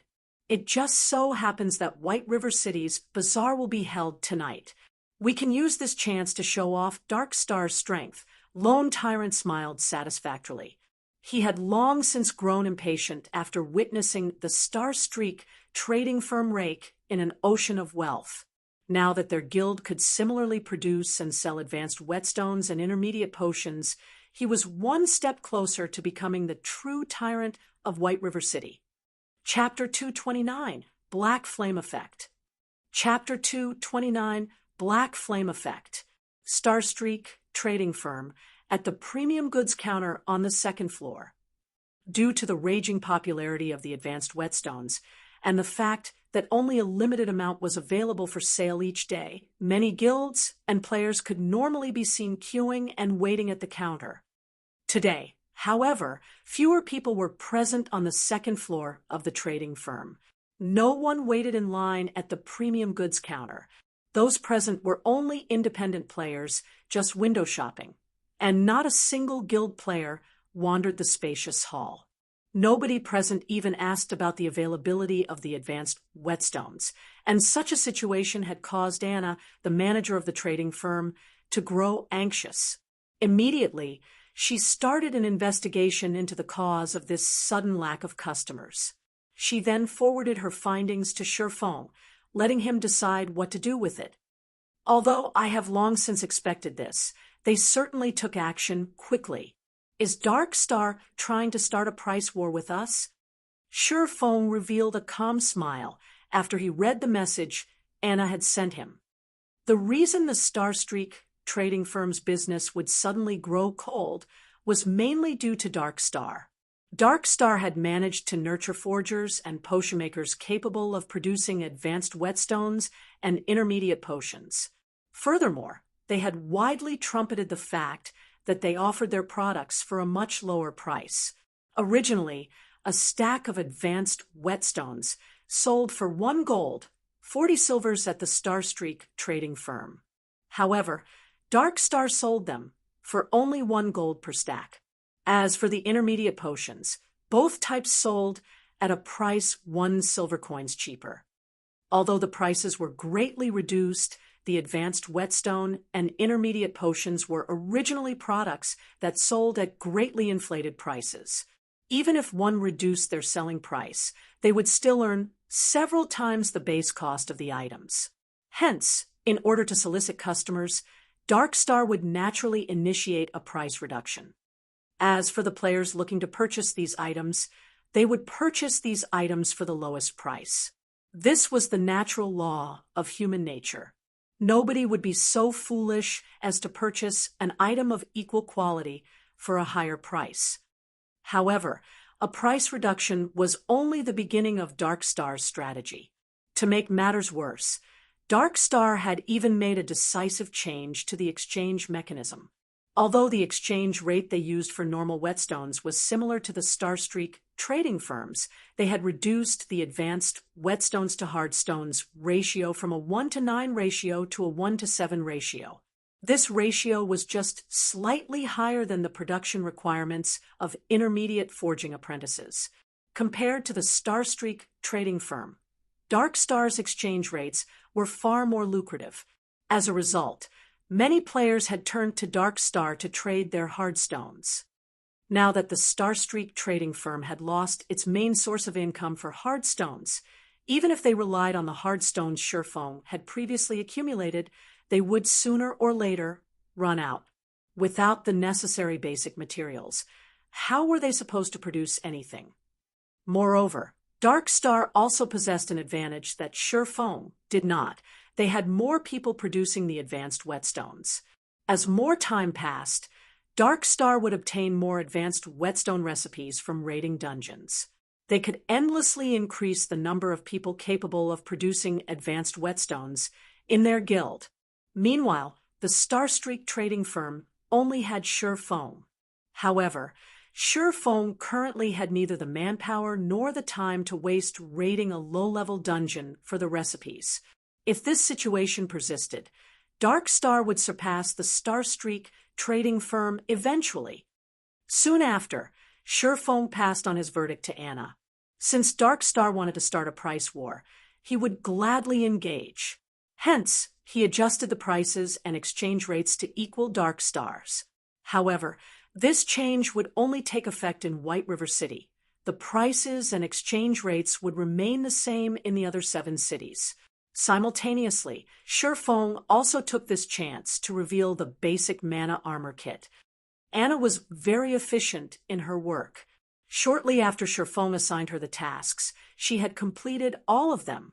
Moreover, she had also added an additional counter on the second floor, specifically for selling the basic mana armor kits. Visiting players quickly discovered the new addition. There's a new counter here. What's this basic mana armor kit? Won't we know once we take a look? Originally, one of the elite parties present on the second floor had only come to the Star Streak trading firm with the intention of purchasing some normal whetstones for future use. However, when they noticed the appearance of the new counter and a new product, curiosity got the better of them, and they decided to investigate. Crap, this is insane. Is this thing made of silver? They're actually charging 20 silver coins for a broken armor kit. I can get a piece of level 10 bronze equipment with that kind of money. They're even limiting the sales of this thing to 50 pieces a day. This is too expensive. Even though we are an elite party, our harvest from a single dungeon raid will, at best, amount to 2 to 3 pieces of bronze equipment. Moreover, not only do we risk losing experience, but we also need to spend money on potions and repairs after a raid. One armor kit already amounts to our party's total harvest in a single day. Wait a minute. Why are the attributes of this armor kit so high? We can bind a total of 3 pieces on per character. The total attributes of 3 pieces is even higher than a level 10 mysterious iron ranked breastplate. Look, every armor kit is marked with a black flame. Don't tell me this is something made by the Black Flame Forger. Originally, the members of the team had cursed the Star Streak trading firm for trying to rip them off. However, the moment they noticed the attributes on the mana armor kits and the Black Flame mark, they involuntarily shuddered. Who was Black Flame? He was someone every veteran player throughout Starmoon Kingdom knew. Although the Glimmer chestplate was outdated at this point, it was an undeniable fact that the item had once caused an uproar throughout Starmoon Kingdom. Moreover, due to its gallant appearance, many players still held onto their Glimmer chestplates. The ones that held the Black Flame mark looked even more awesome, and countless collectors wished to possess of one of these pieces. Unfortunately, such marked pieces were exceedingly rare, and right now, each piece was already worth 50 silver coins on the black market. Yet, even at such an insane price, nobody would willingly sell theirs. Now, Black Flame had revealed himself once more. He was even selling such powerful mana armor kits. It was just like the saying that had circulated Starmoon Kingdom. Anything produced by Black Flame would definitely be a premium product. How much money do we have right now? Speaking softly, the leader of the elite party suddenly asked in the party chat. Brother Chin, we barely have 43 silver coins if all 6 of us pool our money together. We have only managed to collect this after much difficulty to repair our equipment and buy some potions. You can't be thinking to trade a portion of the hard stones we collected for normal whetstones, then sell the rest. Also, sell all of the gemstones we previously obtained. Before anybody discovers this armor kit, we need to buy as many as we can. As long as we can equip our MT and healer with 3 of these mana armor kits, we can easily clear normal mode party dungeons. Furthermore, by the time Starstreak sells out on these mana armor kits, we can resell our extras for a high price. We should be able to earn back most of what we have spent. When the other party members realized the logic behind their party leader's words, they immediately started pooling their money and sold all of their expendable items to buy as many basic mana armor kits as they could. If both their MT and healer could have an additional piece of mysterious iron equipment, they could greatly reduce the number of deaths when they raided a dungeon. With an additional 240 defense and 12 endurance, their MT strength would soar to the next level. Their MT could tank boss monsters with much greater ease. Not to mention, their healer would also receive an upgrade. Soon after, the elite party's MT and healer each bound 3 basic mana armor kits to their equipment. The party also bought an extra piece for future use. In reality, it wasn't just this particular elite party that had found out about the basic mana armor kits. Several other elite parties and independent players that had wandered into the Starstreak trading firm had secretly sold off their assets after discovering the armor kits.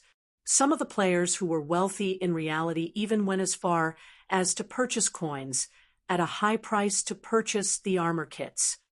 As a result, 50 basic mana armor kits silently disappeared from the Starstreak trading firm. During the night, when the moon was bright and the stars were few, many players would come to the pub to relax and chat. "Old Chin, why is your party so happy today? You guys even bought such expensive alcohol to drink. Don't tell me it's your birthday?" A party leader of another elite party asked. "Our 3-headed wolves party is very happy today. Here, I'll treat your 9-headed birds party to this bottle of ice blue spirit. Did you guys strike it rich?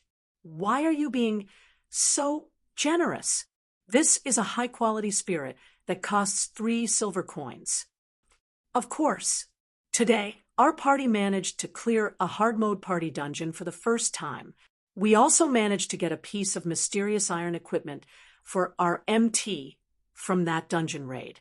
Tomorrow, we plan to raid another hard mode party dungeon. The other players inside the bar were immediately shocked when they heard that someone had managed to clear a hard mode party dungeon. They all sent envious gazes at the player called Chin. Throughout White River City, the number of independent parties that managed to clear a hard mode party dungeon could be counted on one's hands. "Old Chin, stop boasting. Did you think I don't know about your party's strength? Not to mention hard mode. You guys still have to struggle through life and death to even clear a normal mode party dungeon."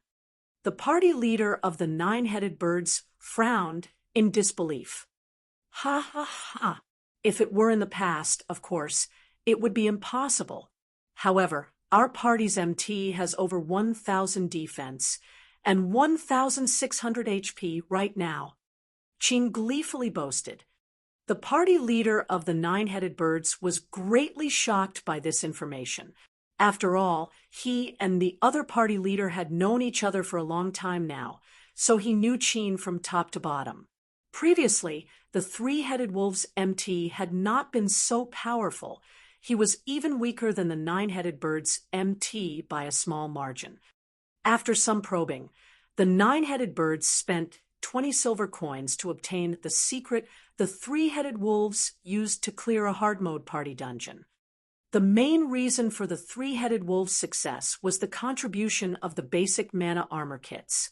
During the day, the 3-headed wolves were one of the parties that had secretly bought the basic mana armor kits from the Starstreak trading firm, with their newly improved MT and healer.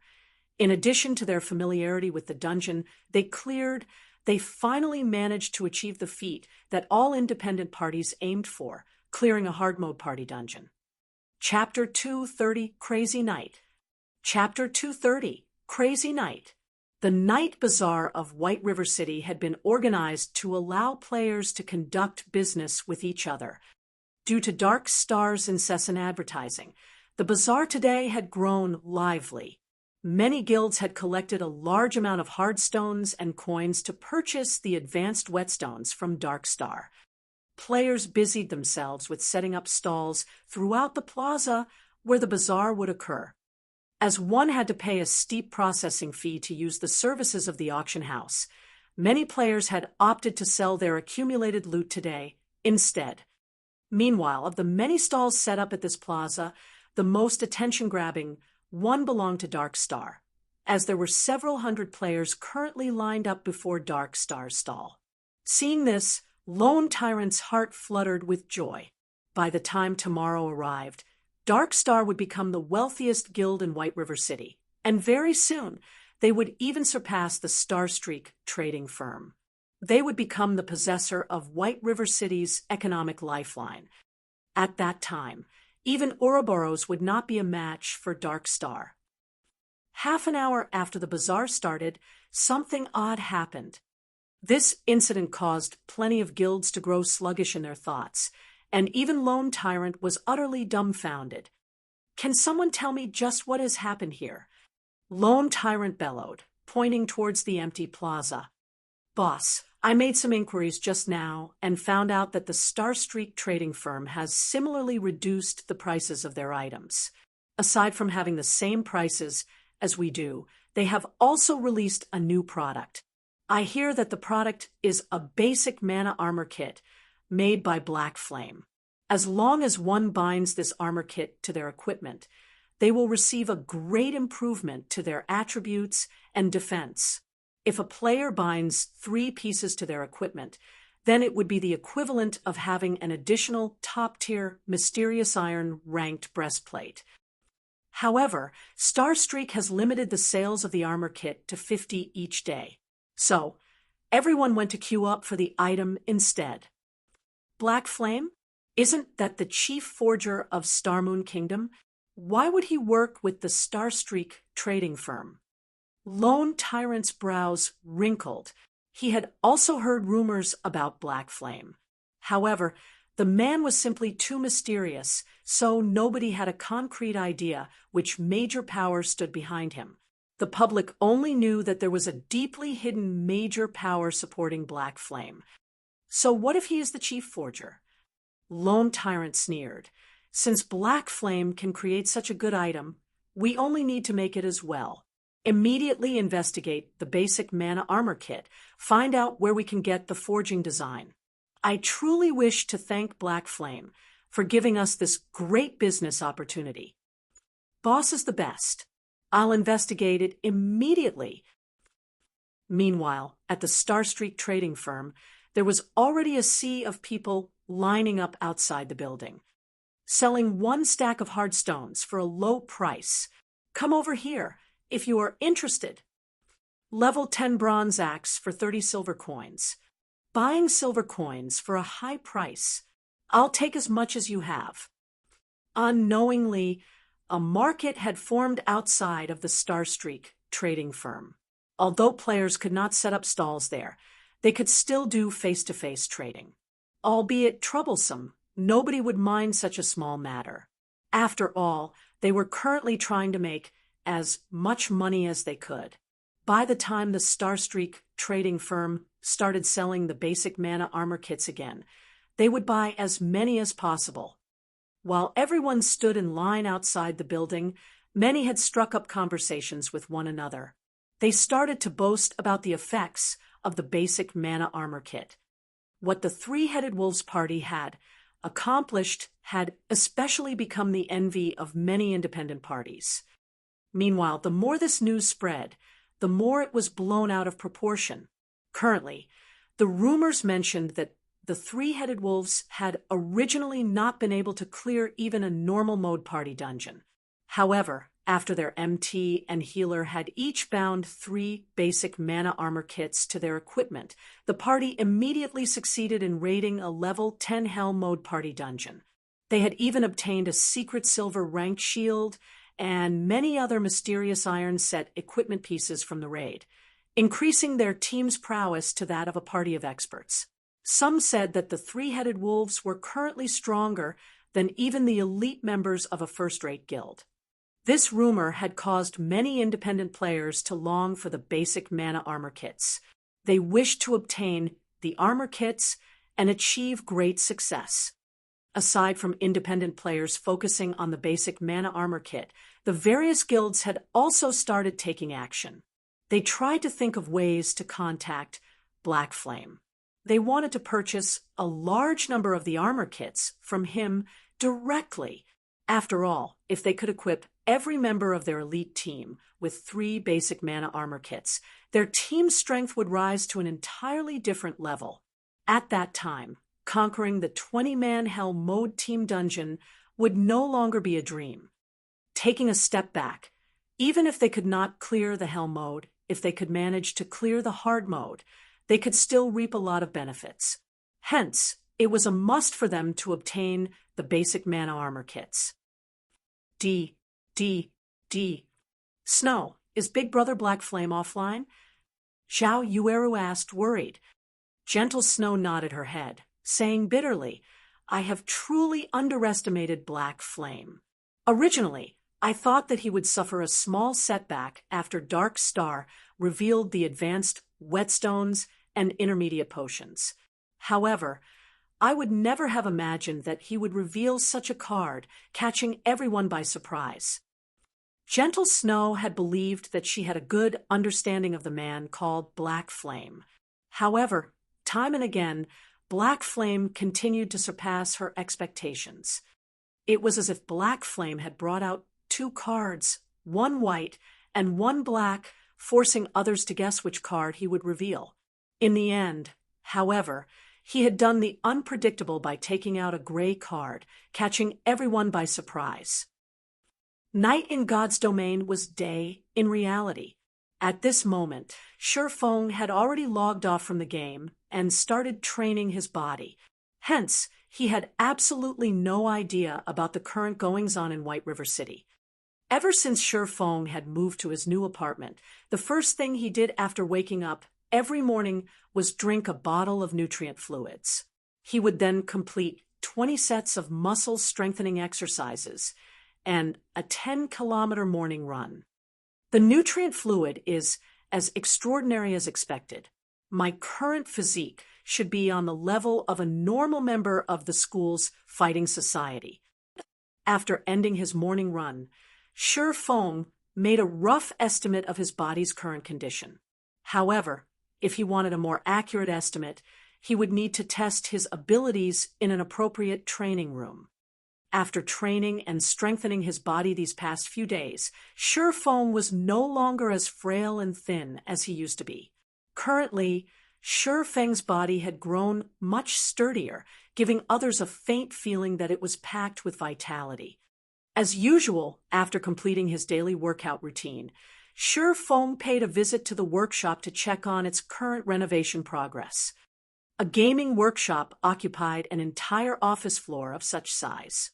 In the past, such a notion was simply inconceivable. However, along with God's domain's growing influence, it wouldn't be odd even if a gaming workshop took up an entire office building, not to mention a single floor. In the past, Shadow was one such example. However, the Shadow of that time possessed a lot of members. It had even established 10 great city-states under its name. It was only normal to have such a large workshop. Brother Feng, you're here. The workshop's renovation is complete. We are just waiting for the gaming facilities we ordered to arrive, and we'll set them up. After we finish that, our Zero-Wing workshop will finally take shape, Blackie excitedly said. At that time, those who we recruit to our guild might just join without hesitation after seeing our workshop. A few days ago, Shifeng had suddenly paid a visit to Blackie's dormitory. He notified Blackie that he had already purchased a workshop in the city center. In the future, Blackie would not need to live in the dormitory, disturbed by others. Blackie could simply live in the workshop and focus on playing God's domain. Moreover, there was a high-class restaurant situated a floor below the workshop. The well-known Big Dipper Training Center was also located on the street next to their building. Compared to living in the university's dormitory, it would be far more comfortable for Blackie to live in the workshop. In the beginning, Blackie had thought that the workshop Shifeng had mentioned would only be a house of 50 to 60 square meters. Even so, that would still be a relatively comfortable place to live. However, when Blackie arrived at the building floor and discovered that the entire floor was meant for their workshop, Blackie had nearly thrown out his back in shock. Shortly after, that shock had turned into immense joy. After all, this large workshop of theirs was far more amazing than Shadow's. With such an amazing workshop, would they even need to worry that they couldn't surpass Shadow in the future? Oh, right. Blackie, how are things on your side? How much longer do you guys need before getting out of there? Shifeng asked. Chapter 231, Legendary Genius. Chapter 231, Legendary Genius. Blackie and the others had been trapped in the trial of God for several days now. If they remained inside, Feng didn't know when he could go to the demon's castle to obtain the demon's heart. Hence, Feng needed to know their current progress. If they were truly unable to leave the trial anytime soon, his only option was to seek Gentle Snow's help. However, he did not want Gentle Snow to know too much about him. Unless it was a desperate situation, he would not turn to Gentle Snow for help. Right, I totally forgot to tell you, since I was so excited about the workshop. Blackie lightly tapped his own head. The matter of the workshop was simply too shocking. He continued, Brother Feng, just where did you find such an expert little sister? She is just too awesome. Originally, we nearly despaired from the difficulty of the trial. However, thanks to her, we all made it through the trial with great ease. Right now, we're about to head to the highest floor to receive our reward. An expert, little sister? Are you talking about fire dance? Haven't you already seen how amazing she is? Feng curiously asked. No, it's not fire dance, but Violet. We managed to clear the trial only thanks to her. But really, she is simply too strong. Blackie lamented. At the beginning of the trial, little sister Violet had only healed us from behind. As we progressed, her healing grew better and better, and she was able to grasp the timing of her heals perfectly. However, the monsters in the trial also grew stronger. After some time, we were barely surviving, even with little sister Violet's excellent healing. It was then that she took action, although her combat standards, in the beginning, were very crude. As the battles continued, one after another, her combat standards increased endlessly. Within just a day, she had already surpassed Fire Dance. I even felt that the Trial of God was created specifically for little sister Violet. Inside the Trial of God, for every trial we cleared, we would be given an evaluation and an appropriate reward. Meanwhile, ever since little sister Violet took action, she always obtained an evaluation of rank A or above. Her equipment and skills continuously upgraded. And regarding damage output, even though I had the Mavis's guard, I only won against her by a small margin. If little sister Violet also had an epic rank staff, she would have long since left me in the dust. Little sister Violet is the most talented person I have ever met in God's domain. Brother Feng, if you saw her frightening growth rate, you, too, would be shocked. After having mentioned Violet Cloud, Blackie could not stop his mouth as he talked on and on about her. Blackie spoke as if Violet Cloud were the strongest expert in God's domain, and nobody was above her. Of course, Blackie was speaking about Violet Cloud's innate talent and not her current strength. After all, Violet Cloud's rate of improvement was simply horrifying. With such an improvement rate, she would sooner or later become the strongest player in God's domain. It's good that you guys passed the trial. However, you shouldn't just pay attention to Violet. Don't forget that you are a cursemancer, while she is a cleric. You also hold an epic ranked staff in your hands. If your damage really does lose to hers, then you're going to have to hand over the Mavis's guard to Violet. Feng joked. However, he was truly relieved. It was no wonder Violet Cloud had managed to become a cleric god in the past. Her innate talent was not a sham. However, maybe because Violet Cloud had played a cleric in the past, she had never revealed her true potential during the early stages of the game. However, after leaving Ouroboros, Violet Cloud could no longer depend on her healing to play God's domain, as she only had herself to rely on in battles. Hence, she started to display her frightening talent. Similar to the current situation in the Trial of God, healing alone was not enough. Hence, Violet Cloud had no choice but to engage in battle as well, inadvertently revealing her explosive talent. Maybe she is one of the legendary geniuses. Shi Feng sighed. In the past, although his techniques were good, when compared to Violet Cloud, the difference between them was like heaven and earth. It was no wonder Violet Cloud had become a cleric god. However, Shi Feng would no longer waste his time in this life. He would not ignore training his body. Currently, the workshop could accommodate up to several hundred people. Moreover, there were also private rooms meant for upper management. Furniture of superior quality decorated these private rooms, and just the cost of a single set would have left Shi Feng's past self in awe. Aside from the private rooms, Shi Feng had also set up a workout room that allowed one to carry out some simple exercises. God's Domain was not just any random game where players could become a tyrant by pulling a few all-nighters. If one wanted to campaign in God's Domain, they needed to prepare for a long and arduous war. Hence, players in God's Domain needed to balance both work and rest, and most importantly, train their bodies if they wanted to succeed.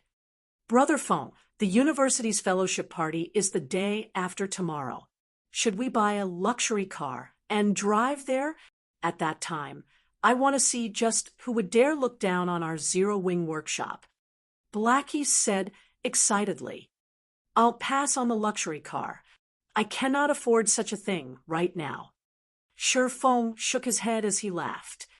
Although Shi Feng had similarly thought of buying a luxury car to keep up appearances, he was currently tight on money.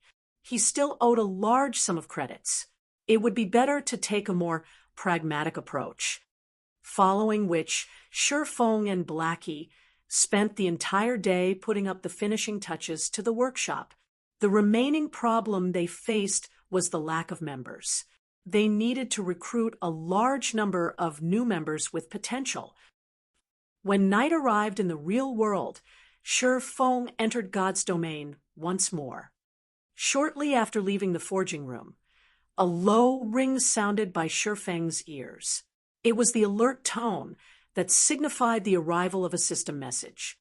However, the alert did not end at just that once. The ringing persisted for a long time and only stopped after over 10 minutes had passed. With a headache, Shi Feng called up the message interface.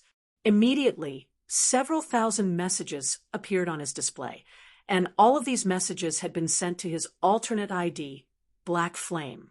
Shi Feng then took a look at these messages. All of them were from people attempting to purchase the basic mana armor kits. Moreover, aside from the players in White River City, even the guilds from other cities were trying to contact him. However, Shi Feng simply revealed a smile at these messages, as he had already achieved his goal. Fame. Not Starstreak's fame, but Black Flame's. Moreover, as long as he had the basic mana armor kit, Starstreak trading firm's business would not sour. According to Anna's latest report, the Starstreak trading firm had earned over 900 gold per day. However, this was only the beginning. As they increased the number of forgers and potion makers under their command, their daily production rate would also increase. As a result, the money they earned would similarly increase. It was only a matter of time before they managed to earn 30,000 gold. However, there was still a far more important matter that Shi Feng needed to deal with right now. Hence, Shi Feng immediately contacted Gentle Snow. Miss Snow, can I ask you for some help? I wish to buy a few advanced whetstone recipes from you. Shi Feng asked. The drop rate for the advanced whetstone recipe is extremely low, and even Ouroboros has only managed to procure several copies. Since we are old acquaintances, I can sell a few to you. However, I want to conduct the trade using basic mana armor kits. Gentle Snow revealed a smile. She rejoiced at the fact that Black Flame came to her for help. If so, she could just directly request to exchange for the basic mana armor kits. Ever since the basic mana armor kits were revealed to the public, she immediately had her subordinates conduct an investigation on the item.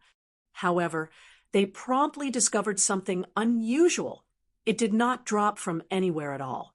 It seemed to be a special forging design obtained through a quest, so there was no way for others to obtain it at all. Hence, if they wanted to obtain any mana armor kits, they could only obtain them from Black Flame himself. Alright, but I wonder how Miss Snow plans to exchange. 1 advanced whetstone recipe for 20 mana armor kits. I can trade 3 copies with you. Deal. You can send one of your subordinates to conduct the trade at the Starstreak trading firm. Sherfong did not hesitate to accept Gentle Snow's high price. After they agreed upon the transaction, Sherfong disconnected the call. He then took the mana armor kits he had just finished producing to the Starstreak trading firm. Sherfong intended for Cream Cocoa and Melancholic Smile to learn these advanced whetstone recipes. After all, he still had many matters of his own that he needed to deal with. He couldn't just forge items all day. In the future, the Horizon Alliance's main strength would still have to depend on them. Thus, he purchased those recipes. Brother Fong, we're out of the trials. When do we head to the demon's castle? Shortly after Sherfong had finished dealing with his own matters, Blackie's message arrived. Chapter 232, Returning from the Trial. Chapter 232, Returning from the Trial. At this moment, several figures suddenly appeared in the teleportation hall of White River City. Ha ha ha, we're finally out of that suffocating place. There are so many players in White River City. Of course, we've been stuck in that broken place for so many days now. The conversation of these new figures resounded throughout the teleportation hall, and these players were none other than Fire Dance and the others who had just returned from the Trial of Gods. The moment they set foot out of the teleportation hall, the group immediately attracted the attention of many players. The equipment Fire Dance and the others wore was simply too dazzling, nearly blinding all observers. Even the elite team members of first-rate guilds were not immune. After all, among the 8 members of the team, the poorest quality equipment they wore was mysterious iron rank. Meanwhile, out of everyone in the party, the cleric Violet Cloud had the best quality equipment. Although she did not have any set equipment, she still had 6 pieces of secret silver equipment and a fine gold ranked staff. No matter how one looked at it, Violet Cloud's equipment far surpassed that of any member of a guild's main force. Moreover, such magnificent equipment decorated Violet Cloud's slender and elegant body, making her look even more stunning than usual. She looked like an angel descending to the mortal realm, simply breathtaking. Aside from a beauty like Violet Cloud, there was another female member of the party who was equally beautiful. Garbed in a flame-red, tight-fitting leather shirt, the sexiness of Fire Dance's polished body was further accentuated. With 2 exquisite beauties present, the team of 8 would naturally attract a lot of attention. As a result, many of the teams present, who were originally about to set out to a dungeon, crowded around Fire Dance and the others.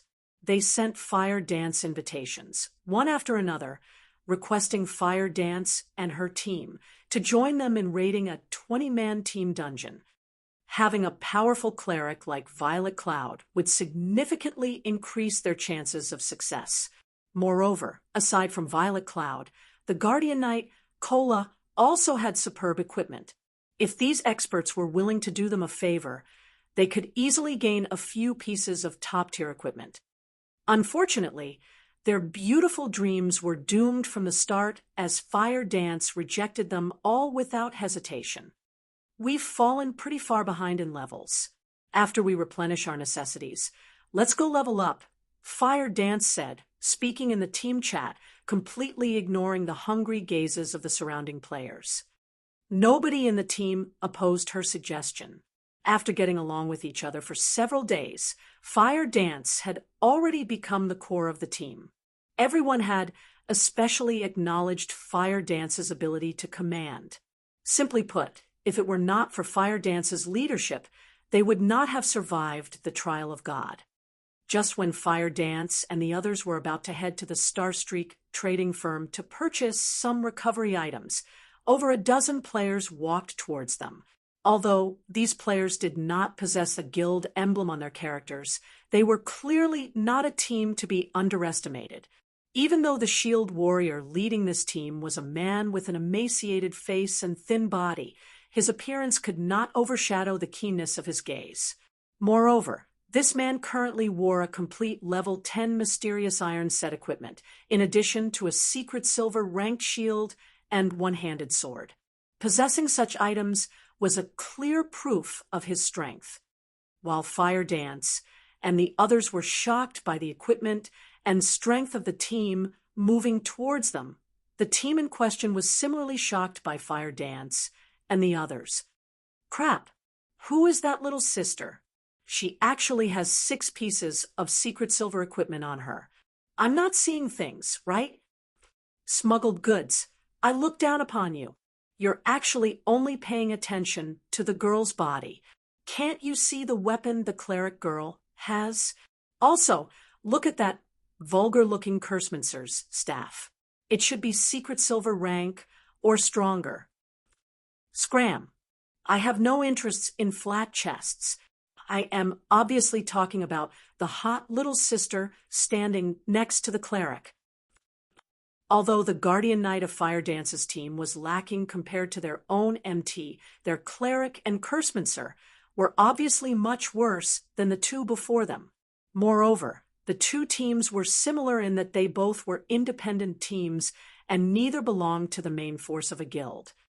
In White River City, where guilds occupied most of the important resource points, it was a rare sight for an independent team to possess such top-tier equipment. So, how could they not attract attention?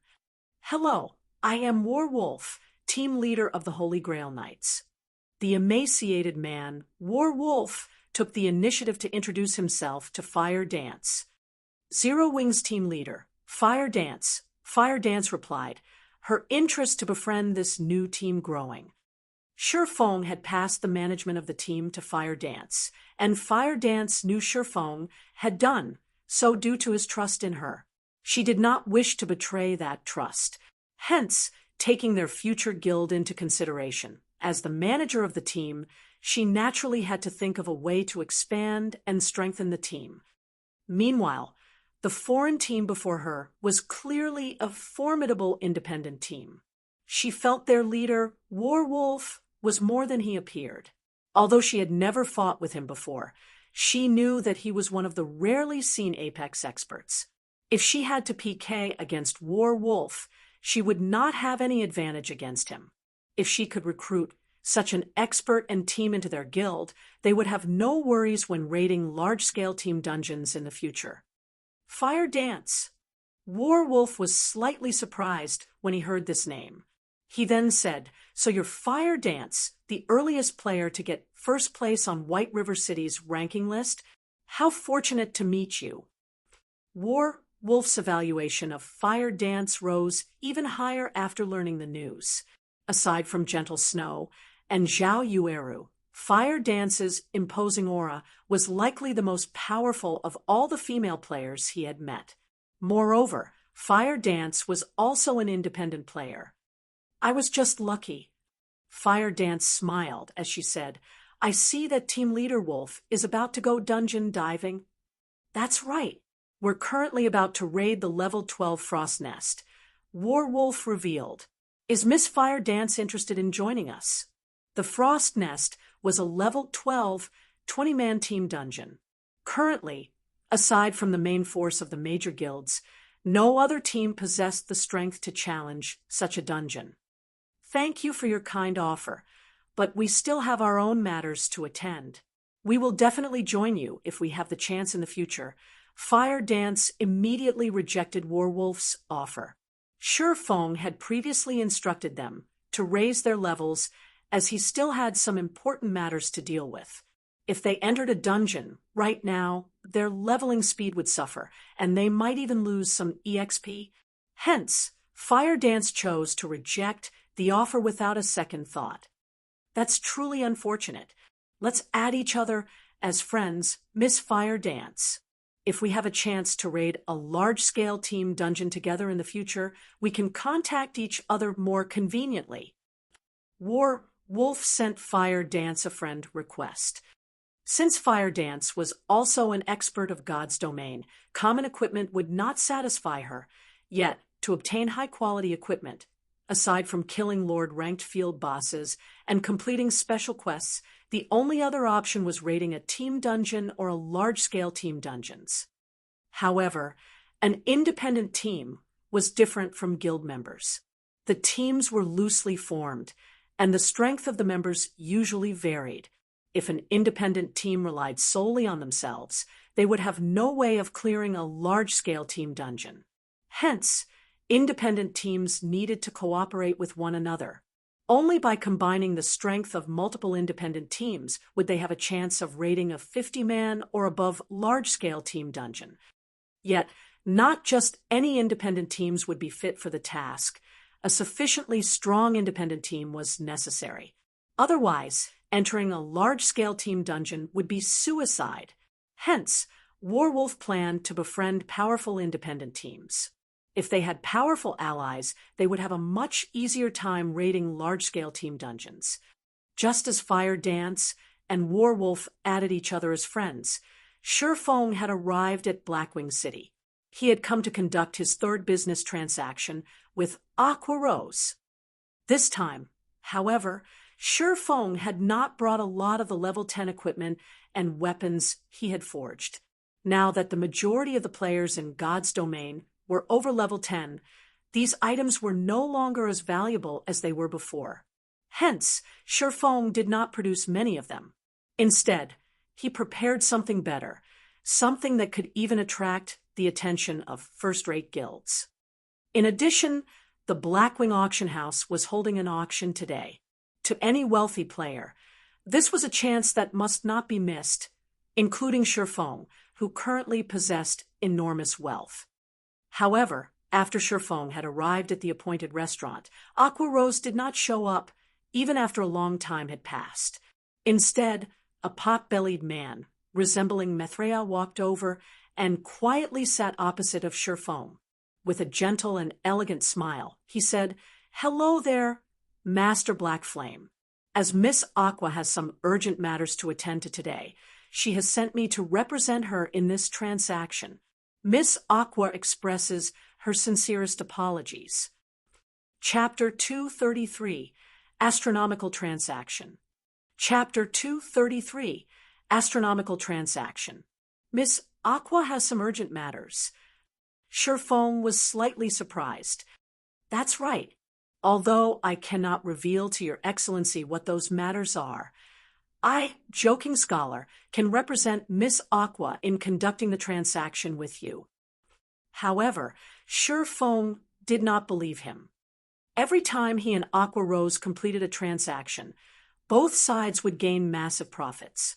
Logically speaking, there should be nothing more important than this matter. Even if Aqua Rose truly had an urgent matter, she should have at least notified him beforehand. However, Aqua Rose had not. Shurfong carefully observed this Mithrea-like person. Although he appeared absolutely harmless, his body exuded a sense of shrewdness that spoke of vast experience in the business world. Virtual reality. In this realistic world, regarding a player's expressions or demeanor, both would be fully displayed on their characters. With over a decade of experience campaigning in God's domain, Shurfong could immediately perceive the delight and panic hidden behind those beady little eyes. Since Miss Aqua has some matters to deal with, let us postpone our business transaction till next time. Then, Shurfong smiled calmly before standing up, saying, "I still have some matters that I need to attend to, so I'll leave first." Hearing that Shurfong had no intention to continue the trade and intended to leave, Mithrea's facial expression immediately changed. A hint of panic appeared in his friendly smile when Shurfong stood. "Master Black Flame, don't be in such a rush. Although Miss Aqua is absent, Twilight Echo sincerely desires this trade's success. We are willing to pay 30% more than the previously mentioned price. Joking Scholar hurriedly stood and held back Sherfong. 30%. It seems that you guys really are sincere about this. Sherfong halted his steps, smiling. He then turned to face the panicked Mithria, saying, "Since you've already made the offer, let us negotiate the price." Of course, of course." Joking Scholar hurriedly nodded his head, once more revealing his friendly smile. Following which, the two sat and resumed their business transaction. "Do you have what I asked of Miss Aqua the last time?" Sherfong asked. "Master Black Flame, please have a look." Joking Scholar retrieved several ore bags. Hard stones and rare forging materials filled the majority of these bags. Moreover, aside from taking out 5 400-slot ore bags, which were the largest ore bags currently available to players, he had also taken out a black leather bag. There were many runes carved on the exterior of this bag, and one could tell that it was not an ordinary item with just a glance. It is, as expected of Twilight Echo. They even have a runic ore bag. Sherfong was inwardly shocked. The runic ore bag was a mysterious iron grade ore bag. It had a massive capacity of 1,200 slots, 4 times that of a common grade ore bag. However, this item was not easy to obtain. Only Lord-ranked bosses in mines had a chance of dropping this item. Compared to the previous encounter, this transaction would be far larger. Joking Scholar had prepared over 2,000 stacks of hardstones, 300 stacks of fine iron ore, 400 stacks of silver ore, and 200 stacks of mithril oregon. Furthermore, there were also 100 stacks of gold ore, which was currently unavailable in Starmoon Kingdom. Just how much manpower and resources had they spent in the process of gathering such a large amount of precious ores? This was precisely the strength of a first-rate guild. It was not something a normal guild could compare to. Good. Everything that I requested is here. Deducting all these ores, if we factor in the 30% increase in price you previously mentioned, you just need to pay me an additional 120 million credits. Sherfong took out a letter that had been encrypted by the system and placed it on the table. Only a specified person could open this letter, and outsiders had no way to discover its contents. When Joking Scholar heard the price of 120 million credits, his smiling expression immediately froze. He had nearly spat the black tea that was in his mouth, the teacup in his hand nearly falling to the ground due to his trembling. The 120 million credits is the price of this encrypted letter. Joking Scholar looked at the white envelope on the table, his facial expression turning extraordinarily ugly. His previously beady eyes abruptly widened as he sent a chilling glare at Sherfong, coldly saying, "Master Black Flame, aren't you going a little too overboard? We of Twilight Echo have come here with the sincerest intentions to conduct business with you. Are you looking down on Twilight Echo? Or do you not take Miss Aqua seriously?" No matter how stupid Joking Scholar was, he knew that no transaction in God's domain could currently achieve such a frightening cost. That was 120 million credits, not 120 million hell money. Such an amount was sufficient for a normal person to live the rest of their life in luxury. Even Joking Scholar himself would not earn such an amount in this lifetime. The only possibility was that Sherfong was toying with him, or that Sherfong had already found out that he was a fake. However, as a preventive measure, he still used Aqua Rose's name to warn Sherfong. Sherfong calmly smiled at this Mithria's reaction. He paid no mind to Joking Scholar's chilling and threatening gaze, unhurriedly saying, "How could you say such a thing? Weren't you the one that suggested for the 30% increase in price? I've fully followed our previous agreement and have brought what that Miss Aqua requested. Could Miss Aqua have forgotten to tell you about it? Or is it because You are fake. A chilling light suddenly flashed in Shifeng's eyes as he loudly questioned. You. At this moment, Joking Scholar gnashed his teeth in anger. Shifeng had clearly pretended to be the fool here. Yet, he could not just reveal Shifeng's act. Master Black Flame, of course. I was sent here by Miss Aqua. Please stop trying to probe me. Miss Rose never agreed to this. Joking Scholar was no fool. He thought that Shifeng was currently trying to probe him, so he quickly cooled his temper. Probe? What reason would I have to probe you? Shifeng smiled as he said, I am very serious. If Aqua Rose didn't mention such an important agreement to you and you have no knowledge of it, then it seems you are indeed a fake. If that is so, then I am truly sorry. Our business transaction ends here. Saying so, Shifeng stood and prepared to leave. Joking Scholar immediately panicked. He could no longer discern whether Shifeng's words were true or not.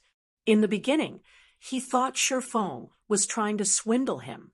Now, however, it would seem that his previous preconception might be wrong. Have I really guessed wrong? Was this letter actually what they intended to trade?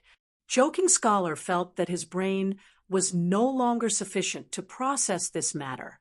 He could not see through Shifeng at all. Previously, Shifeng had expressed immense interest in continuing the trade. Now, however, Shifeng was about to leave after scoffing. Just what was he supposed to do? Joking Scholar had personally witnessed the benefits Aqua Rose had obtained through her transactions with Shifeng. If Twilight Echo could periodically conduct similar trades with Shifeng and obtain such immense profits every time, the other first-rate guilds in their kingdom would have no chance to compete with them. They would become the tyrant of their kingdom. Just by becoming the lord of a city, the benefits that ensued were enough to attract the world-class corporation's investments. Not to mention receiving a few $100 million, they could even receive tens of billions of credits. If Twilight Echo could become the tyrant of a kingdom, they could receive investments from over 10 major corporations. The credits they could earn were unimaginable. In comparison, the 120 million credit transaction right now could be considered negligible.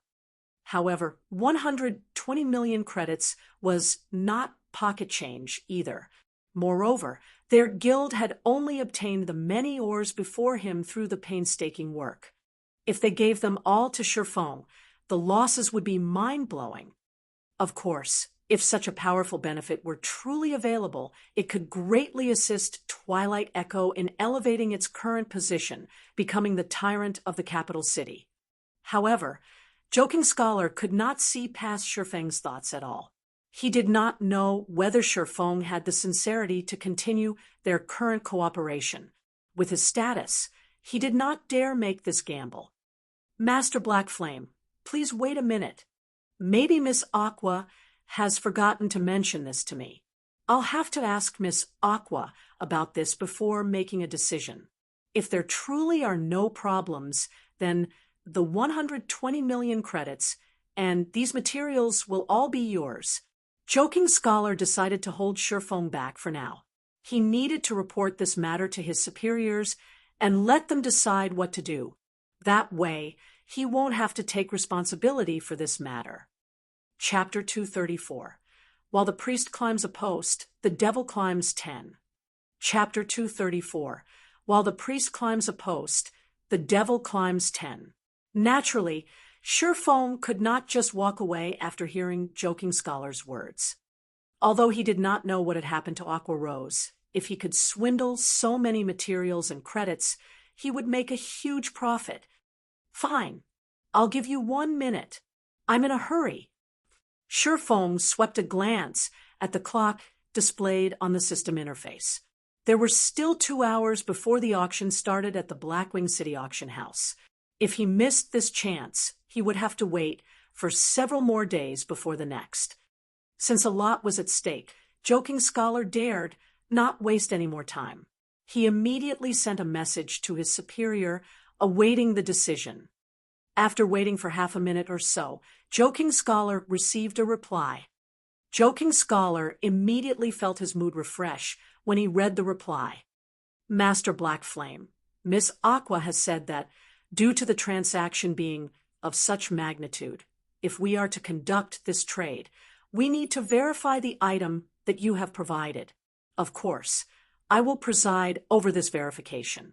If there truly are no problems, we will immediately transfer the money to you, Joking Scholar confidently informed Sherfong. That won't do. If you guys get a look at the contents of this letter, then the information inside will no longer have any value. What if you decide not to pay me? Wouldn't I take a huge loss instead? Unless you give me the money first, I will not let you look at the contents. Sherfong sneered. Since Twilight Echo doesn't have any sincerity in continuing this trade, so be it. Contrary to Joking Scholar's belief, the information inside the encrypted letter was the real deal. It could instantly promote a large guild to the next level. The information was especially useful to a first-rate guild.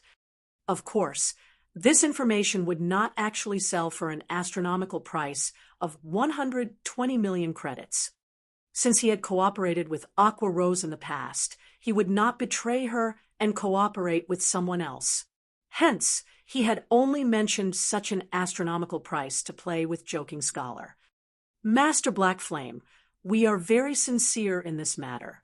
If you continue responding to our sincerity in such a way, we can only take it as you toying with Twilight Echo. None who attempt to make fools of Twilight Echo find a good ending. If Master Black Flame doesn't want a misunderstanding, please let me take a look at the information contained in the letter. As long as there are no problems, then based on Twilight Echo's credibility, we certainly will not go back on our word and ruin our own reputation. Although Joking Scholar spoke with an amicable tone, he did not try to hide the cold glint in his eyes in the least. Are you threatening me? Sherfeng's tone turned cold as he said, although Twilight Echo is a first-rate guild, don't think that I, Black Flame, am someone you can easily mess around with. Since this matter has reached this point, our cooperation ends right here and now. Sherfong immediately left the restaurant, leaving behind a dumbfounded Joking Scholar. Joking Scholar never thought Sherfong would react so decisively. In his opinion, Black Flame was only a forger. How could he possibly dare call shots with a first-rate guild like Twilight Echo? Hence, Joking Scholar decided to threaten him. Yet, Sherfong had not reacted as he had expected at all, so much so that his threat had yielded the exact opposite effect he had wanted. The higher-ups of the guild had tasked him with maintaining the current business relationship they had with Black Flame. If there were a possibility, the best-case scenario would be to recruit Black Flame into Twilight Echo. How abominable! This Black Flame is simply impervious to reason. Joking Scholar had originally intended to hold Sherfong back once more. However, doing so was simply too humiliating. After speaking those decisive words, if he had to suddenly change his tone and try to ingratiate himself with Sherfong, he simply could not do it. He is definitely toying with me. That's the only plausible reason why he isn't willing to show me the contents of that letter. Immediately after, Joking Scholar contacted his superior. Scholar, how did it go? A dignified tone came through the communicator. Boss, that Black Flame rejected our proposal. He refused to let me take a look at the letter's contents. However, I am very sure that he is trying to play us for fools. There is nothing important in the letter, Scholar confidently assured. I understand. Although it is slightly unfortunate, Black Flame has also given us some enlightenment. Since Black Flame is unwilling to do business with us, we can just look for someone else. I hear that Starmoon Kingdom, where Black Flame is from, should be in dire need of ores. Look for a powerful guild from Starmoon Kingdom at Blackwing City. I believe that they should be very willing to cooperate with us. Yes, boss. Currently, Joking Scholar felt exhilarated. Black Flame, did you really think that you are so amazing? Once I sell these ores to some other guild in Starmoon Kingdom, we'll see if you can still survive there. Soon after, Joking Scholar had departed from the restaurant as well.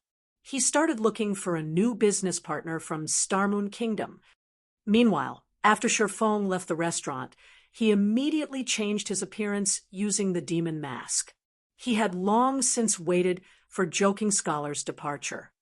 Although Sherfong did not intend to do business with Joking Scholar, that would not stop him from swindling the man.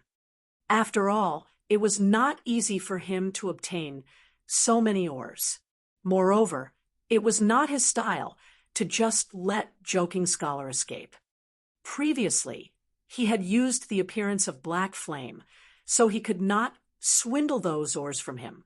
However, now that he had changed his appearance, even if he swindled Joking Scholar, he would be fine as long as he immediately donned a new appearance. Twilight Echo had spent a lot of wealth and manpower to procure the ores. If they failed to sell them, keeping those ores for their own use instead, they would need over 10 days to exhaust such a large supply fully. Twilight Echo could not bear such a heavy cost. After all, these ores could not increase their guild's battle prowess. They could only do so by turning these materials into currency. However, if they wished to turn these ores into money, they had to sell them to a guild that was in dire need of ores. As for independent players, they simply had no way to deplete such a stock. No, unless they paid with credits. Even a first-rate guild could not afford so many ores. However, would Twilight Echo lack credits? That's right, they didn't lack credits. If they could spend credits to purchase a large amount of gold coins, they would have spent several 100 million credits without hesitation. However, the main god system had not activated an exchange system for coins. As for the virtual trade center, there was simply not enough gold coins to satisfy their demands. Most importantly, if they purchased gold coins in bulk, their actions would inflate the prices of gold coins endlessly, and doing so was not a worthwhile investment. This was also one of the reasons why large guilds normally would not purchase gold coins in bulk. If Twilight Echo could not sell these ores quickly, it would wound the guild's development. However, it would not be an easy task to find a business partner willing to purchase so many ores. The only possibility they had was to look for a guild from Starmoon Kingdom. As long as Twilight Echo investigated, they would immediately discover that Black Flame was from Starmoon Kingdom. Meanwhile, the fact that Black Flame purchased so many forging materials proved that Starmoon Kingdom was in dire need. As long as the upper echelon of Twilight Echo had brains, they would naturally look for someone from Starmoon Kingdom to cooperate with. Unfortunately, Twilight Echo had miscalculated one point. It was not easy to obtain the pass required to enter Blackwing City. Even for a large guild, they would need to spend a lot of time and effort to obtain one. Not to mention, the majority of the guilds and players in Starmoon Kingdom didn't even know about the existence of Blackwing City. Quite some time had passed since the launch of God's Domain. However, the players from Starmoon Kingdom who could enter Blackwing City were among the extreme minority. It went without saying there were even fewer players who could afford so many ores. An hour quickly passed with Sherfong trailing Joking Scholar. Sure enough, Joking Scholar failed to find even a single player from Starmoon Kingdom. The majority of the players he met were independent players from other kingdoms and empires. Even when he met players belonging to guilds, these players were not part of their guild's backbone. Most importantly, none of these players had any interest in Twilight Echo's ores. This situation depressed Joking Scholar. He wondered just why he could not meet any players from Starmoon Kingdom. It would be fine, even if it were even an independent player. At this moment, Sherfong took on Lone Tyrant's appearance using the demon mask, and he walked towards Joking Scholar casually. Chapter 235. Extreme Squeezing. Chapter 235. Extreme Squeezing. Shi Feng's disguise looked extremely similar to the real deal. Moreover, the equipment he wore had also changed appearance. He now wore a complete secret silver set equipment. On his back, he carried the fine gold-ranked blood-red longsword and blood-red cross shield. Not to mention the guild leader of a second-rate guild. Even the guild leader of a first-rate guild would find it difficult to obtain equipment as dazzling as Shi Feng's. In addition, Shi Feng had completely replicated Lone Tyrant's arrogant air, creating a vivid image of the guild leader. Right now, even if someone familiar with Lone Tyrant stood before Shi Feng, they could not tell whether he was the real Lone Tyrant or not. The players that walked past Shi Feng involuntarily found their heads turning towards him.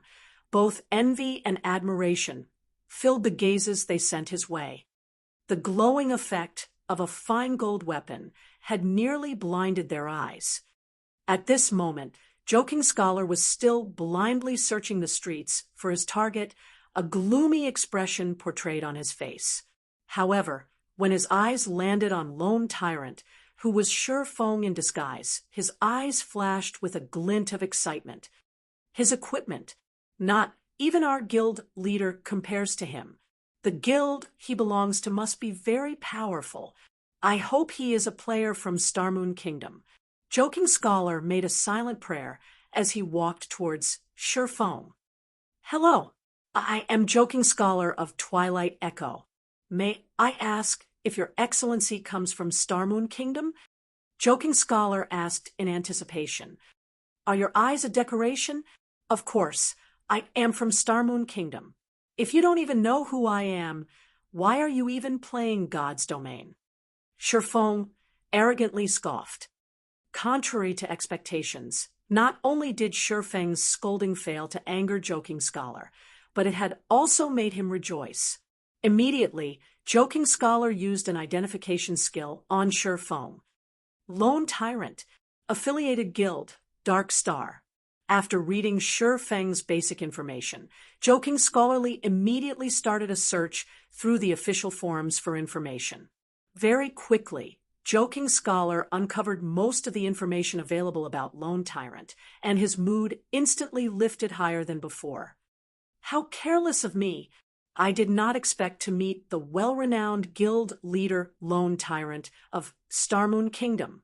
I wonder if your excellency would be interested in purchasing some ores? Joking Scholar spoke, unhurriedly. However, Shi Feng inwardly smiled at Joking Scholar's words. Just as he had guessed, Joking Scholar was in a hurry to get rid of the ores in his hands. Ores? Are you looking down on our guild? Shi Feng angrily demanded. Guild leader Tyrant has misunderstood me. Of course, I know that your excellency does not lack materials, Joking Scholar calmly said. However, what about the other guilds in Starmoon Kingdom? If guild leader Tyrant can sell a large number of ores to those guilds at a low price, wouldn't your excellency make a huge profit? At this moment, Shi Feng faked an interested expression. Guild leader Tyrant, after the recent update of God's domain, fighting monsters places a huge toll on a weapon's durability. Hence, I believe that every guild would be very interested in whetstones. Meanwhile, the main material needed to produce whetstones is hardstones. I just happen to have plenty of hardstones with me right now, and I can sell all of them to your excellency at a very low price, Joking Scholar hurriedly said. Cheap hardstones.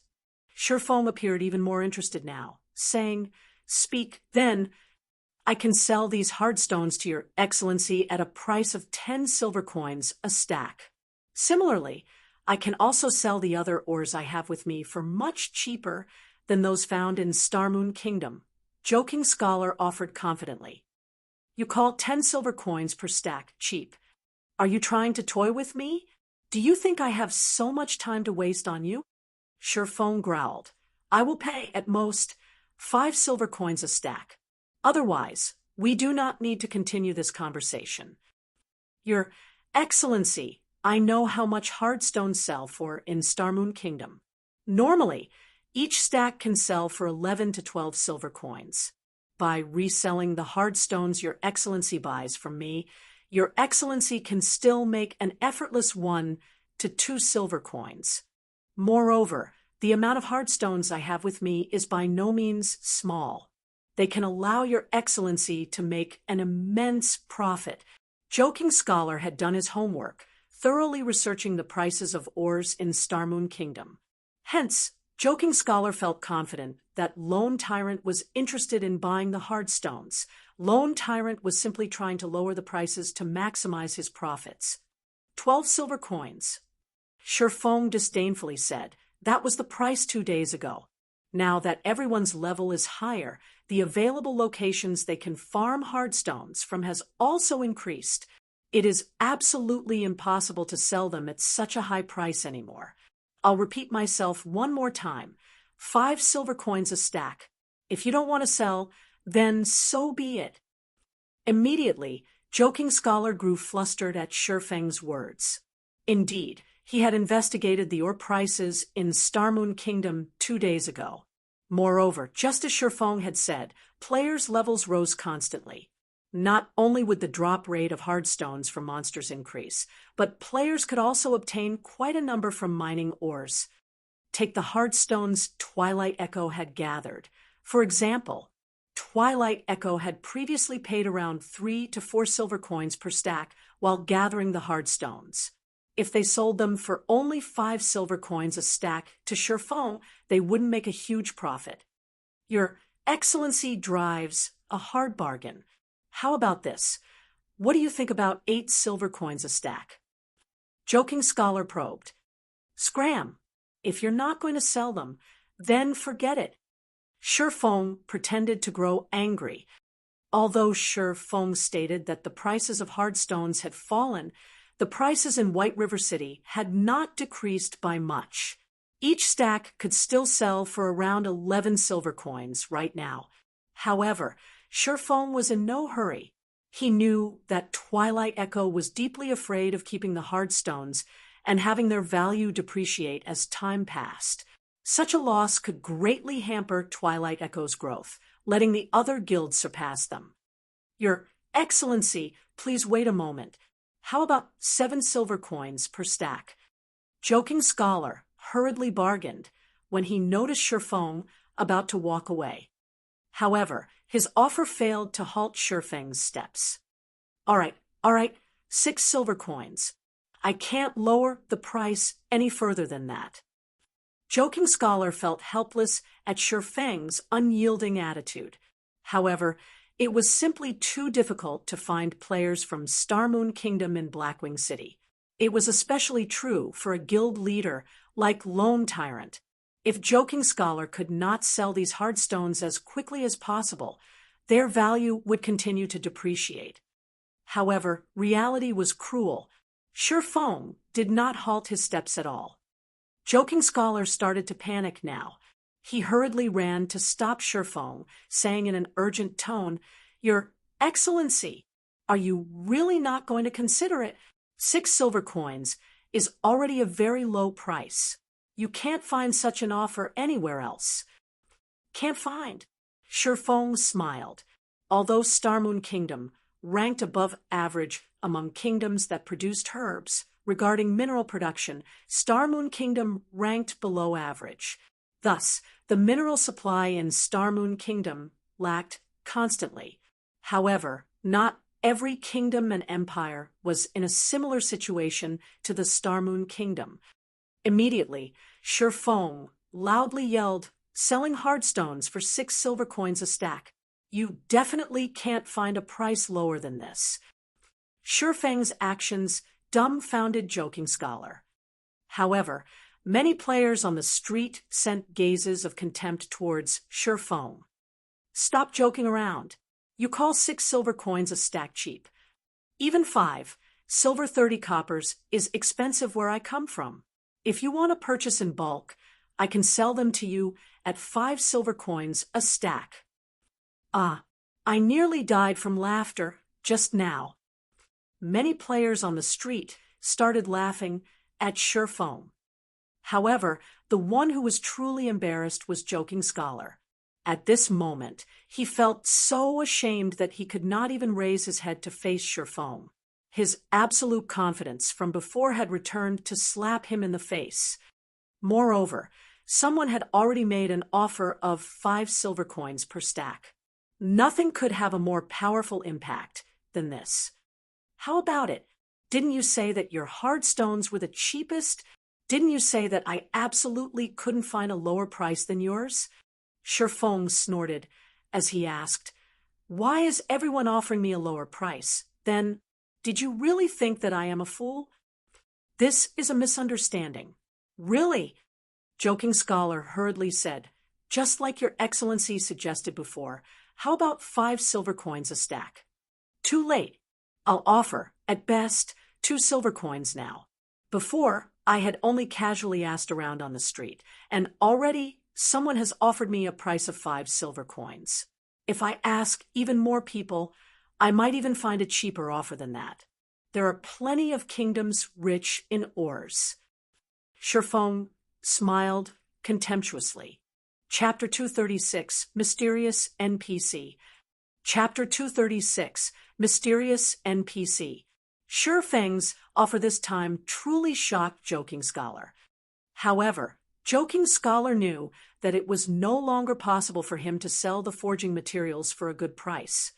At this moment, Joking Scholar had finally realized that making money in Blackwing City was not an easy task. Although Blackwing City provided players with various opportunities, the competition here was more intense than any other city in God's domain. The players in Blackwing City came from various kingdoms and empires, and each one of these kingdoms and empires had their own specialties. Although Twilight Echo was a first-rate guild, they held no advantage whatsoever in this city. Even the forging materials they were so proud of held no advantage in this city. Joking Scholar honestly wondered how Aqua Rose had managed to make so much money from her trips to Blackwing City. "Your Excellency, can you give me some time? After all, the price you offered is simply too low. I need to consult with my superiors before making a decision," Joking Scholar persuaded Sherfone. "Fine. It just so happens that I need to purchase some items. We'll meet up in this plaza in 30 minutes. Sherfone nodded. The two promptly added each other as friends. After parting, Sherfone immediately walked into an empty alley. The reason he had offered an extremely low price of 2 silver coins was to force Joking Scholar to contact his superiors. More importantly, he had done so to part with Joking Scholar. Otherwise, he would have no way of realizing his plan. After walking into the alley, Sherfone immediately used the 7 Luminaries crystal and returned to White River City. He then rushed to the bank, retrieving several hundred stacks of hard stones and other ores before using the 7 Luminaries crystal again to travel to Blackwing City. Afterward, Sherfone looked for a dark, narrow alley. Glancing at his surroundings and making sure that he had not been followed, Sherfone changed into a new appearance again. This time, he disguised himself as an old man with white hair. He then donned a black hooded cloak and changed his name to Carlos. Aside from his name, he had concealed his information. That should be about it. Sherfone examined his disguise. Regarding outward appearance or temperament, both looked extremely mysterious. Moreover, his body also exuded a frightening aura. He did not look like a player at all. After confirming that there were no problems with his disguise, Sherfone walked towards a relatively populated street. On the street, he discovered a relatively well-equipped guardian knight, and without hesitation, he walked towards this guardian knight. While he walked past this man, Sherfone pretended to accidentally bump into him, knocking the man down to the ground. Originally, the guardian knight was enraged from being knocked down. However, just before he started cursing, he noticed that the old man before him had a shockingly powerful aura, so much so that he could feel his own body trembling slightly before this elder. Immediately, he used an identification skill on this old man and found out that the old man was called Carlos. Meanwhile, any remaining information about the old man displayed as unknown. In God's domain, there were only 2 scenarios that resulted in an unknown return from an identification skill. One was when the targeted player used a special item to conceal their information, while the other was due to a large gap in strength. In both cases, a normal identification skill would not suffice to determine the target's information. Meanwhile, the old man before him was clearly not a player, but an NPC. Hence, the Guardian Knight determined that the old man named Carlos was very powerful. Afraid that he would earn the ire of this mysterious NPC and get himself killed, the Guardian Knight immediately swallowed his words. "Young man, are you all right?" Shifeng spoke, in a dignified tone, casting an overlooking gaze at the Guardian Knight. "No, there are no problems at all," the Guardian Knight hurriedly said. "It's good that you're all right. However, it is still my fault for bumping into you. As compensation, you can come to my place to purchase items in the future. I will sell them to you at a discount," Shifeng said. Immediately, he started walking towards a nearby alleyway. Could my luck have come? The Guardian Knight reacted quickly as he immediately followed Shifeng into the alleyway. Shifeng was shrouded in mystery, and the aura he exuded was extremely frightening. Coupling that with the fact that he had bumped into a player, he would naturally attract the attention of many players on the street. Although Shifeng's words had not been loud, many of the surrounding players had clearly heard him. There were countless fortuitous encounters in God's domain. It was especially so for a place like Blackwing City.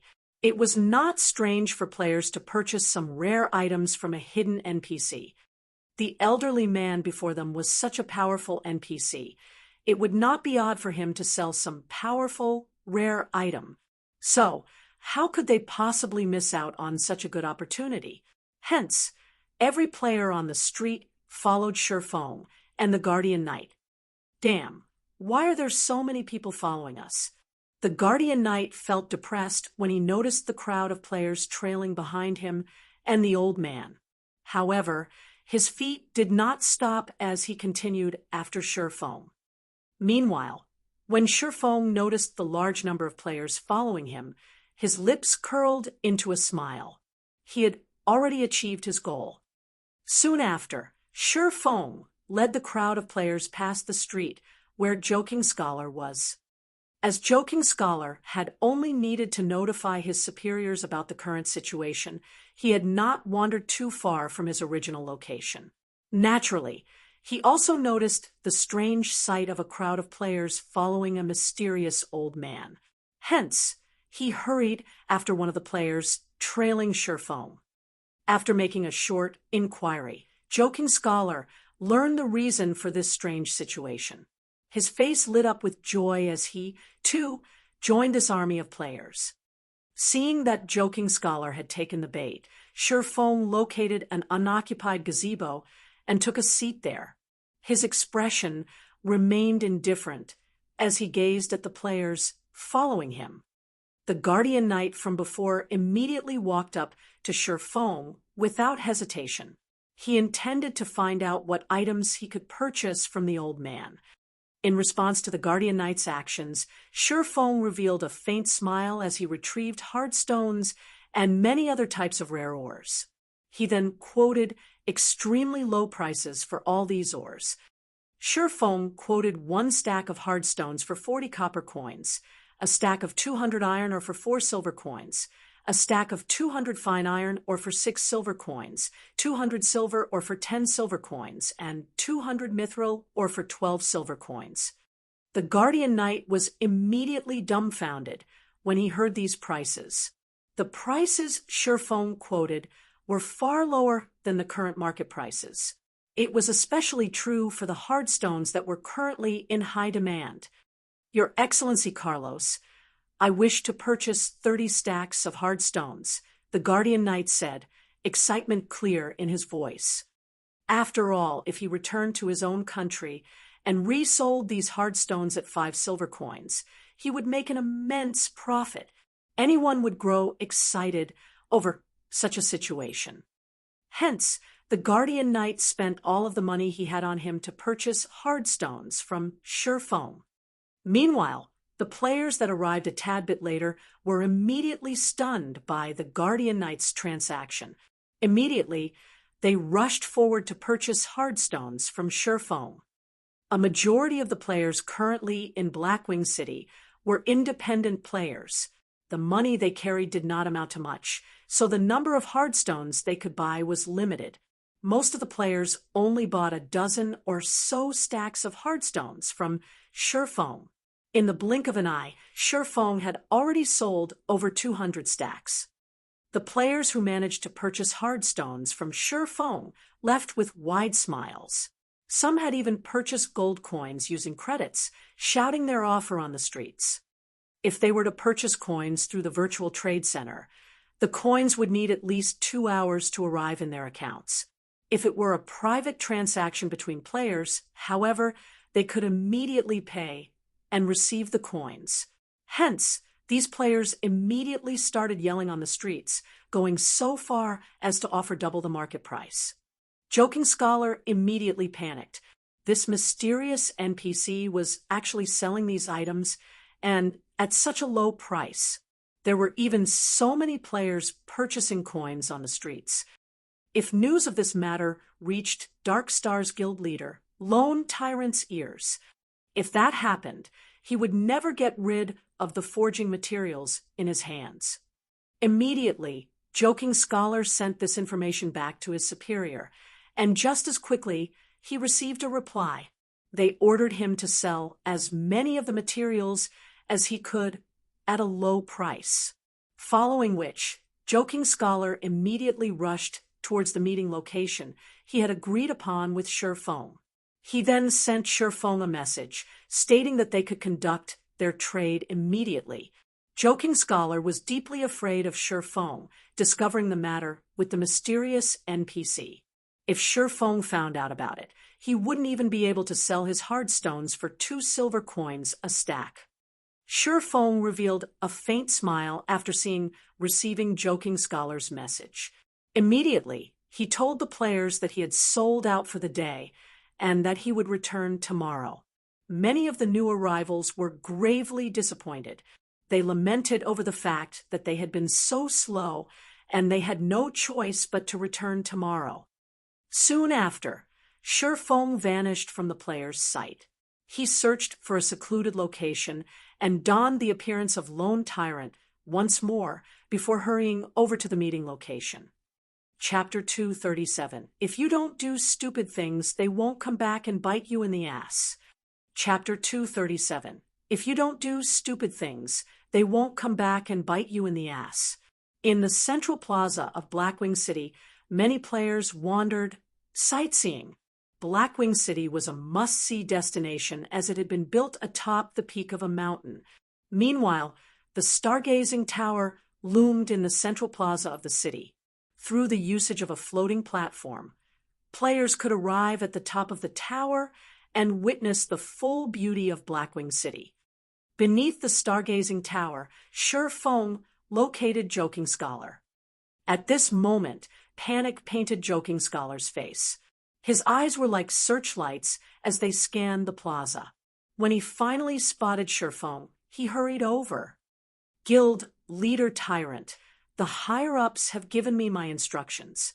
To maintain long-term cooperations with Guild Leader Tyrant, we agree to sell the hard stones to you at 2 silver coins a stack.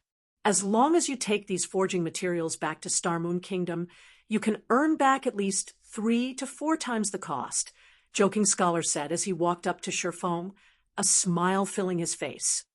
Twilight Echo had spent a lot of time to obtain these forging materials. They had even spent an impressive sum of coins and credits in the process. Meanwhile, their main goal was to turn these forging materials into coins. If luck would have it, they could even make a small profit from the trade. By the looks of it, however, that would not happen.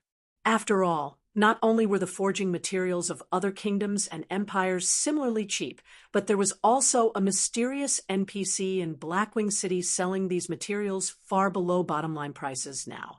The only thing Joking Scholar could do now was turn all these forging materials into coins, even at the cost of taking a small loss. He could then head to the Blackwing City auction and purchase some items that would benefit the guild's development.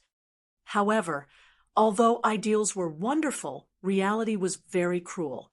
It was clearly impossible for Shifeng to spend hundreds of gold to purchase these materials. Even if he had over 3,000 gold coins, he still wouldn't spend it in such a way. Not to mention, Shifeng had spent so much effort in swindling Joking Scholar. He naturally wouldn't stop at just 2 silver coins. 2 silver coins a stack. Now that's what I call sincere. However, just before I came here, someone mentioned to me that they are willing to sell a large amount of hardstones for 1 silver coin a stack. Moreover, if I am willing to purchase over 1,000 stacks, they will lower that price even further. Shifeng shook his head, feigning disinterest. What? 1 silver coin a stack? Who said that? Joking Scholar was already on the brink of insanity. He had only found a large transaction after much difficulty. Now, however, someone was trying to undersell him. Moreover, that person clearly knew about the mysterious NPC selling forging materials. If he had to sell each stack of hardstones for only 1 silver coin, he might as well take them back to his own empire and sell them there. Yet, the various guilds in Storm Empire, the empire Twilight Echo belonged to, was far from lacking forging materials. As for the independent players there, most were self-sufficient. As a result, the players purchasing hardstones were very few. On the contrary, there were plenty of players selling them. However, due to Twilight Echo's recent mass purchase, the prices of hardstones in the Storm Empire had increased. Originally, 2 silver coins would be more than enough to purchase 1 stack of hardstones. If these hardstones were forged into whetstones, though, the demand would slightly increase. You will have to investigate this person yourself. If there aren't any more matters here, I'll be going. I still have to discuss the exact pricing with that person. If I buy several thousand stacks, I wonder if he will sell at an even lower price. Shifeng laughed. Guild Leader Tyrant, please wait a moment. Joking Scholar hurriedly said, if you are willing to purchase a large amount, Twilight Echo is willing to offer the same price as that person. If you are willing to buy more than 20,000 stacks, I can offer you a price of 60 copper coins a stack. Take it as a sign of friendship.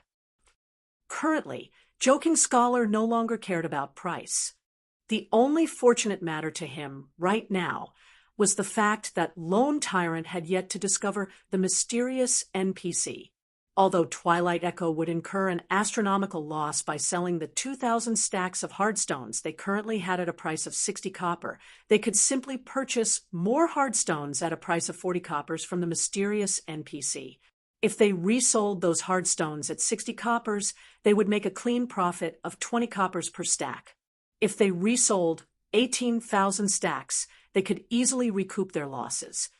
Hence, Joking Scholar needed to take action quickly. If Lone Tyrant found out about this matter, he might not even be able to sell the hardstones he had for 40 coppers a stack. 60 copper coins a stack. Moreover, you guys actually have over 20,000 stacks. Shifeng feigned astonishment as he spoke. Of course, this is our way of showing sincerity.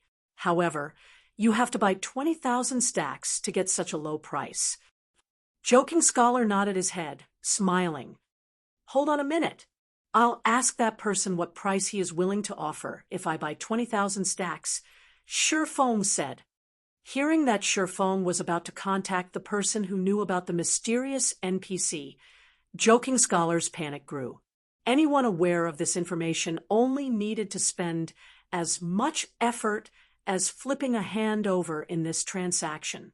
Even if they made a profit of 1 copper coin per stack, they could still earn 2 gold coins from selling 20,000 stacks. However, Joking Scholar's situation was different. Hence, he hurriedly shouted, "Guild leader tyrant, please wait a minute. I don't wish to waste time competing with those people, so I'll offer you a cost price of 50 copper coins. Take it as me trying to befriend you. However, you have to purchase 50,000 stacks. I'll even gift you 300 stacks of iron or 400 stacks of silver or 200 stacks of mithril or 100 stacks of gold and also a mysterious iron ranked runic or bag. Nobody can offer you a lower price than me. You're offering 50 copper coins a stack, and they come with a gift of rare ores as well. There are even 100 stacks of gold or a high quality or that I have never seen before. It seems that you are indeed sincere. I doubt that the other side can offer a price lower than this. All right then, I'll buy 50,000 stacks of hardstones from you." Shurfeng smiled contently. He was already quite satisfied that he could purchase 2,000 stacks of hardstones for only 50 copper coins a stack. At the expense of selling over 200 stacks of hardstones at a price of 40 copper coins a stack, he could purchase over 2,000 stacks at a price of 50 copper coins in return. He had made a huge profit out of this transaction. As for the remaining 48,000 stacks of hardstones, if Joking Scholar uncovered the truth, he would never sell him hardstones for such a low price again. Basically, there wouldn't be another business transaction between him and Twilight Echo. However, Shurfeng paid no mind to this. With this batch of forging materials, he would not run out of hardstones anytime soon. "Let's sign a contract, then, Guild Leader Tyrant." Joking Scholar took out an electronic contract. With the main god system bearing testimony to this contract, neither party involved was allowed to violate the conditions set. What is the meaning of this? Shurfeng wrinkled his brows slightly. "Guild Leader Tyrant, this is a large transaction that involves 50,000 stacks of hardstones. If Guild Leader Tyrant suddenly decides not to buy the hardstones, wouldn't I suffer the loss? Of course, I am not trying to question Guild Leader Tyrant's credibility. However, to avoid any future disputes, let us be villains before nobles," Joking Scholar explained. "Still, isn't there a problem with this agreement? I don't mind that the trade has to be done within 10 days, but why do I have to compensate you 5,000 gold coins or 50 million credits with gold coins as priority if I renege on the contract, while you guys don't have to pay anything if you renege on your commitment?" Shurfeng angrily said, "You call this not questioning my reputation?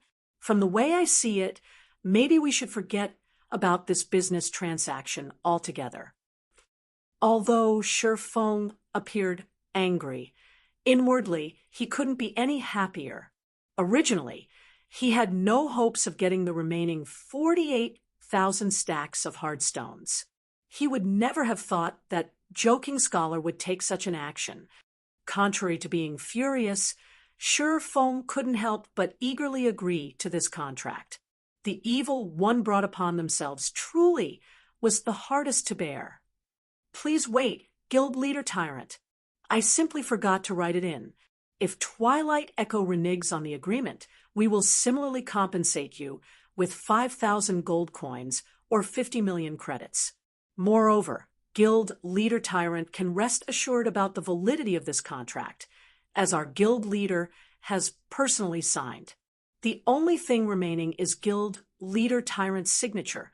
Joking Scholar hurriedly amended the agreement. He had indeed forgotten about this matter out of panic. After all, he was deeply afraid of Shurfeng discovering the mysterious NPC who sold forging materials. However, as long as both parties signed this agreement, even if Lone Tyrant discovered this mysterious NPC, Joking Scholar had nothing to fear. "Now, that's more like it," Shurfeng said with satisfaction after finding no problems with the agreement. Shurfeng was nearly unable to suppress the excitement in his heart. After calming his excited mood down, he signed the contract. However, Joking Scholar was far more excited than Shifeng. His heart was about to break out of his chest. As he watched Shifeng finally sign the agreement, the contract receiving the recognition of the main god system, he simultaneously revealed a cold smile. Chapter 238, Perfect Substitute. Chapter 238, Perfect Substitute. Let's first trade the 2,000 stacks that I have with me. Then, Joking Scholar felt fully relieved now. Sure, Shifeng revealed a faint smile, nodding. Joking Scholar then called up the trade interface, initiating the trade. With the agreement in effect now, even if Lone Tyrant discovered the secret, he would not dare renege on the deal. If he did so, he had to pay 5,000 gold coins or 50 million credits, with gold coins set the priority. Hence, he could only gnash his teeth as he purchased 50,000 stacks of hardstones for 50 copper coins a stack. The full transaction would total to 250 gold coins. Meanwhile, by reselling the 48,000 stacks of hardstones he would obtain from the mysterious NPC, Joking Scholar could make a clean profit of 48 gold. In addition to the 10 gold he just obtained, he would have a total profit of 58 gold. Such an amount could allow him to purchase quite a lot of items at the Blackwing City auction. He could also use the leftovers to increase the guild's fluid funds. Joking Scholar nearly roared with excitement. This feeling is great. However, Joking Scholar suppressed his excitement. He still needed to maintain a proper outward appearance. Now that Twilight Echo had such fluid funds, they could develop at a much faster rate. Also, since his contribution in this matter was so great, Joking Scholar wondered just what sort of reward the guild leader would give him. Currently, Shifeng also felt exhilarated at the sight of so many forging materials. Most importantly, he had only spent 10 gold coins for all of them. Nothing could feel better than this. As long as he resold them in White River City, he could earn 200 gold coins from the 2,000 stacks of hardstones alone. If he forged all of them into whetstones, he could make 800 gold. If he turned them into advanced whetstones, that would be a 2,000 gold profit. Although he could not make whetstones and advanced whetstones at a 100% success rate after deducting costs, he could still easily earn over 1,000 gold. Moreover, this was only in the case for 2,000 stacks. If he received the full 50,000 stacks of hardstones from Twilight Echo, he could easily achieve the 30,000 gold needed for his epic quest. Guild Leader Tyrant, please hold on a moment. I'll go and retrieve the remaining hardstones. Joking Scholar was satisfied after receiving the money. He would immediately use this money to purchase even more hardstones from that mysterious NPC. Fine. Let's meet up at the bank. Then, Shifeng couldn't help but smile as well when he saw Joking Scholar smile. Although players could not retrieve their personal belongings from the Bank of Blackwing City, they were still allowed to store items. Right now, Shifeng's bag was full to the brim. It would be inconvenient for him to attend the Blackwing City auction in such a state. Hence, he planned to store his items first. As for the remaining forging materials he had been promised, Shifeng no longer held any hopes of receiving them. After all, he could already envision the end result. Shifeng wondered just what sort of expression Joking Scholar would make when he found out that not only was the NPC that sold the forging materials no longer there, but the NPC would also never return. Very quickly, Joking Scholar ran over to the gazebo the mysterious NPC had previously occupied. Where is he? Joking Scholar looked at the scarcely populated alley. Aside from a few players, the mysterious NPC was nowhere to be found. Are you referring to that NPC that sold the forging materials? You came late. That NPC sold out of materials a while ago. He said he would only return tomorrow after restocking. You guys are gullible. Did you really think such things will happen every day? I bet this was a one-time event triggered by some sort of quest. I highly doubt that old man will return. Otherwise, if the old man sold so many hardstones every single day, wouldn't it break the market? The main god system shouldn't make such a mistake. Two kind-hearted players passing by suddenly started chatting about this incident. How could this be? Hearing the words of the two kind-hearted players, Joking Scholar's face instantly turned ashen. Words could no longer describe his current mood. God, just what have I done? Whether the mysterious NPC sold the hardstones in limited amounts every day or stopped selling altogether, to Joking Scholar, there was no difference between the two. No matter which scenario occurred, it was impossible for him to put together 48,000 stacks of hardstones within 10 days. If he failed to do so, then he would break the terms of the contract. If so, he would have to compensate Shurfeng with 5,000 gold coins or 50 million credits. Faced with such a heavy price, Joking Scholar had instantly fallen from heaven directly into hell. Moreover, he had fallen to the most horrifying 18th layer of hell, Avicii. If he had known such a situation would occur, he absolutely would not have sold those forging materials he had for such a low price. In the end, he had only gained 10 gold coins for all those precious materials. Moreover, he had even dug his own grave and bought his own coffin by signing that 50,000 stack contract with Lone Tyrant. What was he supposed to do now? This won't do. I need to contact Lone Tyrant immediately. I have to think of a way to scrap that contract. At the end of the day, Joking Scholar was still a veteran businessman. Now that he knew what he should do, he hurriedly ran towards the Bank of Blackwing City. If he had only lost this batch of forging materials, Twilight Echo could still bear such a loss. It would not greatly hamper the guild's overall development. Furthermore, he had at least received 10 gold coins for those materials. However, the remaining 48,000 stacks of hardstones would take Twilight Echo's life. If he took Twilight Echo's life, the guild leader would take his. Just after Shurfeng stored all the materials in the bank, he noticed Joking Scholar running over to him in a flurry. Although Joking Scholar tried to feign calmness, with the immense pressure and fear bearing down on him, he failed. Brother Scholar is fast. It must be exhausting for you to transport the stones back and forth. I wonder how many stacks you have brought this time.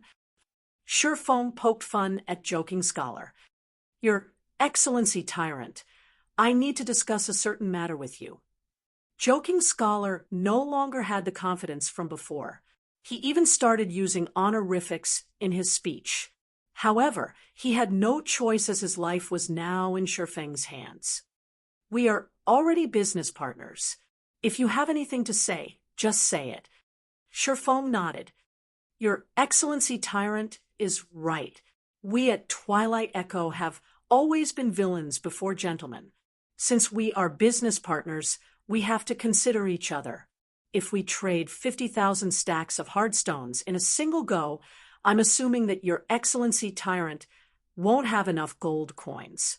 Even if given 10 days, that should not be possible. Hence, after careful consideration, we have decided to alter the contract, loosening the conditions stated on it. How do you feel about this, your Excellency Tyrant? Joking Scholar slowly explained, his words sounding very logical. If Shurfeng hadn't known that Joking Scholar was trying to renege on the contract, he might have been moved to tears by Joking Scholar's words. As expected of a veteran businessman, he can still wear a straight face when tricking someone. For a moment there, I even believed he was thinking of my own good. Shurfeng inwardly sneered. Unfortunately, such words could not move his heart or trick him, especially since he had long since known Joking Scholar's true colors. Many thanks for Brother Scholar's worries. However, Brother Scholar can rest assured that, as long as I return to my kingdom with these materials and resell them I can earn the money back very quickly. I guarantee that I can clear the debt within 10 days, so there is no need for the extra trouble of altering the contract. Shifeng faintly smiled, saying, "Let's hurry and finish the trade, then. The auction is about to start." Following which, Joking Scholar gave a dozen more reasons to cancel the agreement, such as lowering the price even further or increasing the trade amount, and so on. Unfortunately, Shifeng had rejected each and every one of them. This situation had pushed Joking Scholar to the brink of insanity. However, Joking Scholar didn't wish to reveal his intentions accidentally, so even though he was close to the point of vomiting blood out of anger, he chose to hold it in. "Brother Scholar, you don't have to waste any more words in trying to change the agreement. I will not change it no matter what. After all, I can purchase 50,000 stacks of hardstones at a price of 50 coppers a stack. That is a rare opportunity that I won't find even if I try. Even if I bought them from an NPC, I definitely couldn't buy so many." "You knew all along." "Of course. Who wouldn't know about such a huge incident? Is there something wrong with your head? You wanted to resell the hard stones you bought from that NPC and make a huge profit off of me? Keep that in your dreams. I already felt that the NPC was unreliable. Thus, I agreed to your offer. Seeing your frustration as expected, that NPC really was unreliable. I eagerly anticipate the arrival of the remaining 48,000 hard stones." "You swindled me. I am representing Twilight Echo. Aren't you afraid of angering Twilight Echo with your actions? We can extinguish a third-rate guild like Dark Star at any given minute." "Oh, Twilight Echo is a first-rate guild. I'm so scared. Unfortunately for you, Twilight Echo is based in the distant Storm Empire. You guys are simply too far away from Starmoon Kingdom. So, what if you are amazing? Can you do anything to me? What can you do to Dark Star? If you have the ability, then come to Starmoon Kingdom. I'll gladly exterminate Twilight Echo and remove its name from God's domain permanently. However, for now, you guys best think of a plan to deal with the compensation." Ha ha ha. Saying so, Shifeng departed from Blackwing City's bank, laughing loudly and leaving behind an utterly dazed Joking Scholar. Joking Scholar was completely unable to accept the reality that he had been swindled. However, compared to being swindled, he felt more humiliated over the fact that Shifeng had been toying with him from the beginning. Moreover, he had gladly jumped for joy like a monkey. When Joking Scholar thought about this, he felt utterly humiliated. After a good while had passed, Joking Scholar bellowed, "Lone Tyrant, just you wait. Twilight Echo's power far exceeds your imagination. We will definitely destroy you and Dark Star." Chapter 239, Surprised Again and Again. Chapter 239, Surprised Again and Again. After Joking Scholar recovered from his shock, he immediately called up the system communication interface and reported to Twilight Echo's guild leader, Glorious Echo. "Guild leader, that lone tyrant clearly looks down on Twilight Echo. He has already resolved to swindle 5,000 gold coins from us." Joking Scholar reported everything that happened to Glorious Echo, trembling as he spoke. Although he was one of the core members of Twilight Echo, he had caused a huge loss to the guild this time. Who knew what the guild leader would do to him? "I understand. However, a mere third-rate guild is not yet worthy of me taking action personally. I'll send Brilliant War God to deal with the corporation standing behind Dark Star in reality. If Lone Tyrant is sensible, he should know what to do. If he thinks he can easily take 5,000 gold coins from me, he should think again. However, Scholar, your performance this time has disappointed me. After you're done with the auction, return and hand over your duties to Green Wave." "Yes, guild leader.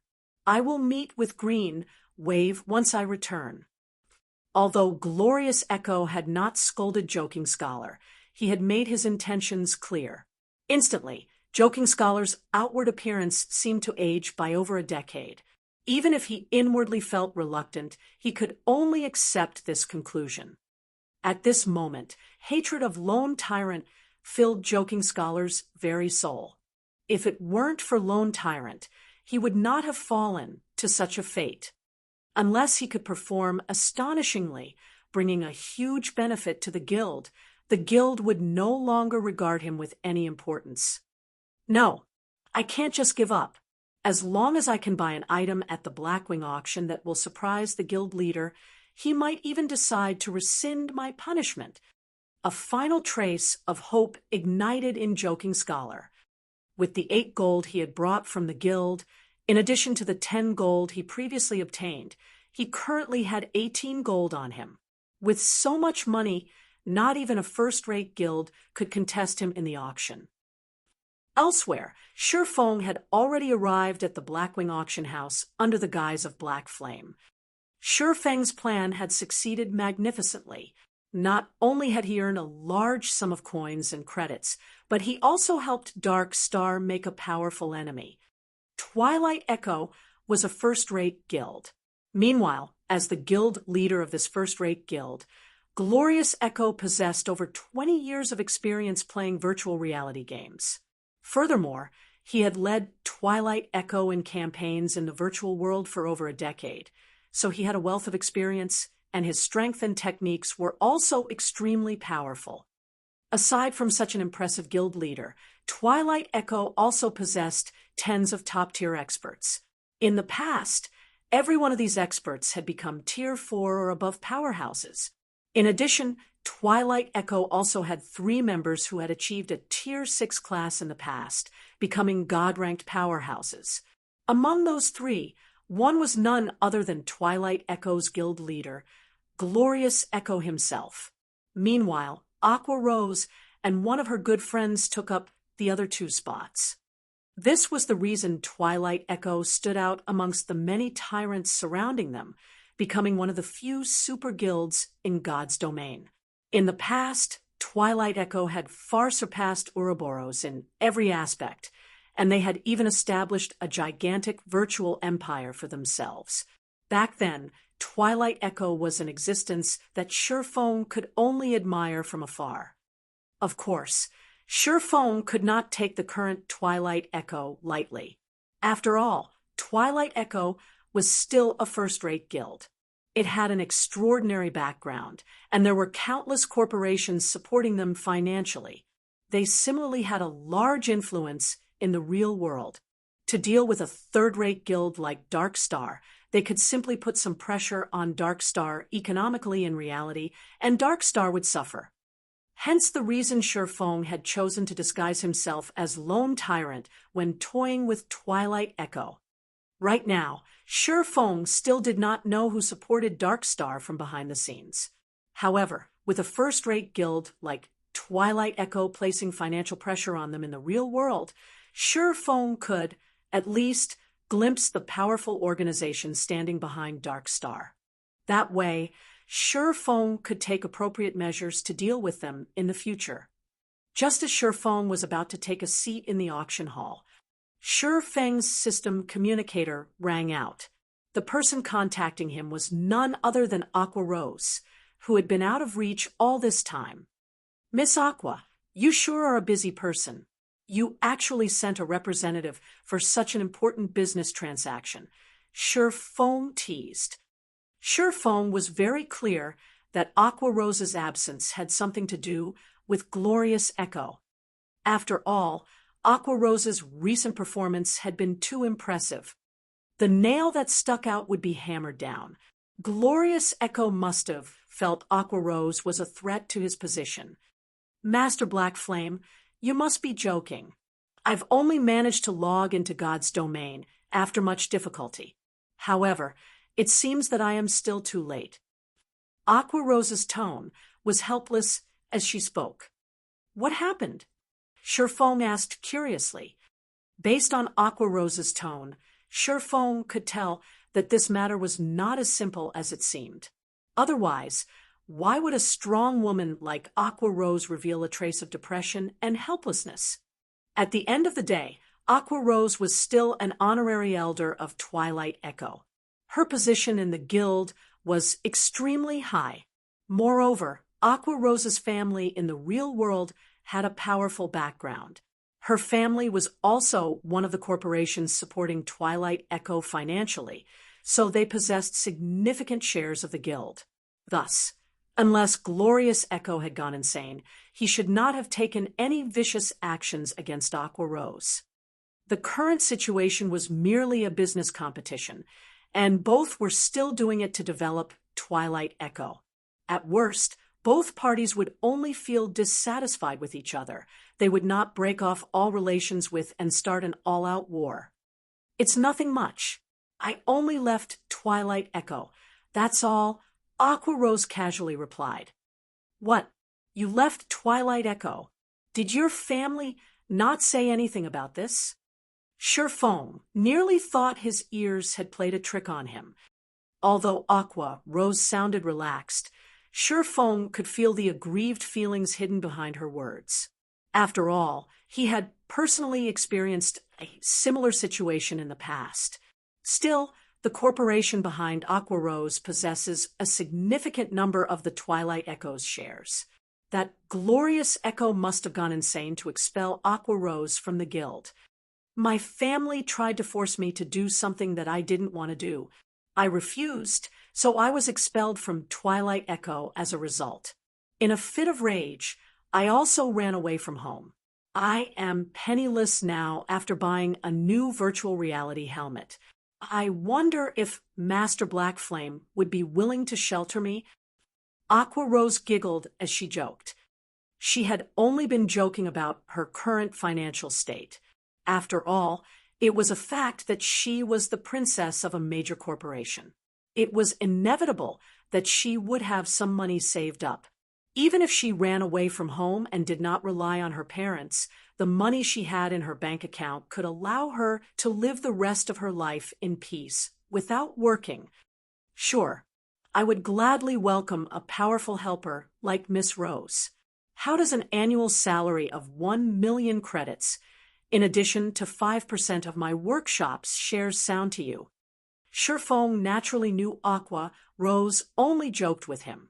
However, Sherfong did not wish to miss such a fortuitous opportunity now that it had landed in his lap. Who knew how long he would have to wait to encounter such an opportunity again? Aqua Rose was immediately dumbfounded by Sherfeng's offer. Normally, it was already impressive for a guild to offer an annual salary in the millions. Yet, Sherfong went as far as to offer her 5% of his guild's shares willingly. This was an unimaginable offer, and it clearly showed how highly Sherfong viewed her. Aqua Rose suddenly felt bewildered. Originally, she had intended to start up her own workshop from scratch. After all, some of her loyal subordinates had left Twilight Echo with her after learning of her expulsion. With this group of people under her command, she could still establish a relatively strong workshop. In the future, she intended to build a guild powerful enough to rival Twilight Echo. She wanted to teach her family that their decision was a mistake. The only problem remaining would be Twilight Echo's oppression. It was also why she currently had a massive headache. If she wished to continue developing herself and her workshop in the Storm Empire, they would have to face the full brunt of Twilight Echo. Meanwhile, Aqua Rose was very clear on just how amazing Twilight Echo was as a guild. But now that Sherfong had invited her with such sincerity, she was at a loss on what to do. Chapter 240, Purgatory's Shadow. Chapter 240, Purgatory's Shadow. If that is still not enough, you can become the vice leader of the guild. You can also form your own elite team and maintain independence. How about it? Sherfong added. Twilight Echo's abandonment of a future Tier 6 God-rank powerhouse was the same as crippling both of their arms. The reason Sherfong thought both, and not just one of their arms, was because without Aqua Rose, her Tier 6 friend would not join Twilight Echo. Hence, Twilight Echo's decision to expel Aqua Rose was the equivalent of expelling two future god-ranked powerhouses. Meanwhile, Shi Feng had single-handedly caused this tragedy of Twilight Echoes, albeit unintentionally. If he could recruit Aqua Rose into his guild, he very much looked forward to the guild's future. Even if I agreed to your offer, I still have a group of subordinates in the Storm Empire. I might be able to afford the expensive teleportation fee for myself, but they won't be able to. Moreover, for my sake, they chose to leave Twilight Echo and abandon their bright futures there. I can't just abandon them for my own selfish reasons. I am truly sorry about this. Although Shi Feng's offer was very attractive, Aqua Rose was not willing to abandon her subordinates. Are there a lot of them? Shi Feng asked. There should be over 100 people. Master Black Flame, you should just give up. Not even Twilight Echo can afford the teleportation fee. For so many people, Aqua Rose naturally understood Shi Feng's intentions behind the question. Teleportation across countries was costly. Moreover, the Storm Empire was very far away from Starmoon Kingdom, so the teleportation fee involved would be far more expensive. A rough estimate for a single player was 2 to 3 gold coins, while the total for 100 players would be at least 200 to 300 gold coins. Not to mention just one first-rate guild, even 10 first-rate guilds combined couldn't afford such a price.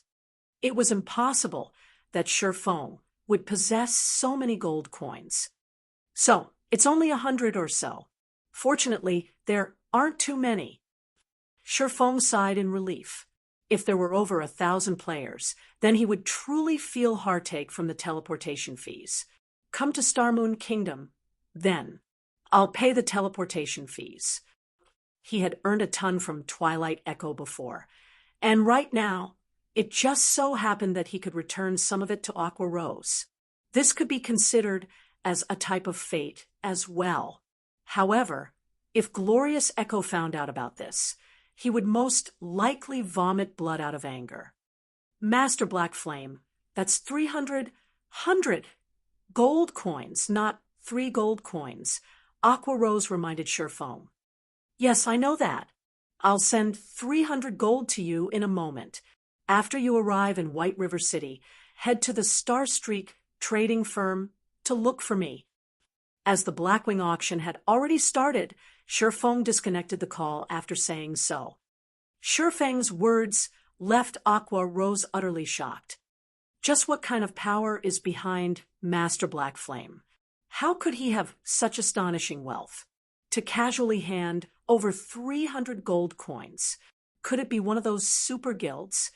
Shi Feng's tone, when he spoke, had been very casual, as if the 300 gold coins he mentioned were merely 3 gold coins.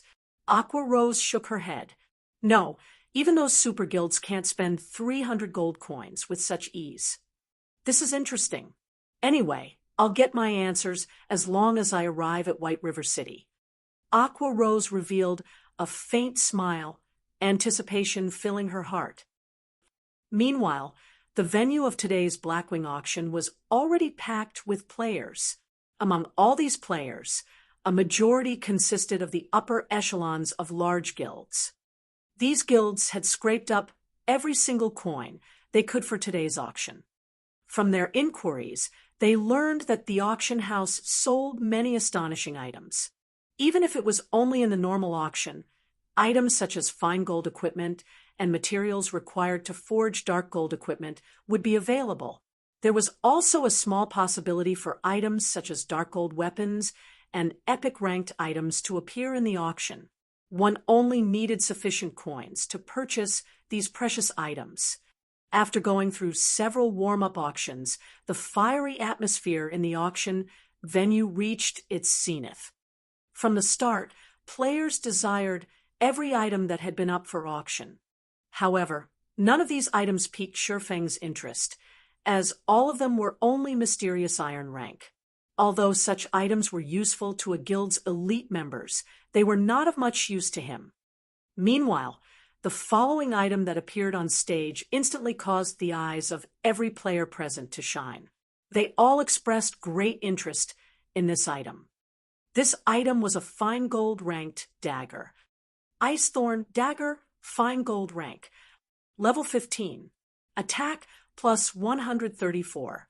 Strength plus 18. Agility plus 24. Endurance plus 15. Additional passive skill dash.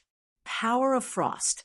Deals 50% frost damage to the target, reducing target's movement speed and attack speed by 50% for 4 seconds. If an assassin equipped this dagger, they would be like a tiger that had grown wings. Even if the assassin failed to kill the enemy with a single hit, with the speed reduction in effect, they could continue linking skills to destroy their enemy. Aside from the Ice Thorn, there was also a dagger called Raging Flames Dagger. Raging Flames Dagger. Dagger, fine gold rank. Level 15. Attack plus 134. Strength plus 18. Agility plus 24.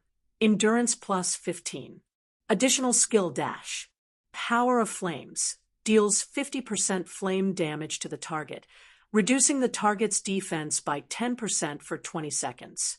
Effect stacks up to a maximum of 5 times. All assassins in the auction venue grew excited at the appearance of these 2 daggers. They practically drooled, wishing they could equip these blades.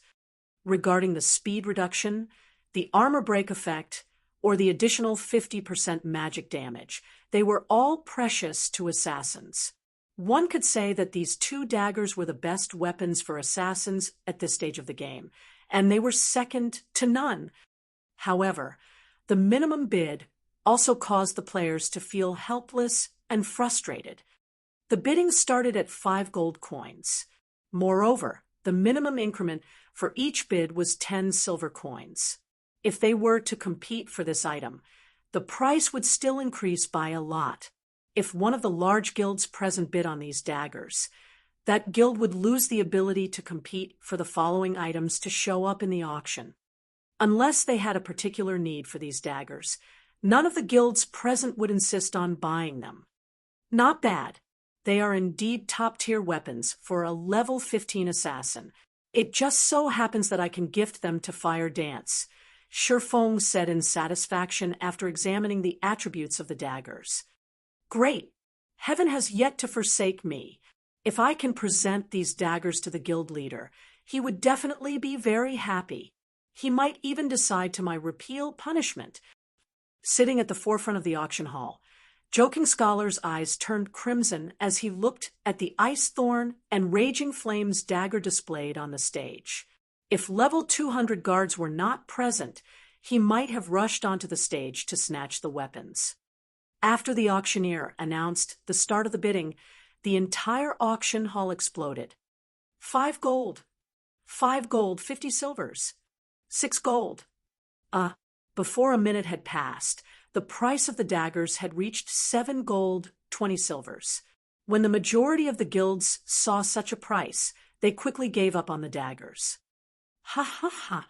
You all can compete with each other all you want, but don't even think that you can win against me.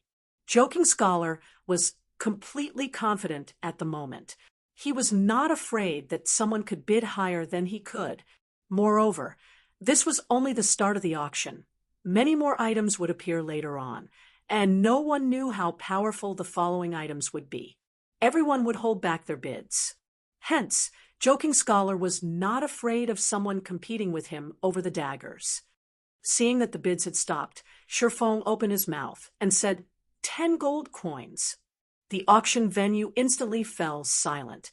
Although these daggers were top-tier weapons for an assassin, that price was simply too high. However, that was not to say that these daggers were worth such a price tag. Rather, not many players currently present could afford such a price. They had not brought that many coins with them to the auction. If the auction were conducted using credits, many players would be more than willing to spend 500,000 credits to buy these daggers. Black Flame? Shit.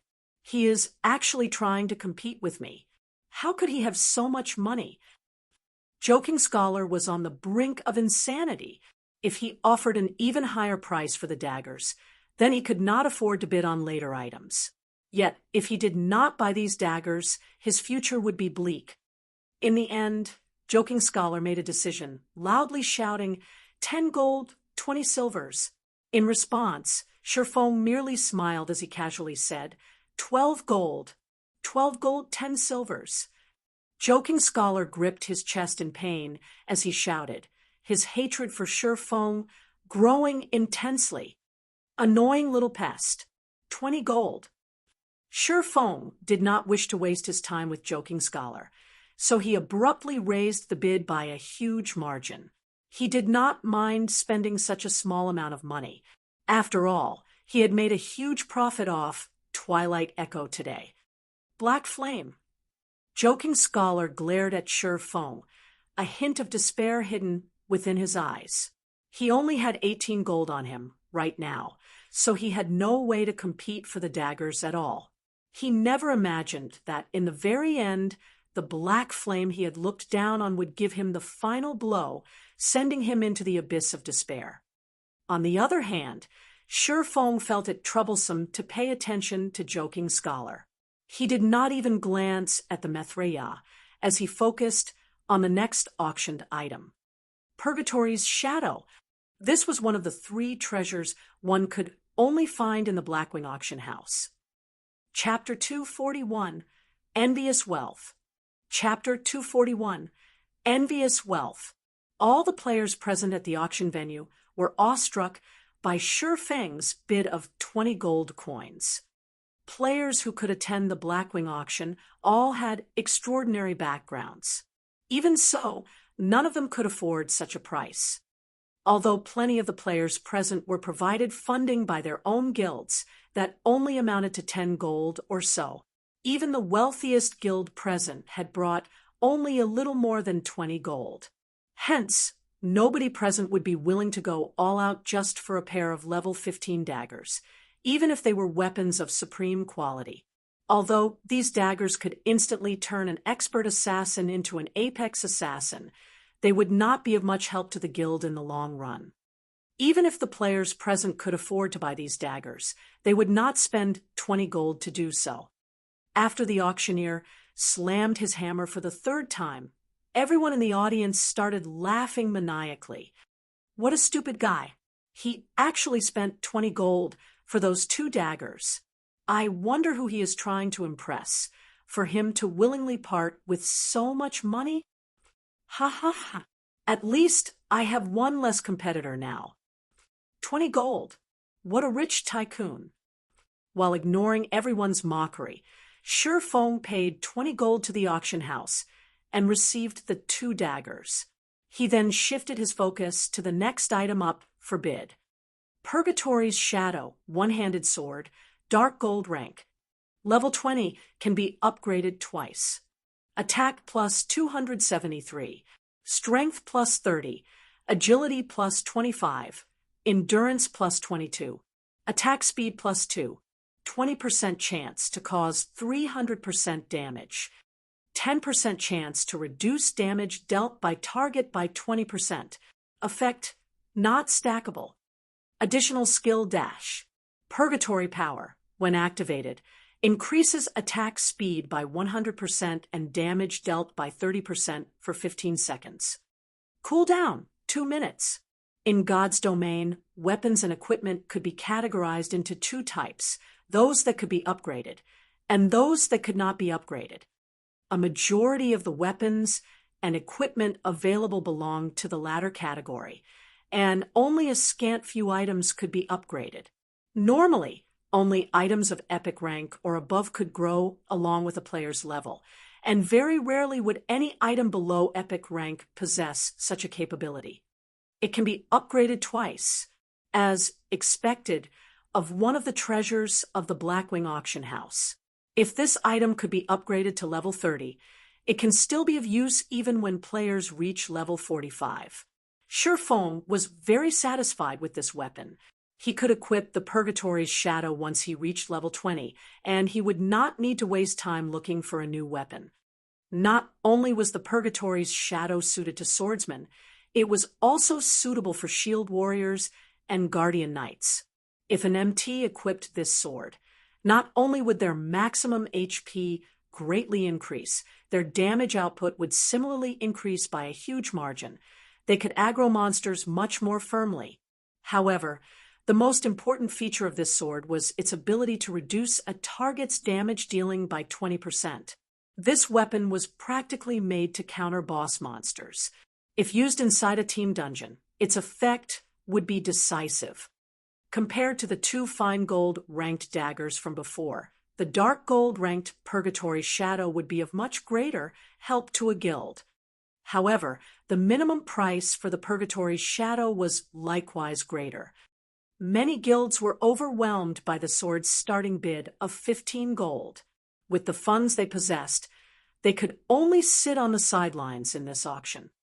This sword belongs to me. Everyone else, don't even think of trying to compete against me for it. Who the fuck are you? We, world dominators, have taken a liking to this sword. Whoever dares to bid will be looking for trouble with us. Do you guys think you are the only first-rate guild present in this auction? Our guild is the bloodthirsty war god. Anyone who dares to bid will be dead meat. Although the price of the Purgatory's Shadow was high, the competition for it was still intense. It made one truly wonder just what price it would achieve in this auction. Hence, the many first-rate guilds present started sending warnings to the other guilds in the hopes of buying the Purgatory's Shadow at a cheap price. Idiots! Sure Foam helplessly shook his head at their actions. Did these people think that the ones buying items here were limited only to players? Although the minimum bid for the Purgatory Shadow was 15 gold, according to Shurfeng's understanding, one needed to bid at least 25 gold in order to secure the item. Otherwise, it would be bought out by NPCs. Did these first-rate guilds think that by voicing threats, they could take advantage of loopholes in the system? Soon after, the bidding for the Purgatory's Shadow started, and the price for the sword soared continuously. In a blink of an eye, the price of the sword had already reached 20 gold. The ones currently bidding for the sword consisted of only first-rate guilds. Second-rate and third-rate guilds did not have the funds to take part in this auction at all. They could only look on in silence, unwillingness filling their hearts. Meanwhile, Joking Scholar similarly felt helpless as he sat in the front row of the auction. If he had not been swindled by Lone Tyrant, he could have bought those two daggers already and also this Purgatory's Shadow, while the other guilds could only watch as he did so. After the bidding continued for several minutes, the price for the Purgatory's Shadow finally stopped increasing. At 24 gold 30 silvers, this price was very low where level 20 dark gold weapons were concerned. Not to mention, this was also a dark gold weapon that could be upgraded. Ha ha ha, this Purgatory's Shadow belongs to me now. Seeing that nobody else was outbidding him, the berserker from World Dominators cheered. The members of other guilds could only look at this berserker with unwillingness in their eyes. In an auction, players competed with one another in terms of wealth, not influence. However, immediately after the auctioneer slammed his hammer for the second time, someone broke the silence and made a bid. Moreover, it wasn't just limited to a single person. 25 gold. 26 gold. This sword looks finely made. I can add it to my collection. I'll bid 30 gold coins. At this moment, a nobleman of Blackwing City placed an astonishing bid, stupefying all the guilds present. Why are the NPCs joining the bid as well? This question baffled many of those present in this auction. If NPCs were going to bid against them too, how were they supposed to compete? That man was an NPC, a noble of Blackwing City, at that. How were players supposed to outbid him? Damn, this auction house is clearly trying to toy around with us. They're only letting us players compete for the non-precious items. If I had known this would happen, I would have bought those 2 fine gold ranked daggers from before. That person was truly lucky. He managed to so easily obtain those 2 daggers. Many of the players present started regretting their previous inaction. They never thought that the auction house would play such a card. 31 gold. At this moment, a familiar, indifferent voice resounded in the auction hall. Every player in the venue immediately turned their gazes toward the origin of this indifferent voice. However, their eyes were immediately filled with both shock and disbelief when they discovered the owner of the voice. The person who called out this bid was none other than Sherfong, the person who previously bought the 2 fine gold ranked daggers for 20 gold. Now, he had once again placed a bid of 31 gold. How much money does this fellow have? Everyone started making speculations that Sherfong might have robbed an NPC noble. Otherwise, how could he have so much money? After Sherfong shouted his bid of 31 gold, the great noble immediately countered with a bid of 32 gold. However, Sherfong did not fall behind, as he followed up with 33 gold. As both parties took turns placing bids, the price of the Purgatory's shadow gradually increased. Every player witnessing this scene had their mouths gaping wide in shock. Finally, Sherfong secured the Purgatory's shadow at a price of 39 gold, following which several rounds of auction passed without much commotion. Compared to Sherfeng's 39 gold purchase, the other auctioned items were sold at much lower prices. Although another treasure appeared during the auction, it was a dark gold ranked leather armor that failed to pique Sherfeng's interest. In the end, the equipment was bought by an NPC for 32 gold.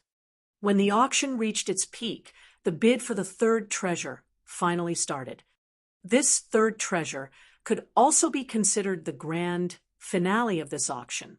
Just the starting bid of this item was already set at 30 gold, causing every guild present to give up on bidding for it.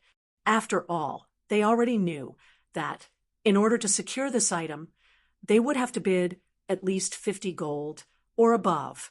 Unless several first-rate guilds pooled their funds together, it would be an impossible feat, however. The notion of forming such an alliance was simply unimaginable for the many first-rate guilds present. Lending money to other guilds at this point in time would be no different from lending money to an enemy.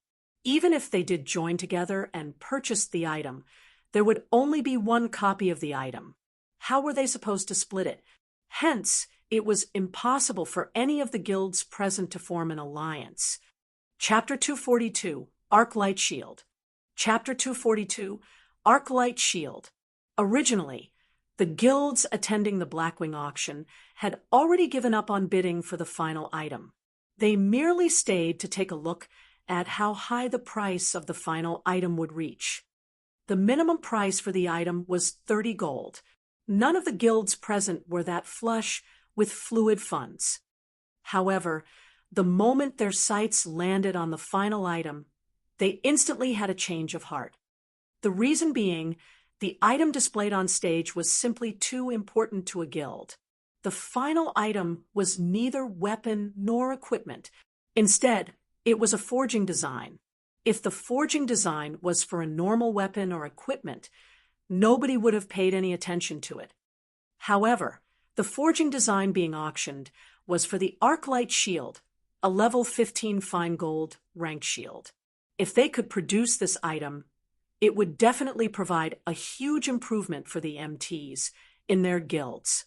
This shield was especially useful during this crucial period of the game. With more and more first clears of 10-man and 20-man dungeons taken, the various large guilds had already started challenging 50-man team dungeons. However, there was one problem that vexed them without end. Their MTs could not even tank the first boss of the dungeon. If their MTs couldn't even survive the attacks of the boss, how were they supposed to raid it?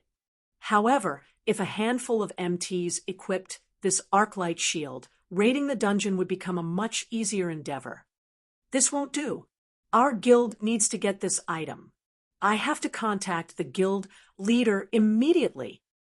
This shield is simply too good. I must have it. The representatives of the first-rate guilds present had, at the first moment, contacted their respective guild leaders and reported this matter to them. The answer these representatives received was also one of confirmation. They were told to obtain the forging design at all costs. These representatives were also told to contact the other second-rate and third-rate guilds present at the auction venue to seek their cooperation. In return, the first-rate guilds would produce the appropriate amount of arc light shields for them based on the amount of money they contributed. Originally, the second-rate and third-rate guilds present had long since given up on bidding for the arc light shield forging design. After all, they could not even afford the minimum price of the item. Now that they were given new hope, they would naturally be more than willing to lend their help. 1, 2, 3. More and more second-rate and third-rate guilds started allying themselves with first-rate guilds. They pooled together all the funds they had, and very quickly plenty of first-rate guilds had managed to collect a total sum of around 50 gold. They then proceeded to place bids one after another. The price of the Arclight shield forging design consistently rose. Starting from the minimum bid of 30 gold, its price quickly increased to 51 gold. The guilds strived very hard to outbid each other. As soon as they received the funds of another guild, they would immediately call out the highest bid they could afford. They were deeply afraid that, if they gave the other guilds too much time, the other guilds would be able to obtain even more funds. Just as these guilds were competing against one another with a fiery passion, 60 gold. Shifeng immediately raised the bid by 9 gold. Shifeng did not wish to waste too much time on this auction. In any case, it was a must for him to obtain this Arclight shield forging design. Why do you have so much money? Just who is this brat? Previously, they had already been shocked by Shifeng's wealth. Now, however, they started feeling frightened. After spending 59 gold to purchase 3 weapons, Shifeng was still able to place a bid of 60 gold. If they had not been aware of the fact that players were not allowed to place a bid without having the corresponding amount of money, they would definitely have thought that Shifeng was just joking around. Faced with the pressure of 60 gold, 2 first-rate guilds immediately joined hands to place a new bid. Meanwhile, the guild to take the lead in this alliance was World Dominators. The representative for this guild yelled out his bid of 61 gold right away. 70 gold. Shifeng no longer wished to play around in these muddied waters. Otherwise, he would have to pointlessly waste a lot of money. 71 gold. 80 gold. 81 gold. 90 gold. Before even a minute had passed, the price of the Arclight shield forging design had already reached a staggering 106 gold. If such an amount was converted into credits, that would be more than 1 million credits. If one took into account the inflation that would occur due to the volume purchase of coins, then the value of 106 gold coins might even reach 2 million credits. 2 million credits just for a forging design. If a normal player were to learn about this, they would definitely consider Shifeng insane, a spendthrift that had nowhere to spend his money. However, Shifeng felt that the Arclight shield forging design was worth such an amount of money. After all, the value of this forging design would only grow higher once it entered his hands. Damn, to actually run out of money at this crucial time. We definitely can't fall short at this final moment. Who else has money? Overlord Warbear, the berserker from World Dominators, started panicking. His guild leader had already given him the command to obtain the forging design at all costs. However, even after joining hands with another first-rate guild and more than a dozen second-rate and third-rate guilds, they still could not outbid a single Shifeng. Warbear was truly at a loss on what to do now. He had even secretly contacted Shifeng before. As long as Shifeng was willing to let world dominators have the forging design, he was willing to compensate Shifeng with 1,000,000 credits. Yet, the price of the forging design still continued to increase higher and higher. He was already nearing the brink of insanity right now. "I can lend you a hand. I have 18 gold with me here. This should be enough to suppress that black flame." Joking Scholar walked over to Warbear at this moment. "What conditions do you have? I advise you to give up if they are too outrageous. I won't hand over this forging design, no matter what." "Of course I know this. My conditions are simple. After World Dominators obtains the forging design, just give me the Arclight shield that I deserve. In addition, I also wish for you guys to take care of that black flame. He is affiliated with the Starmoon Kingdom, and I know World Dominators has quite a number of members there.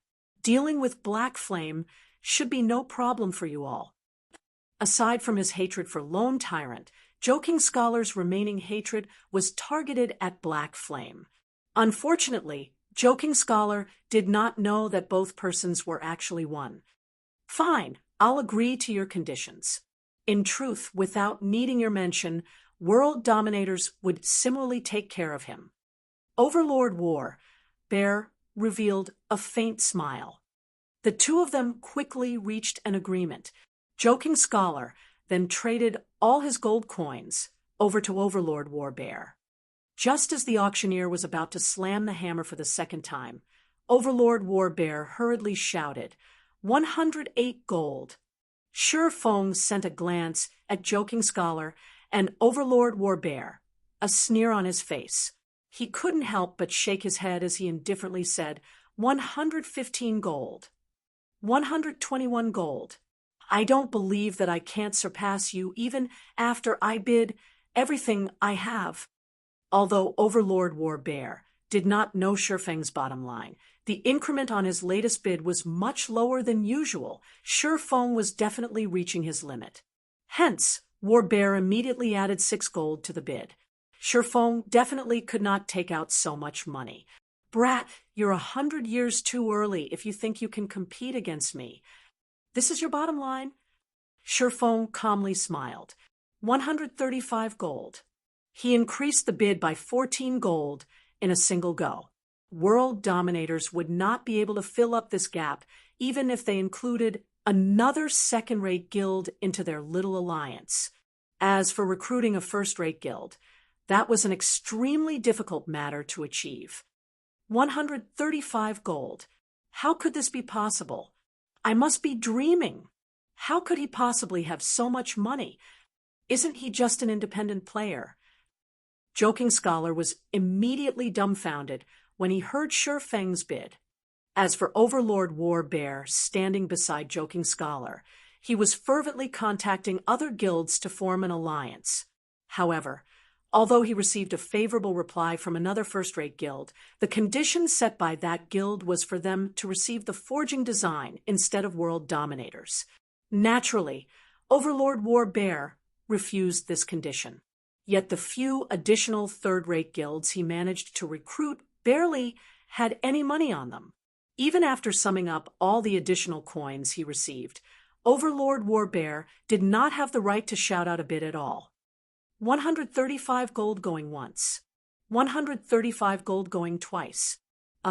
Even when the auctioneer's hammer landed for the second time, not a single guild present was able to place a new bid.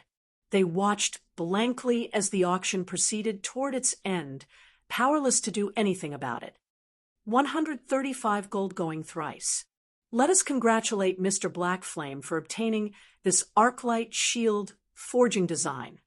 Following which, a beautiful hostess brought the forging design to Shifeng. After Shifeng paid the 135 gold to the auction house, the hostess similarly handed the forging design over to Shifeng. After officially receiving the Arclight shield forging design, Shifeng wondered just what sort of attributes the shield itself possessed. With such a thought in mind, Shifeng tapped on the item and took a look at its description. Immediately, his lips curled up slightly in a smile. Chapter 243, Bountiful Harvest. Chapter 243, Bountiful Harvest. Overlord Warbear and Joking Scholar felt great resentment for Sure Feng when they saw his smile. They thought Sure Feng was mocking them and looking at them in contempt. In reality, Sure Feng's smile was purely due to his joy. However, compared to when Overlord Warbear and Joking Scholar first met Sure Feng, they dared not underestimate him any longer. On the contrary, their eyes were filled with vigilance now. Sure Feng showed everyone that he was more than capable of spending such a large amount of coins. If someone were to say that Sure Feng did not possess any major power supporting him from behind, not even a ghost would believe them. The only question that remained was, what sort of power backed Sure Feng? Since Warbear failed to complete the task given to him by his guild leader, his expression looked extremely bad right now. However, he was simply helpless in this matter. 135 gold. Even if every member of World Dominators pooled their coins together, they still wouldn't be able to collect such an amount. It was only natural that he lost the bid.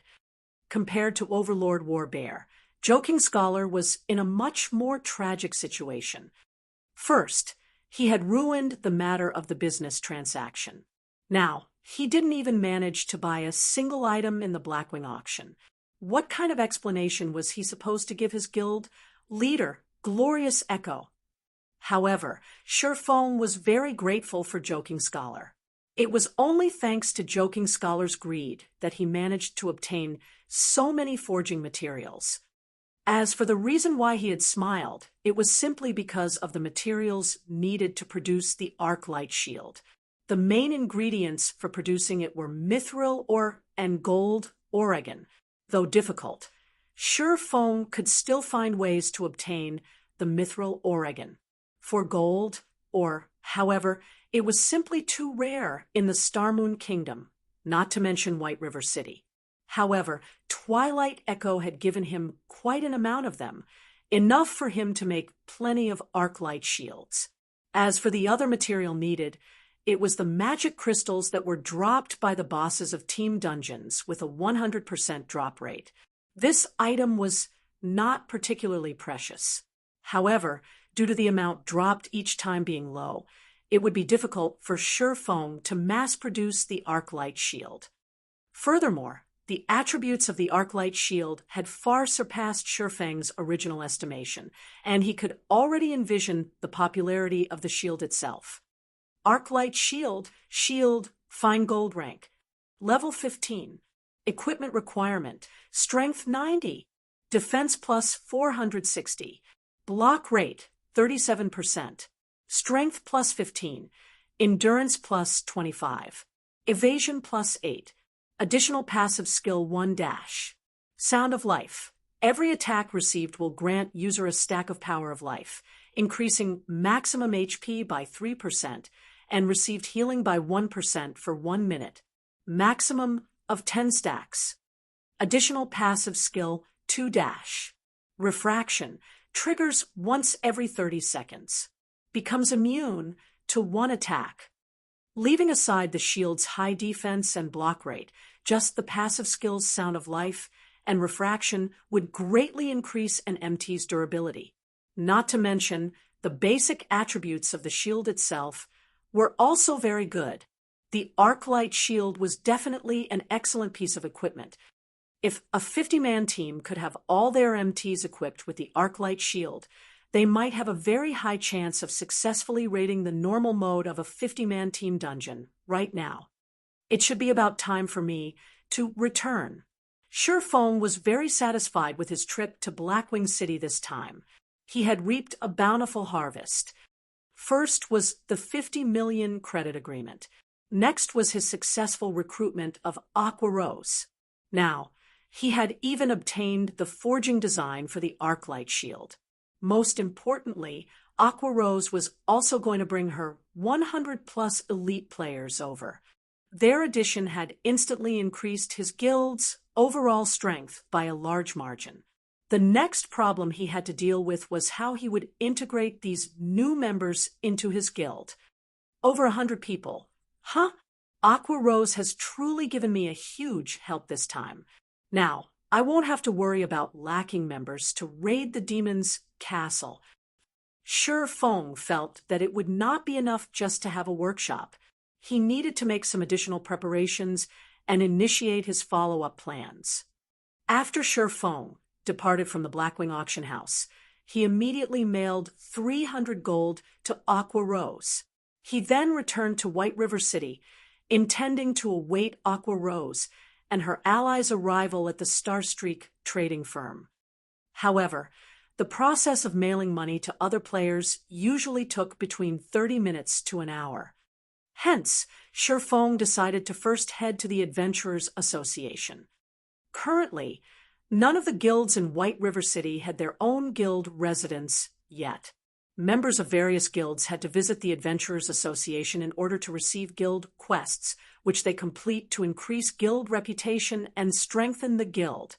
Hence, the Adventurers Association had become the second most popular location in White River City.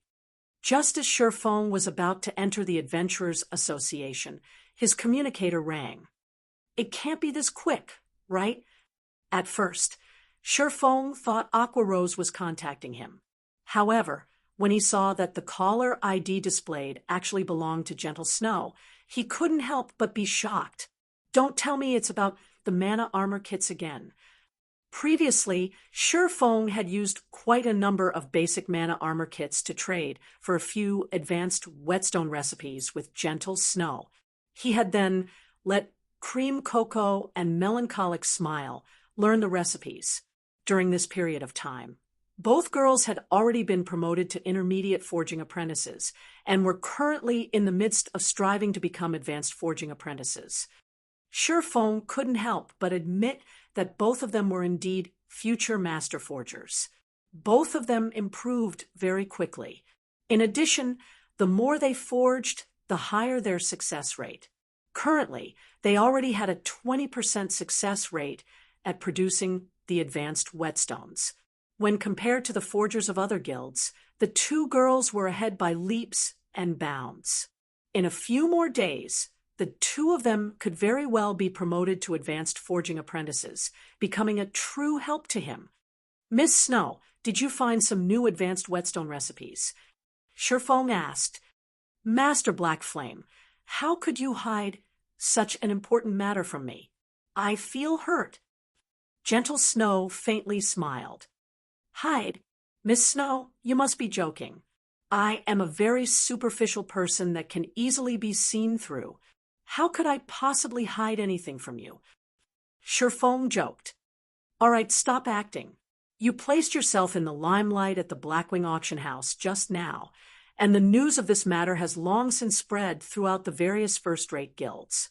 Each and every one of them wishes to seek cooperation with you and purchase those arclight shields from you.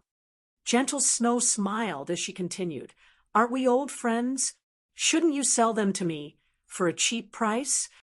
Your information gathering is truly efficient, Miss Snow. Sure Feng smiled bitterly as he said, I can sell a few arclight shields to you. However, you must pay for them using coins, or exchange for them using the magic crystals you obtained from team dungeons. Magic crystals? Although the bosses drop them every time, the amount they drop is minimal, yet these magic crystals possess a very wide range of uses. Let's just use gold coins. I wonder how much you are charging for them, Master Black Flame. All right, then. Since it is for you, Miss Snow, I won't rip you off. As the Arclight Shield is a fine gold ranked shield, I imagine that you know how precious the materials needed to produce it are. Moreover, the success rate of producing it is also very low. I'll sell you each Arclight Shield for 25 gold, no negotiations. Sure Feng had already expected Gentle Snow to decline exchanging the shields for magic crystals. However, it was much better for him if she used gold coins to buy them. 25 gold. Even if I took the fluid funds of every Ouroboros branch in the Starmoon Kingdom, I still won't have that much money. Can't we trade using credits? How about 500,000 for each shield? Gentle Snow was astonished by the Arclight shield's price. However, she similarly knew of the difficulty of crafting a fine gold ranked shield. If it were up to their forgers to make the shield, the cost might not even stop at just 25 gold.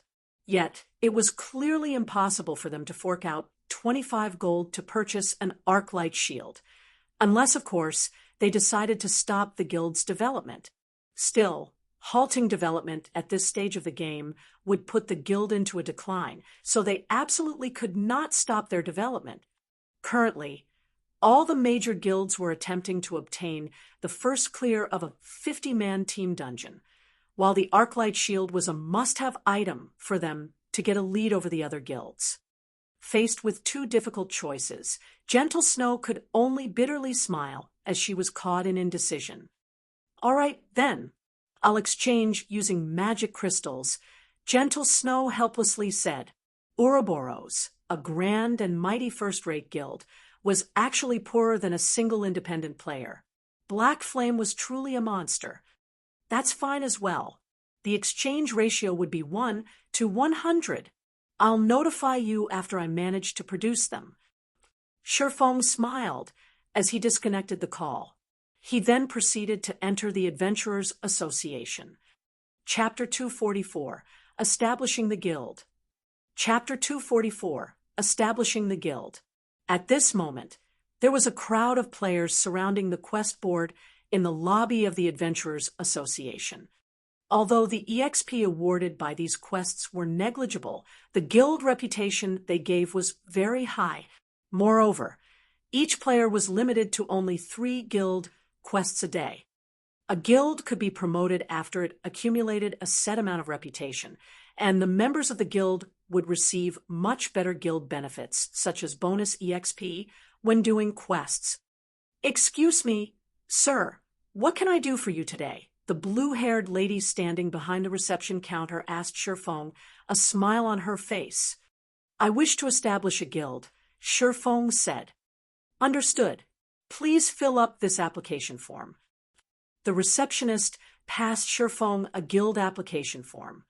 It was very easy for players to establish a guild in God's domain. Players only needed to decide on a name for their guild and designate a guild emblem. They were then required to purchase a guild certificate for 10 copper coins and have at least 7 independent players place their signatures on it. When all these things were completed, the guild would then be officially established. Newly founded guilds would all start out as 1-star guilds, and the only benefit available for the members of a 1-star guild were the availability of the guild quests. "Guild name, is it?" Shurfong hesitated as he looked at the blank space meant for the guild's name, wondering what he should write in exactly. After giving it some thought, he decided to stick with using the Zero Wing Workshop's name. In any case, along with the guild's development and growing fame, his identity would sooner or later be leaked. "Let's name it Zero Wing, then." Shurfong then designed the guild emblem in the form of 6 silver wings.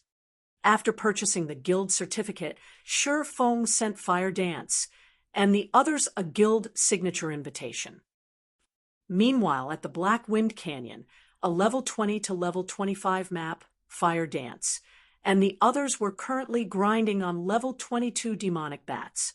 They had come to this place under the suggestion of Shurfong. The reason Shurfong had recommended it was because the demonic bats here belonged to the type of monsters that had high attack but low HP. Most importantly, the monsters here were concentrated in number.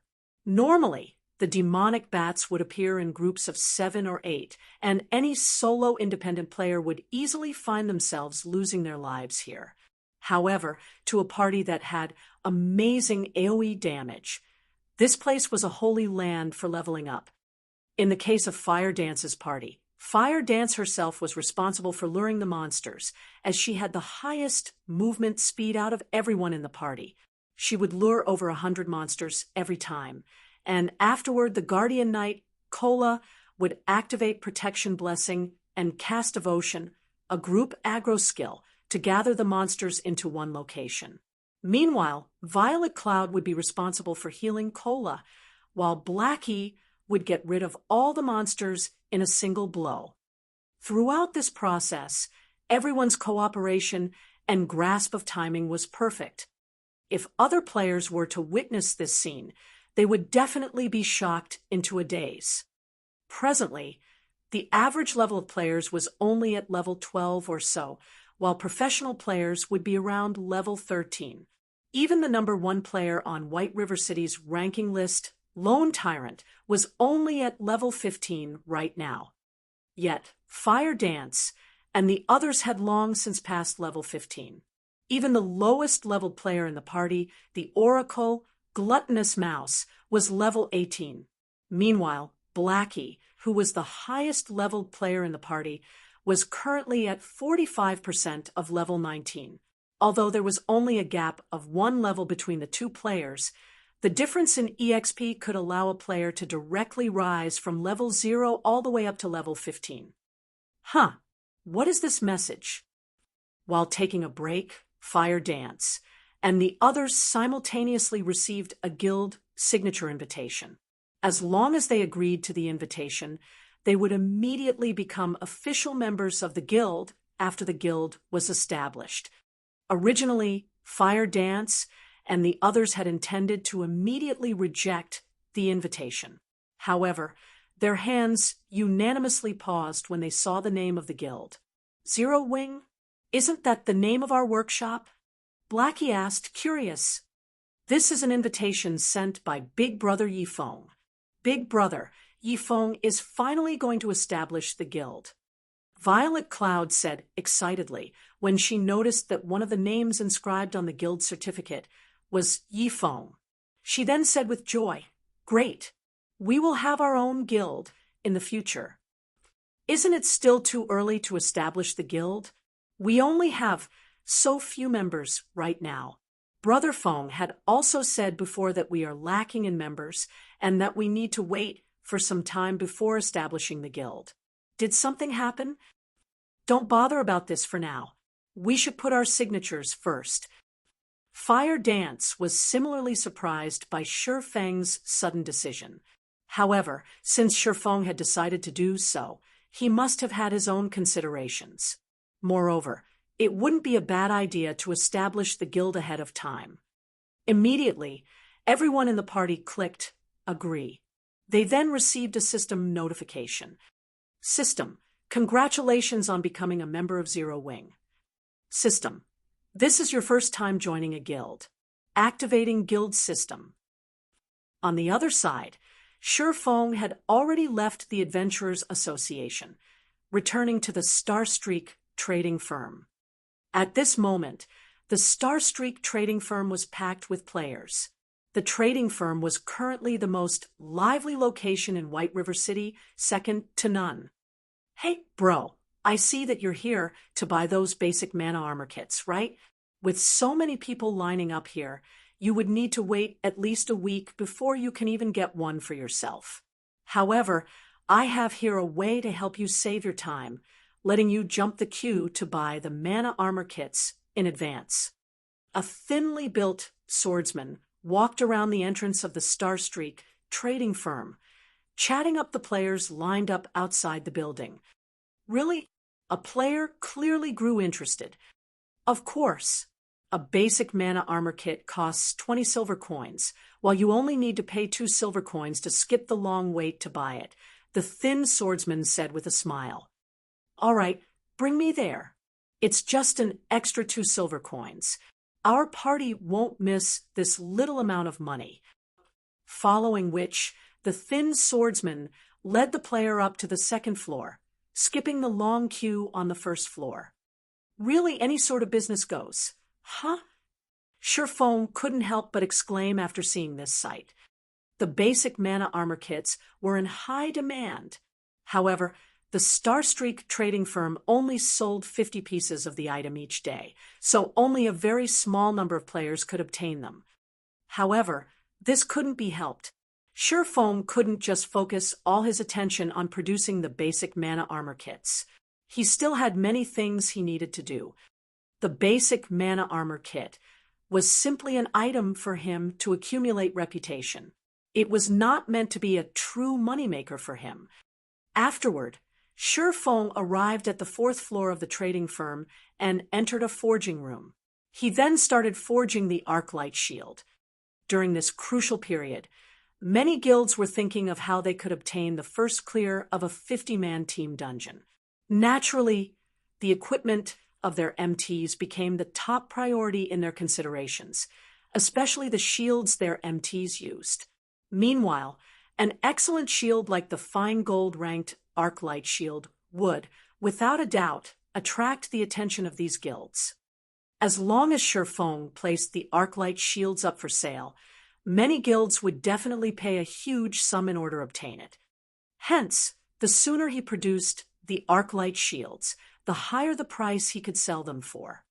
However, the success rate for forging a fine gold-ranked item was extremely low. A normal advanced forging apprentice only had a 2% success rate, meaning that out of 100 tries, they would only successfully produce 2 Arclight shields. In reality, however, they might not even be able to produce 1 out of 100 tries. However, Shi Feng had both the Book of Forging and Black Steel's insignia. He also had the Ice Blue Devil Flame and various other tools that increased his forging success rate. Even so, his final success rate at forging a fine gold-ranked item only sat at around 20%. In addition, Shi Feng was not familiar with the forging process of the Arclight shield, so his success rate should be much lower than 20%. If he was promoted to a basic forger, his base success rate would increase to 5%. However, that still wouldn't make much of a difference. Only by becoming an advanced forger would there be a significant improvement. With the 10% base success rate of an advanced forger, in addition to the various supporting tools Shi Feng had, his success rate for forging a fine gold-ranked item could reach up to 30%. However, Shi Feng needed to invest a lot of time in order to become an advanced forger, and time was something he sorely lacked right now. He had no choice but to give it a try now. In any case, he had plenty of materials to experiment with. He could simply try again if he failed. Chapter 245. Target Dark Gold. Chapter 245. Target Dark Gold. Before Shi Feng started forging the Arclight shield, he decided to first forge a few basic mana armor kits to serve as a warm-up. After God's Domain evolved, the process of forging grew more complicated, greatly increasing the difficulty of producing an item. Unlike the advanced whetstones and basic mana armor kits, which were still considerably simple to make, items such as weapons and equipment had a much more complex forging procedure. It should be about time I give the shield a try. After Shi Feng produced tens of basic mana armor kits, he finally retrieved the silver ore and gold ore needed to forge the Arclight shield. He had also received the magic crystals from Gentle Snow in advance. Gentle Snow had wanted to obtain the Arclight shields as soon as possible, so Shi Feng required her to send him the magic crystals in advance. Shi Feng had received a total of 200 magic crystals from Gentle Snow. Such an amount was sufficient for 20 attempts to produce the Arclight shield. Shi Feng only had a 20% success rate for forging the Arclight shield. It was the lowest success rate he had ever had since he started forging equipment. However, if any other forger were in his shoes right now, they might not be able to produce even one Arclight shield out of several hundred sets of materials. Those conceited guilds thought that they could easily produce the Arclight shield after obtaining its forging design. However, if Shi Feng had not won the bid for the forging design, by the time those guilds managed to produce a single Arclight shield, the 50-man team dungeons would have long since been conquered. In order to gain experience, when Shi Feng started his first attempt at forging the Arclight shield, he went through the process slowly and steadily, carrying out each step to the best of his abilities. Before he knew it, Shi Feng had spent over 20 minutes producing the first Arclight shield. Compared to a normal shield, the Arclight shield had a crescent-shaped design. The entire shield was colored in silver, and many runic patterns were carved on the shield's body. Although the shield looked mighty and powerful at first glance, it was still unknown whether it was a failed or successful product. Shifeng then chose to generate the shield's data. After 10 seconds of waiting, the identification process for the shield was completed. As expected, it's a failure, Shifeng sighed when he took a look at the shield's data. Although it was indeed an Arclight shield, its quality was a rank lower than the original. It was only Secret Silver rank. Arclight shield, Secret Silver rank. Level 15. Equipment requirement. Strength 90. Defense plus 330. Block rate 31%. Strength plus 10. Endurance plus 20. Evasion plus 3. Additional passive skill 1 dash. Sound of Life. Every attack received will grant user with a stack of Power of Life, increasing maximum HP by 2% and received healing by 1% for 1 minute. Maximum of 10 stacks. Additional passive skill 2 dash. Refraction. Triggers once every 50 seconds. Becomes immune to 1 attack. From a general point of view, though, it is not a bad result. All the same, at the very least, it is still a Secret Silver ranked shield. I should be able to sell it for a good price even then. Shifeng was relatively satisfied with this failed product. After all, a Secret Silver ranked shield remained a rare item at this stage of the game. According to Shifeng's knowledge, a majority of the core MTs of second-rate and third-rate guilds were still using mysterious iron-ranked shields. If he sold this failure, he could still earn around 6 to 7 gold coins from it. Although he had failed this time, it was not a complete failure. At the very least, it did not turn out as a scrap item. This partial failure indicated that he must have made a mistake somewhere during the forging process. There shouldn't be any problems with the forging of the main body itself. I must have messed up when I was carving the runes on the shield, preventing it from reaching fine gold rank, Shifeng concluded after carefully reviewing his actions. According to past experiences, if a problem had truly occurred during the formation of the shield, then the Arclight shield wouldn't just fall by a single rank. It wouldn't even be unusual for the shield to end up being bronze rank or lower. Afterward, Shifeng did not rush to start his second attempt. Instead, he carefully studied the runes he had carved on the Arclight shield. The inscription of the runes were mainly done using the magic crystals. However, the process of completing these runes was not easy, as Shifeng did not truly understand their meaning. He could only make blind imitations of the drawings. Although he did not understand the meaning behind the runes, if he practiced drawing them over and over, it should still yield some positive effect. Hence, Shifeng started practicing drawing the runes. Once, twice, 10 times. Every drawing took around 4 to 5 minutes to complete. However, as the number of times he practiced increased, he grew more proficient at drawing the runes. The runes he drew now also started resembling the original. This cost-free way of practicing was much more economical than learning through actual production. Shifeng naturally wouldn't mind more practice. This should be enough. Shifeng looked at the latest rune he drew, feeling extremely satisfied with it. This imitation of his looked practically the same as the rune shown on the forging design. Hence, Shifeng started his second attempt at producing the Arclight shield. This time, the entire forging process of the shield flowed very smoothly. Shifeng had only spent around 10 minutes to complete the second Arclight shield. However, his attempt this time ended in complete failure. Shifeng's 20% success rate did not stand on his side this time around. Following which, Shifeng consecutively produced 10 Arclight shields. Moreover, with each successive shield he made, the time he spent producing them also decreased. His hands also moved with much more proficiency. Out of the 10 arc-light shields he made, only 2 barely achieved the passing standard. 2 ended up as defective products, while the remaining ones were complete failures. As for the 2 defective shields, one was mysterious iron rank, while the other was secret silver rank.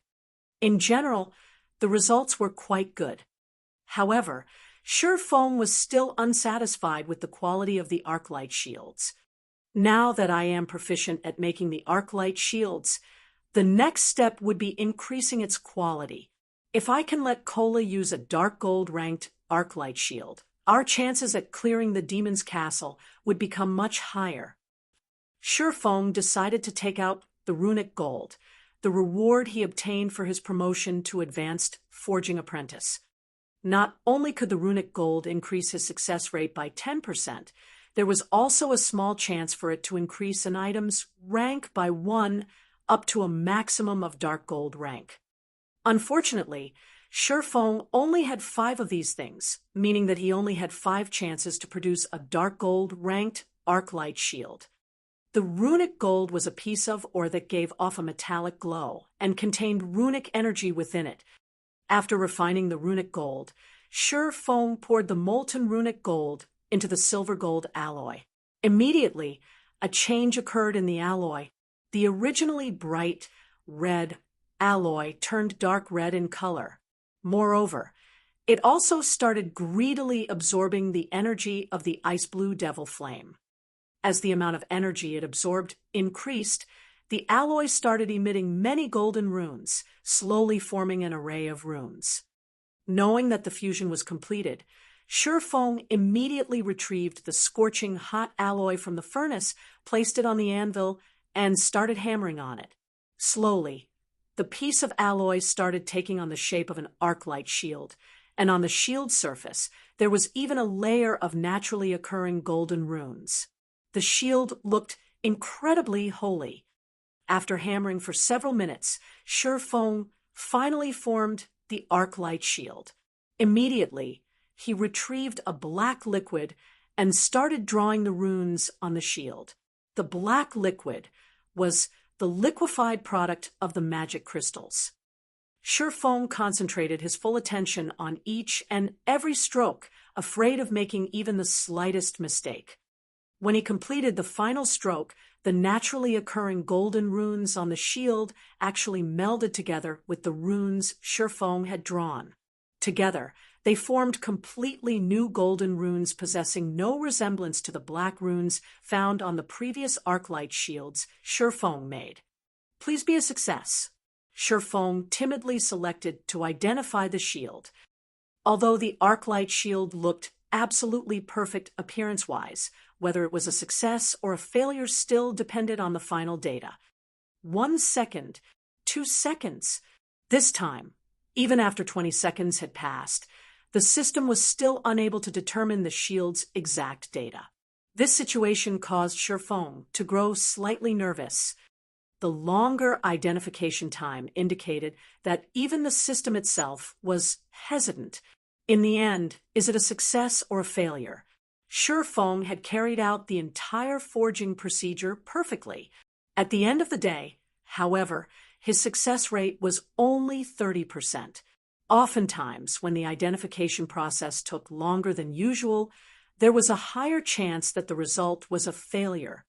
Finally, after 30 seconds passed, the system returned the identification results.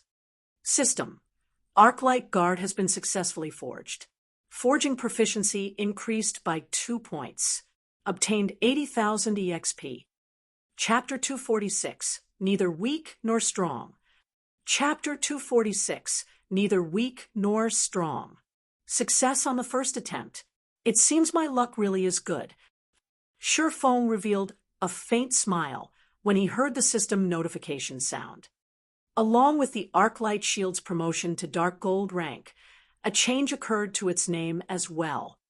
Feng then started inspecting the silver-colored, crescent-shaped shield that was placed on the iron weave felt. He was extremely curious to find out just what sort of attributes the Arc-light Guard possessed.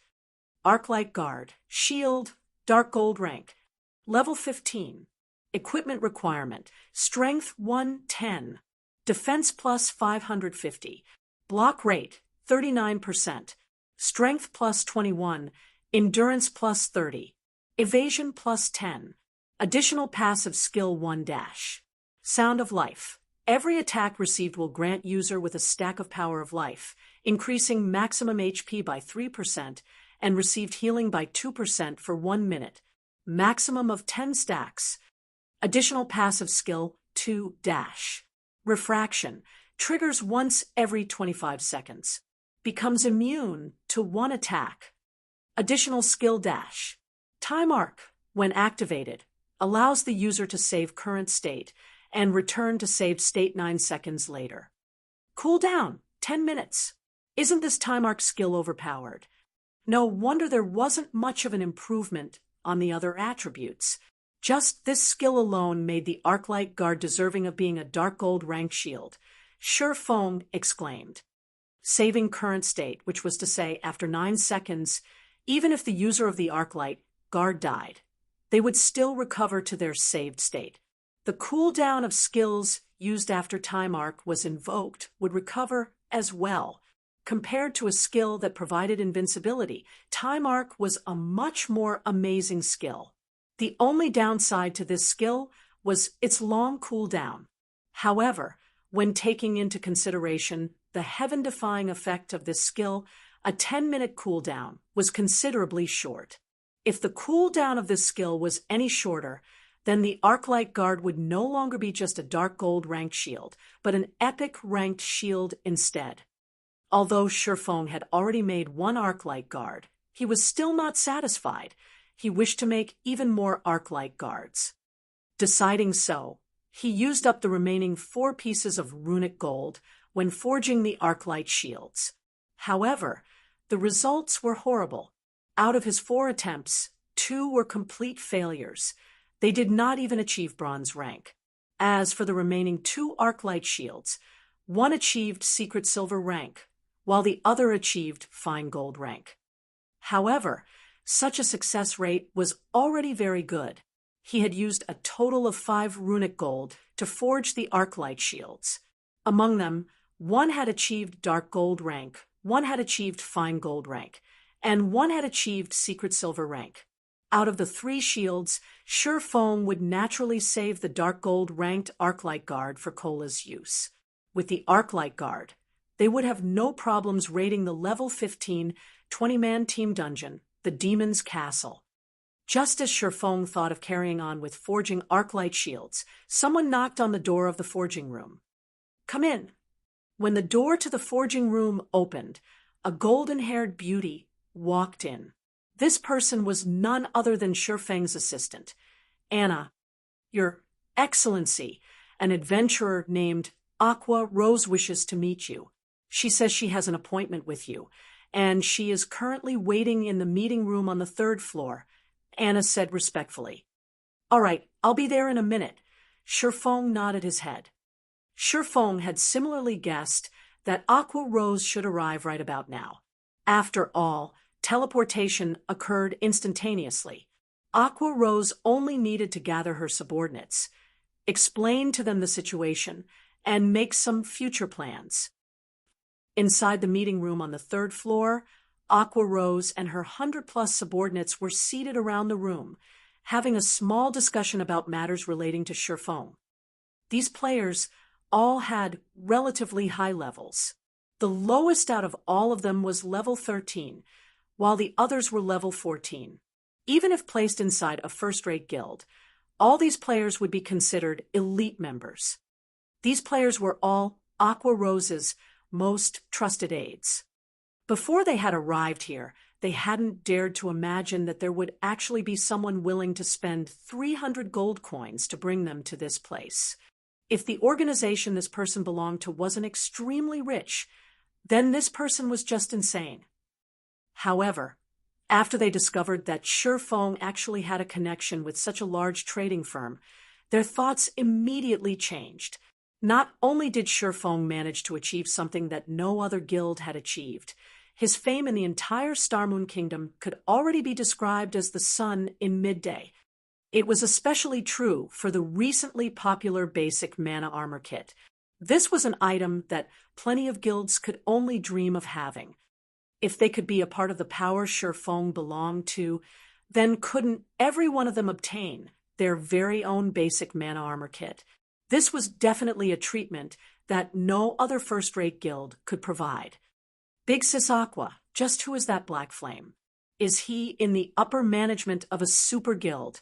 A female swordsman curiously asked. Aqua Rose shook her head, a bitter smile on her face, as she replied, I don't know, either. He has always been very mysterious. However, I believe that we will be able to find out his true identity today. In truth, Aqua Rose was also interested in finding out the truth. However, now that they were going to join the power Black Flame belonged to, Black Flame would have no need to hide the truth from them. They could finally take a look at the giant hidden behind Shurfeng. Sorry to keep all of you waiting. The moment Shurfeng walked into the meeting room, everyone inside immediately fell silent. Everyone present stood up as they looked at Shurfeng, deep veneration in their eyes. They were like interviewees standing up to welcome their interviewer. Some were nervous, while some were excited. After leaving Twilight Echo, they were like homeless little birds. Although they wished to soar higher into the sky, they did not possess a home they could return to. Feelings of helplessness and disappointment constantly filled their minds as they wondered what sort of future awaited them. However, the situation was different now. They would be joining an even greater family now. At this moment, these ex-members of Twilight Echo rejoiced over the fact that they had chosen to leave Twilight Echo together with Aqua Rose, praising themselves for making a wise decision. After all, a bright future had already opened its doors to them. I am the one who should be sorry for making Master Black Flame wait for us for so long, Aqua Rose apologized. Since we will be companions in the future, stop referring me as Master this or Master that. Just call me Black Flame. Shurfeng could sense the cautiousness behind Aqua Rose and everyone else's actions. However, this was to be expected.